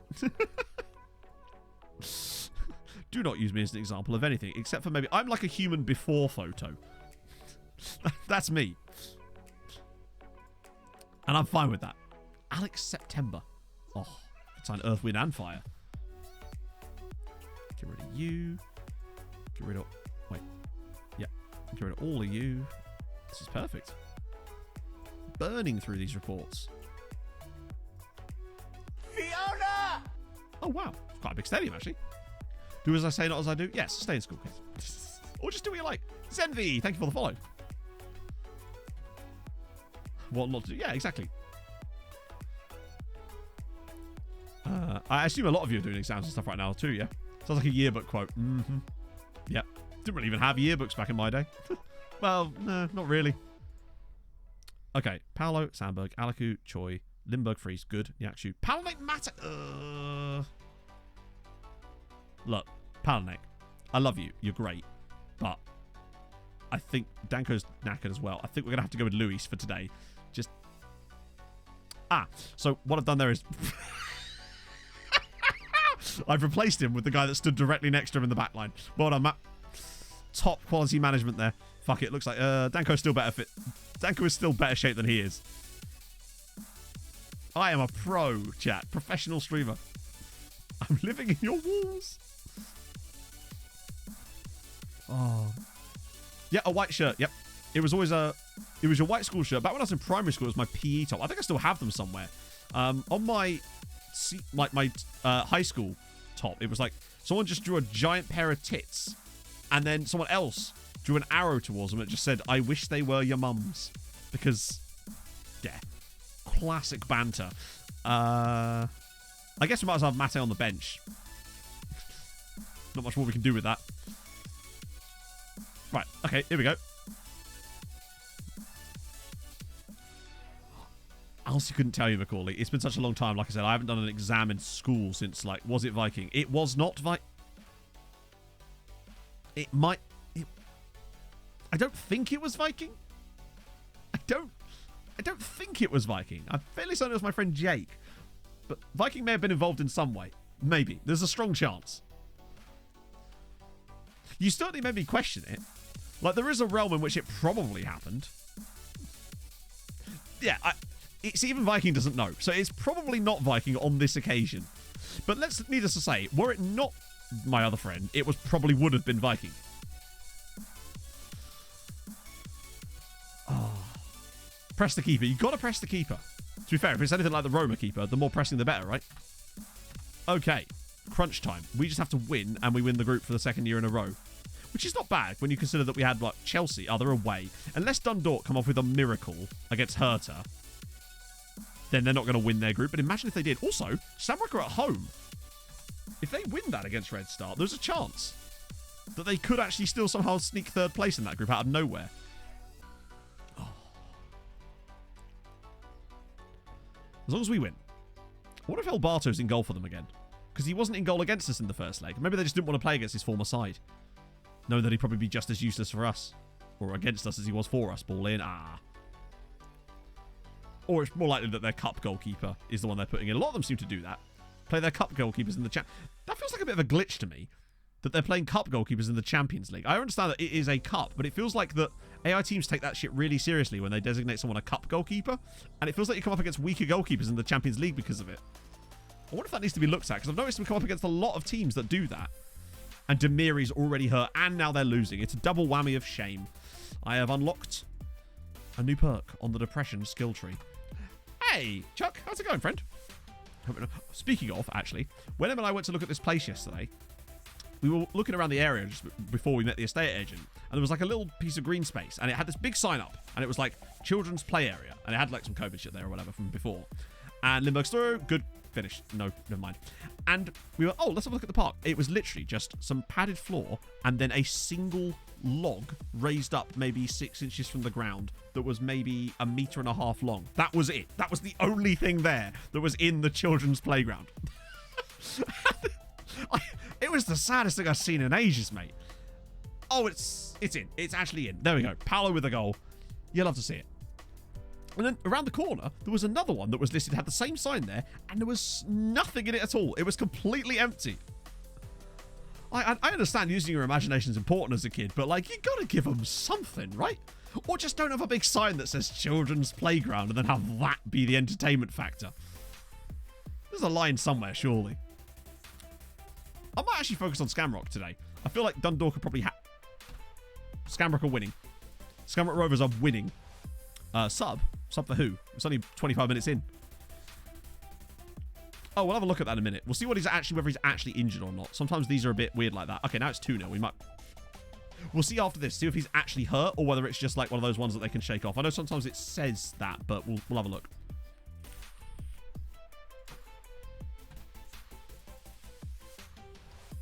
Injury is affecting. If the injury is affecting, then there's no point in keeping him on, particularly when we're 2 goals to the good. I was so instinctively trying to... I needed a bit more subs there. Right, Europa League. If Scout... What would the score... Would they have to just win to get third? Or do they have to win by a certain amount? Oh my god, it's 3-0. Choi Tae-hoon, 3-0 treaty. Are we just kind of good now?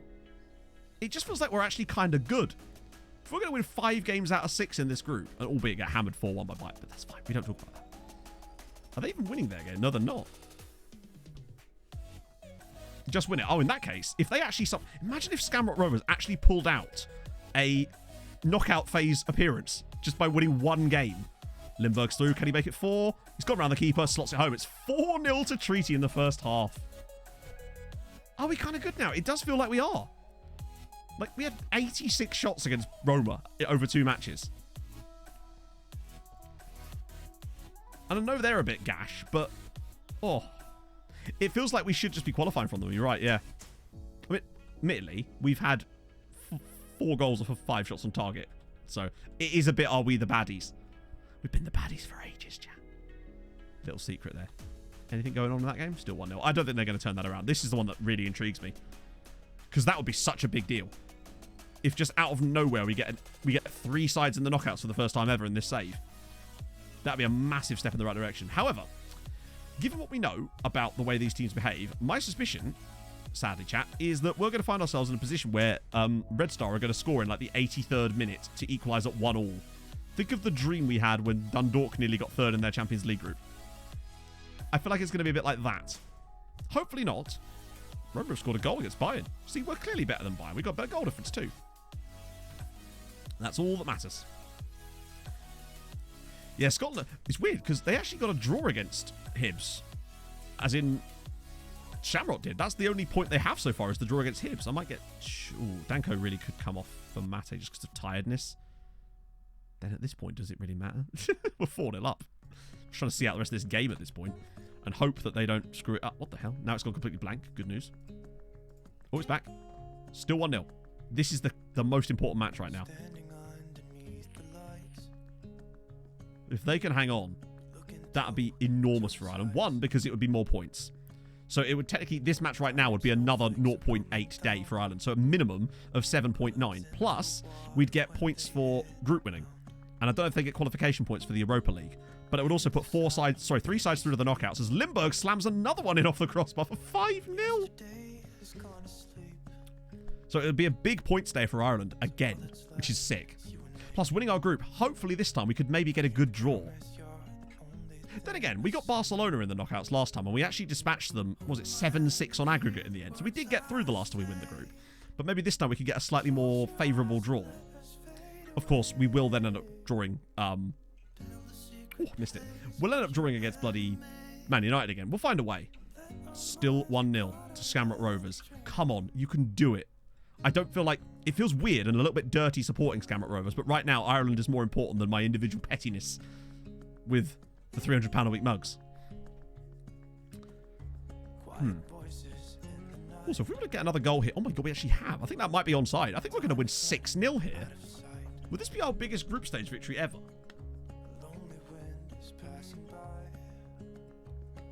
He looked onside to me.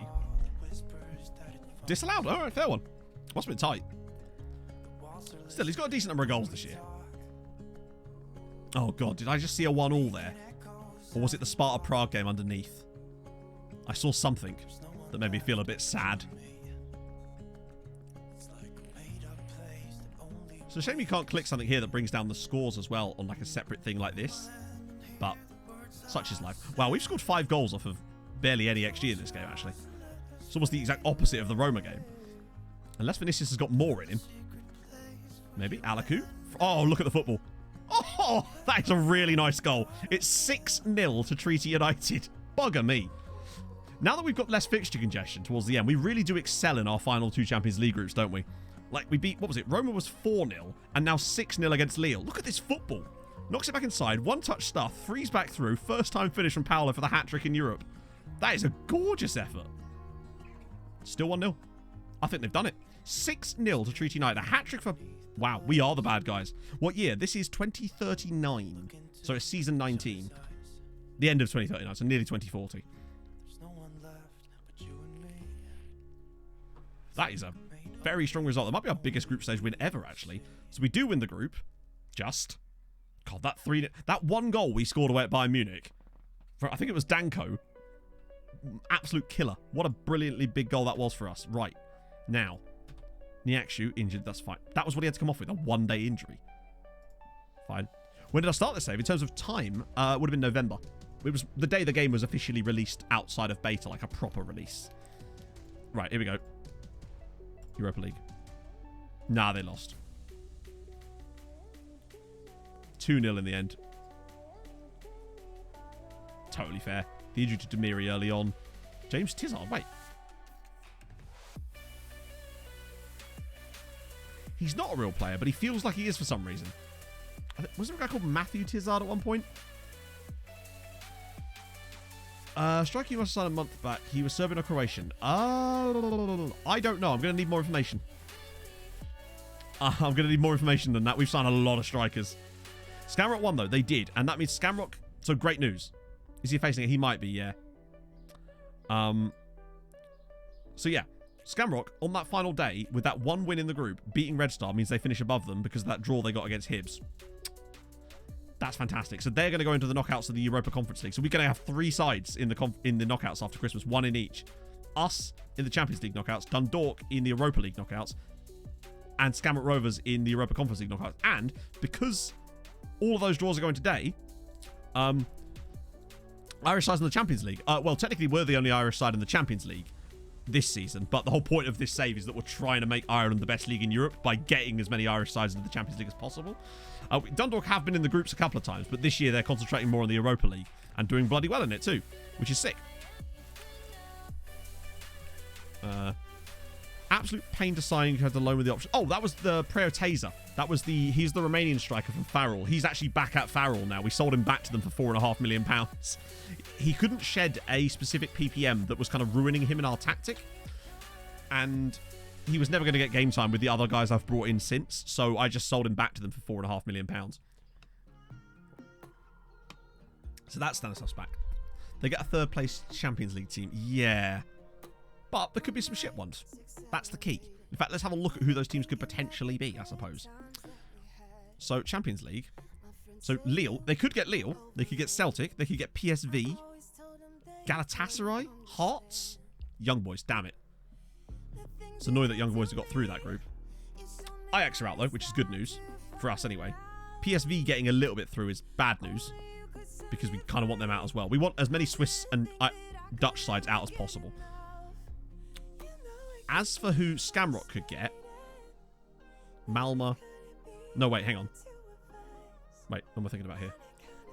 Scamrock could get Breidablik, Donetsk Streda, Bodø, HJK, Puskas, who they've already beaten once this year, Besiktas, Cluj. Anyone except Besiktas or Antwerp, I'd say.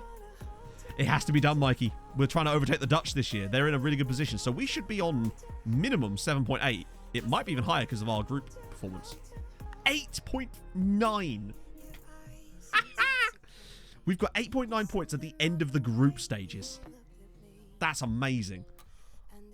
So no matter what these two have done, we've already pulled a full 2-point gap. Yeah, Breidablik have been really good. They're actually good at my other save too. They beat Hoffenheim 6-0 on my other save. Mad. So yeah, 8.9 points at the end of the group stages. That's very good. Bearing in mind, this year here, 8.7 points. This was the year we got to the Champions League final. And this year, we've already got 8.9 points. Better than Scotland, which is saying something, considering Scotland are incredibly still going to hang on to, as things stand, still going to hang on to 4th spot for this year. That's nice. So at the moment, we'd go above Switzerland, Czech Republic, and Holland, or the Netherlands, which would send us to 9th, which is big. It's a huge step. Because we go from here to here. Doesn't affect these at all. Actually, it does affect this 1-by-1 round. In fact, guarantees playoff round, which is actually... Oh, no, it doesn't. Yeah, it doesn't affect that at all. Doesn't affect that at all. It's the Champions League side effect that it affects the most. So we get guaranteed groups, and Dundalk would get, because it is always Dundalk, would get 3rd place qualifying round, which I think would guarantee them some kind of group stages every year, no matter what, which is nice. Scotland 4th, because they've had some great seasons, honestly. They had a season where they got 20-odd points or something, and they've been really consistent. So they finally got up to 4th. They've been threatening it for a while, but they finally snuck into 4th last year ahead of Germany, and they've not really looked back since. Right, the draws. And we get to see all 3 of them. Because all 3 of our Irish sides are going to be going into draws on the same day, or roughly the same day. It's probably because the top 5... Yeah, it's partly that. Yeah, definitely. Let's see what they... C+. They rated Stanislav Garnice as a C+. Man banked 34 goals in 26 games and only cost £5 million. Salbin, C. Absurd. Oh, he's an A.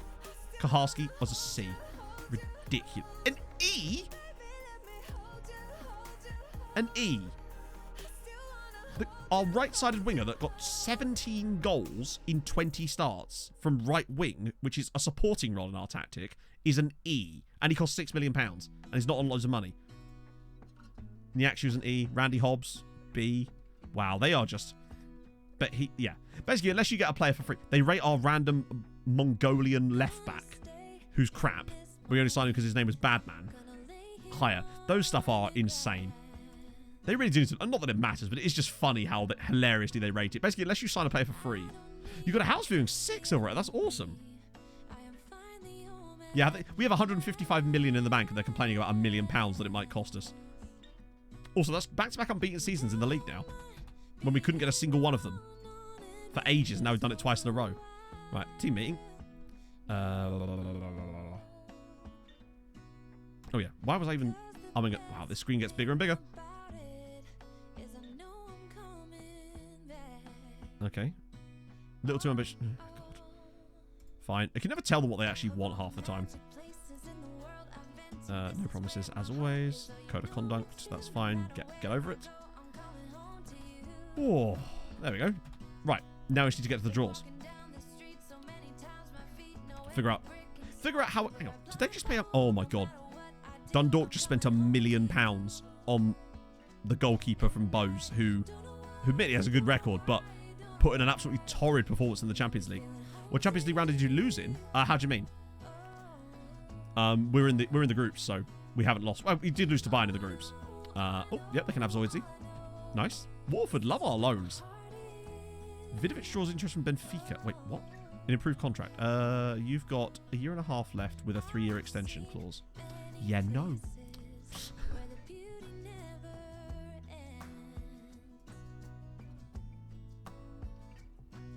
The influential player thing works in contracts ones too. I didn't realise that.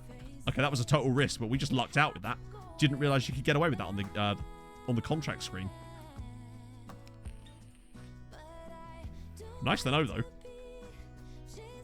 Liverpool identify every year, and he never wants to leave because he's an absolute gentleman. So he's going. The draw's usually on a Monday, isn't it? I'll just leave that for the moment. He wants to improve contract too, so we should be able to do the same thing with him, right? And now Alaku's happy to stay. Yep. Oh, that works. That works really well. So now Alaku's happy to stay. I need to get him a new contract at some point because he's very good. Even though Manea is going to probably overtake him at some point soon. Oh, let me guess. More recruitment analysts. More coaching staff. That's kind of nice. Here we go. Champions League draw. Right. Okay. So seeded teams are us. We ignore those. Unseeded teams. So we could get... We can't get Bayern. PSG are in there. I'd take Benfica. Rangers. Dortmund. It's going to be PSG or Atletico, I'd say. If this is PSG, I swear to God. Oh, right, here we go. Rangers would be great. Benfica I would take as well. Just give us a good draw. For once in their life, give us a good draw. Okay, so we avoided Atletico. Juve I'd take. Okay, no Juve. Rangers, oh please. Oh. Benfica's the one I want then. Of the ones that are left. Oh, here we go. Be us, wasn't it? No! Okay. Inter would be alright. You know what? That's fine. It's not the end of the world. I feel like we could take Inter on. Benfica's the one Milan get fucking Benfica. Oh well. I think it's not the worst draw. It's a winnable tie. Benfica would have definitely been good. Rangers would have been great. Dortmund I feel like we could have taken as well. They've been weird. Inter feels like the type of side that we could definitely beat. How did they get on in their group? Obviously, they were number 2, but, like, what was... They only lost 1-0 to Madrid. And did actually win all their other matches pretty comfortably. Didn't have the strongest group. But then again, they did have former champions Porto. Just steamrolled. Yeah, but Roma are mad shit. Like... Roma conceded 14 goals in this group. And only scored 3. Ironically... actually scored against us and Bayern, but not against Lille. Yeah, I don't think we steamroller Inter, but I feel like they're definitely beatable. Yeah, also, as you say, yeah, that goal against Bayern meant we... Yeah, I would have taken Barca. Right, okay, I think the other draws are the next day, aren't they? Because reasons. Oh, no, it's not. Wait, can I watch it? I might be able to watch it. No. Sometimes it will let you watch it if you get to the exact right point on the same day, but... Right, okay, here we go. Who did Dundalk get? Galatasaray. Do you know what? I think they can win that. I don't think Galatasaray are that good. Young Boys against Slavia Prague actually is kind of okay. PSV Eindhoven against Fiorentina is helpful. Build Scotland's nation next year. Nah, no need. Doing it this year, apparently. That's okay. I think that's winnable. Whether it's even if they don't win, I feel like there's enough to win a game there. Will get us a little bit extra. What about Shamrock Rovers? No way. They're playing Pushka. Didn't they knock... I'm certain that they beat them already this year. Yep, there you go. Shamrock Rovers knocked Pushkas Academy out of the Europa League playoffs. And now they're going to get to play them in the Europa Conference League knockouts. So we already know that they've got previous and are capable of beating Pushkas. So I think Shamrock might actually get to the second round here. Yeah, probably Hungary next year, yeah. On my draw screen. Oh, that's how it's done. You're right. I've done it once before and I forgot how to get to it. That's annoying. Oh, well, at least we know for next time. That's really awesome. That doesn't change this, does it? No. But still, that's a really, really successful day. 8.9 points. All three of us have winnable ties in our knockout rounds. What more do you want? Honestly, I think that's... Considering we only got 3 sides into Europe in the end, into the groups after it was looking really good, the fact that we've got all 3 of them through in their groups is really, really strong news. Right. Really happy with that. So, I need to find someone to raid today on this fine afternoon. Who we got? Who we got? Who we got? I'm going to raid Big Kev. I love that man. It's going to raid United. It's just more typing, though. It's the one downside. It's his name is something else Furtado. He's on loan from us, so we call him Nelly Furtado because how could you not, right? I think his name's like Nelson Furtado or something, so we call him Nelly Furtado. There we go. We're going to raid United City FM because, of course, we are. So, I will see you all on Saturday. Won't be a stream for next Saturday, but there is this Saturday, so that's fine. And that'll be transfers, where we go into it with our £90 million transfer budget and try to scout some of those guys that we've just been looking at there. That is going to be mental. So, yes, I will see you guys very, very soon. Thank you so much for your support, as always. Let's go over and say hello to United City, Mr. Kev, lovely chap, and I'll see you guys very soon. Hold your gun, capybara, bye-bye.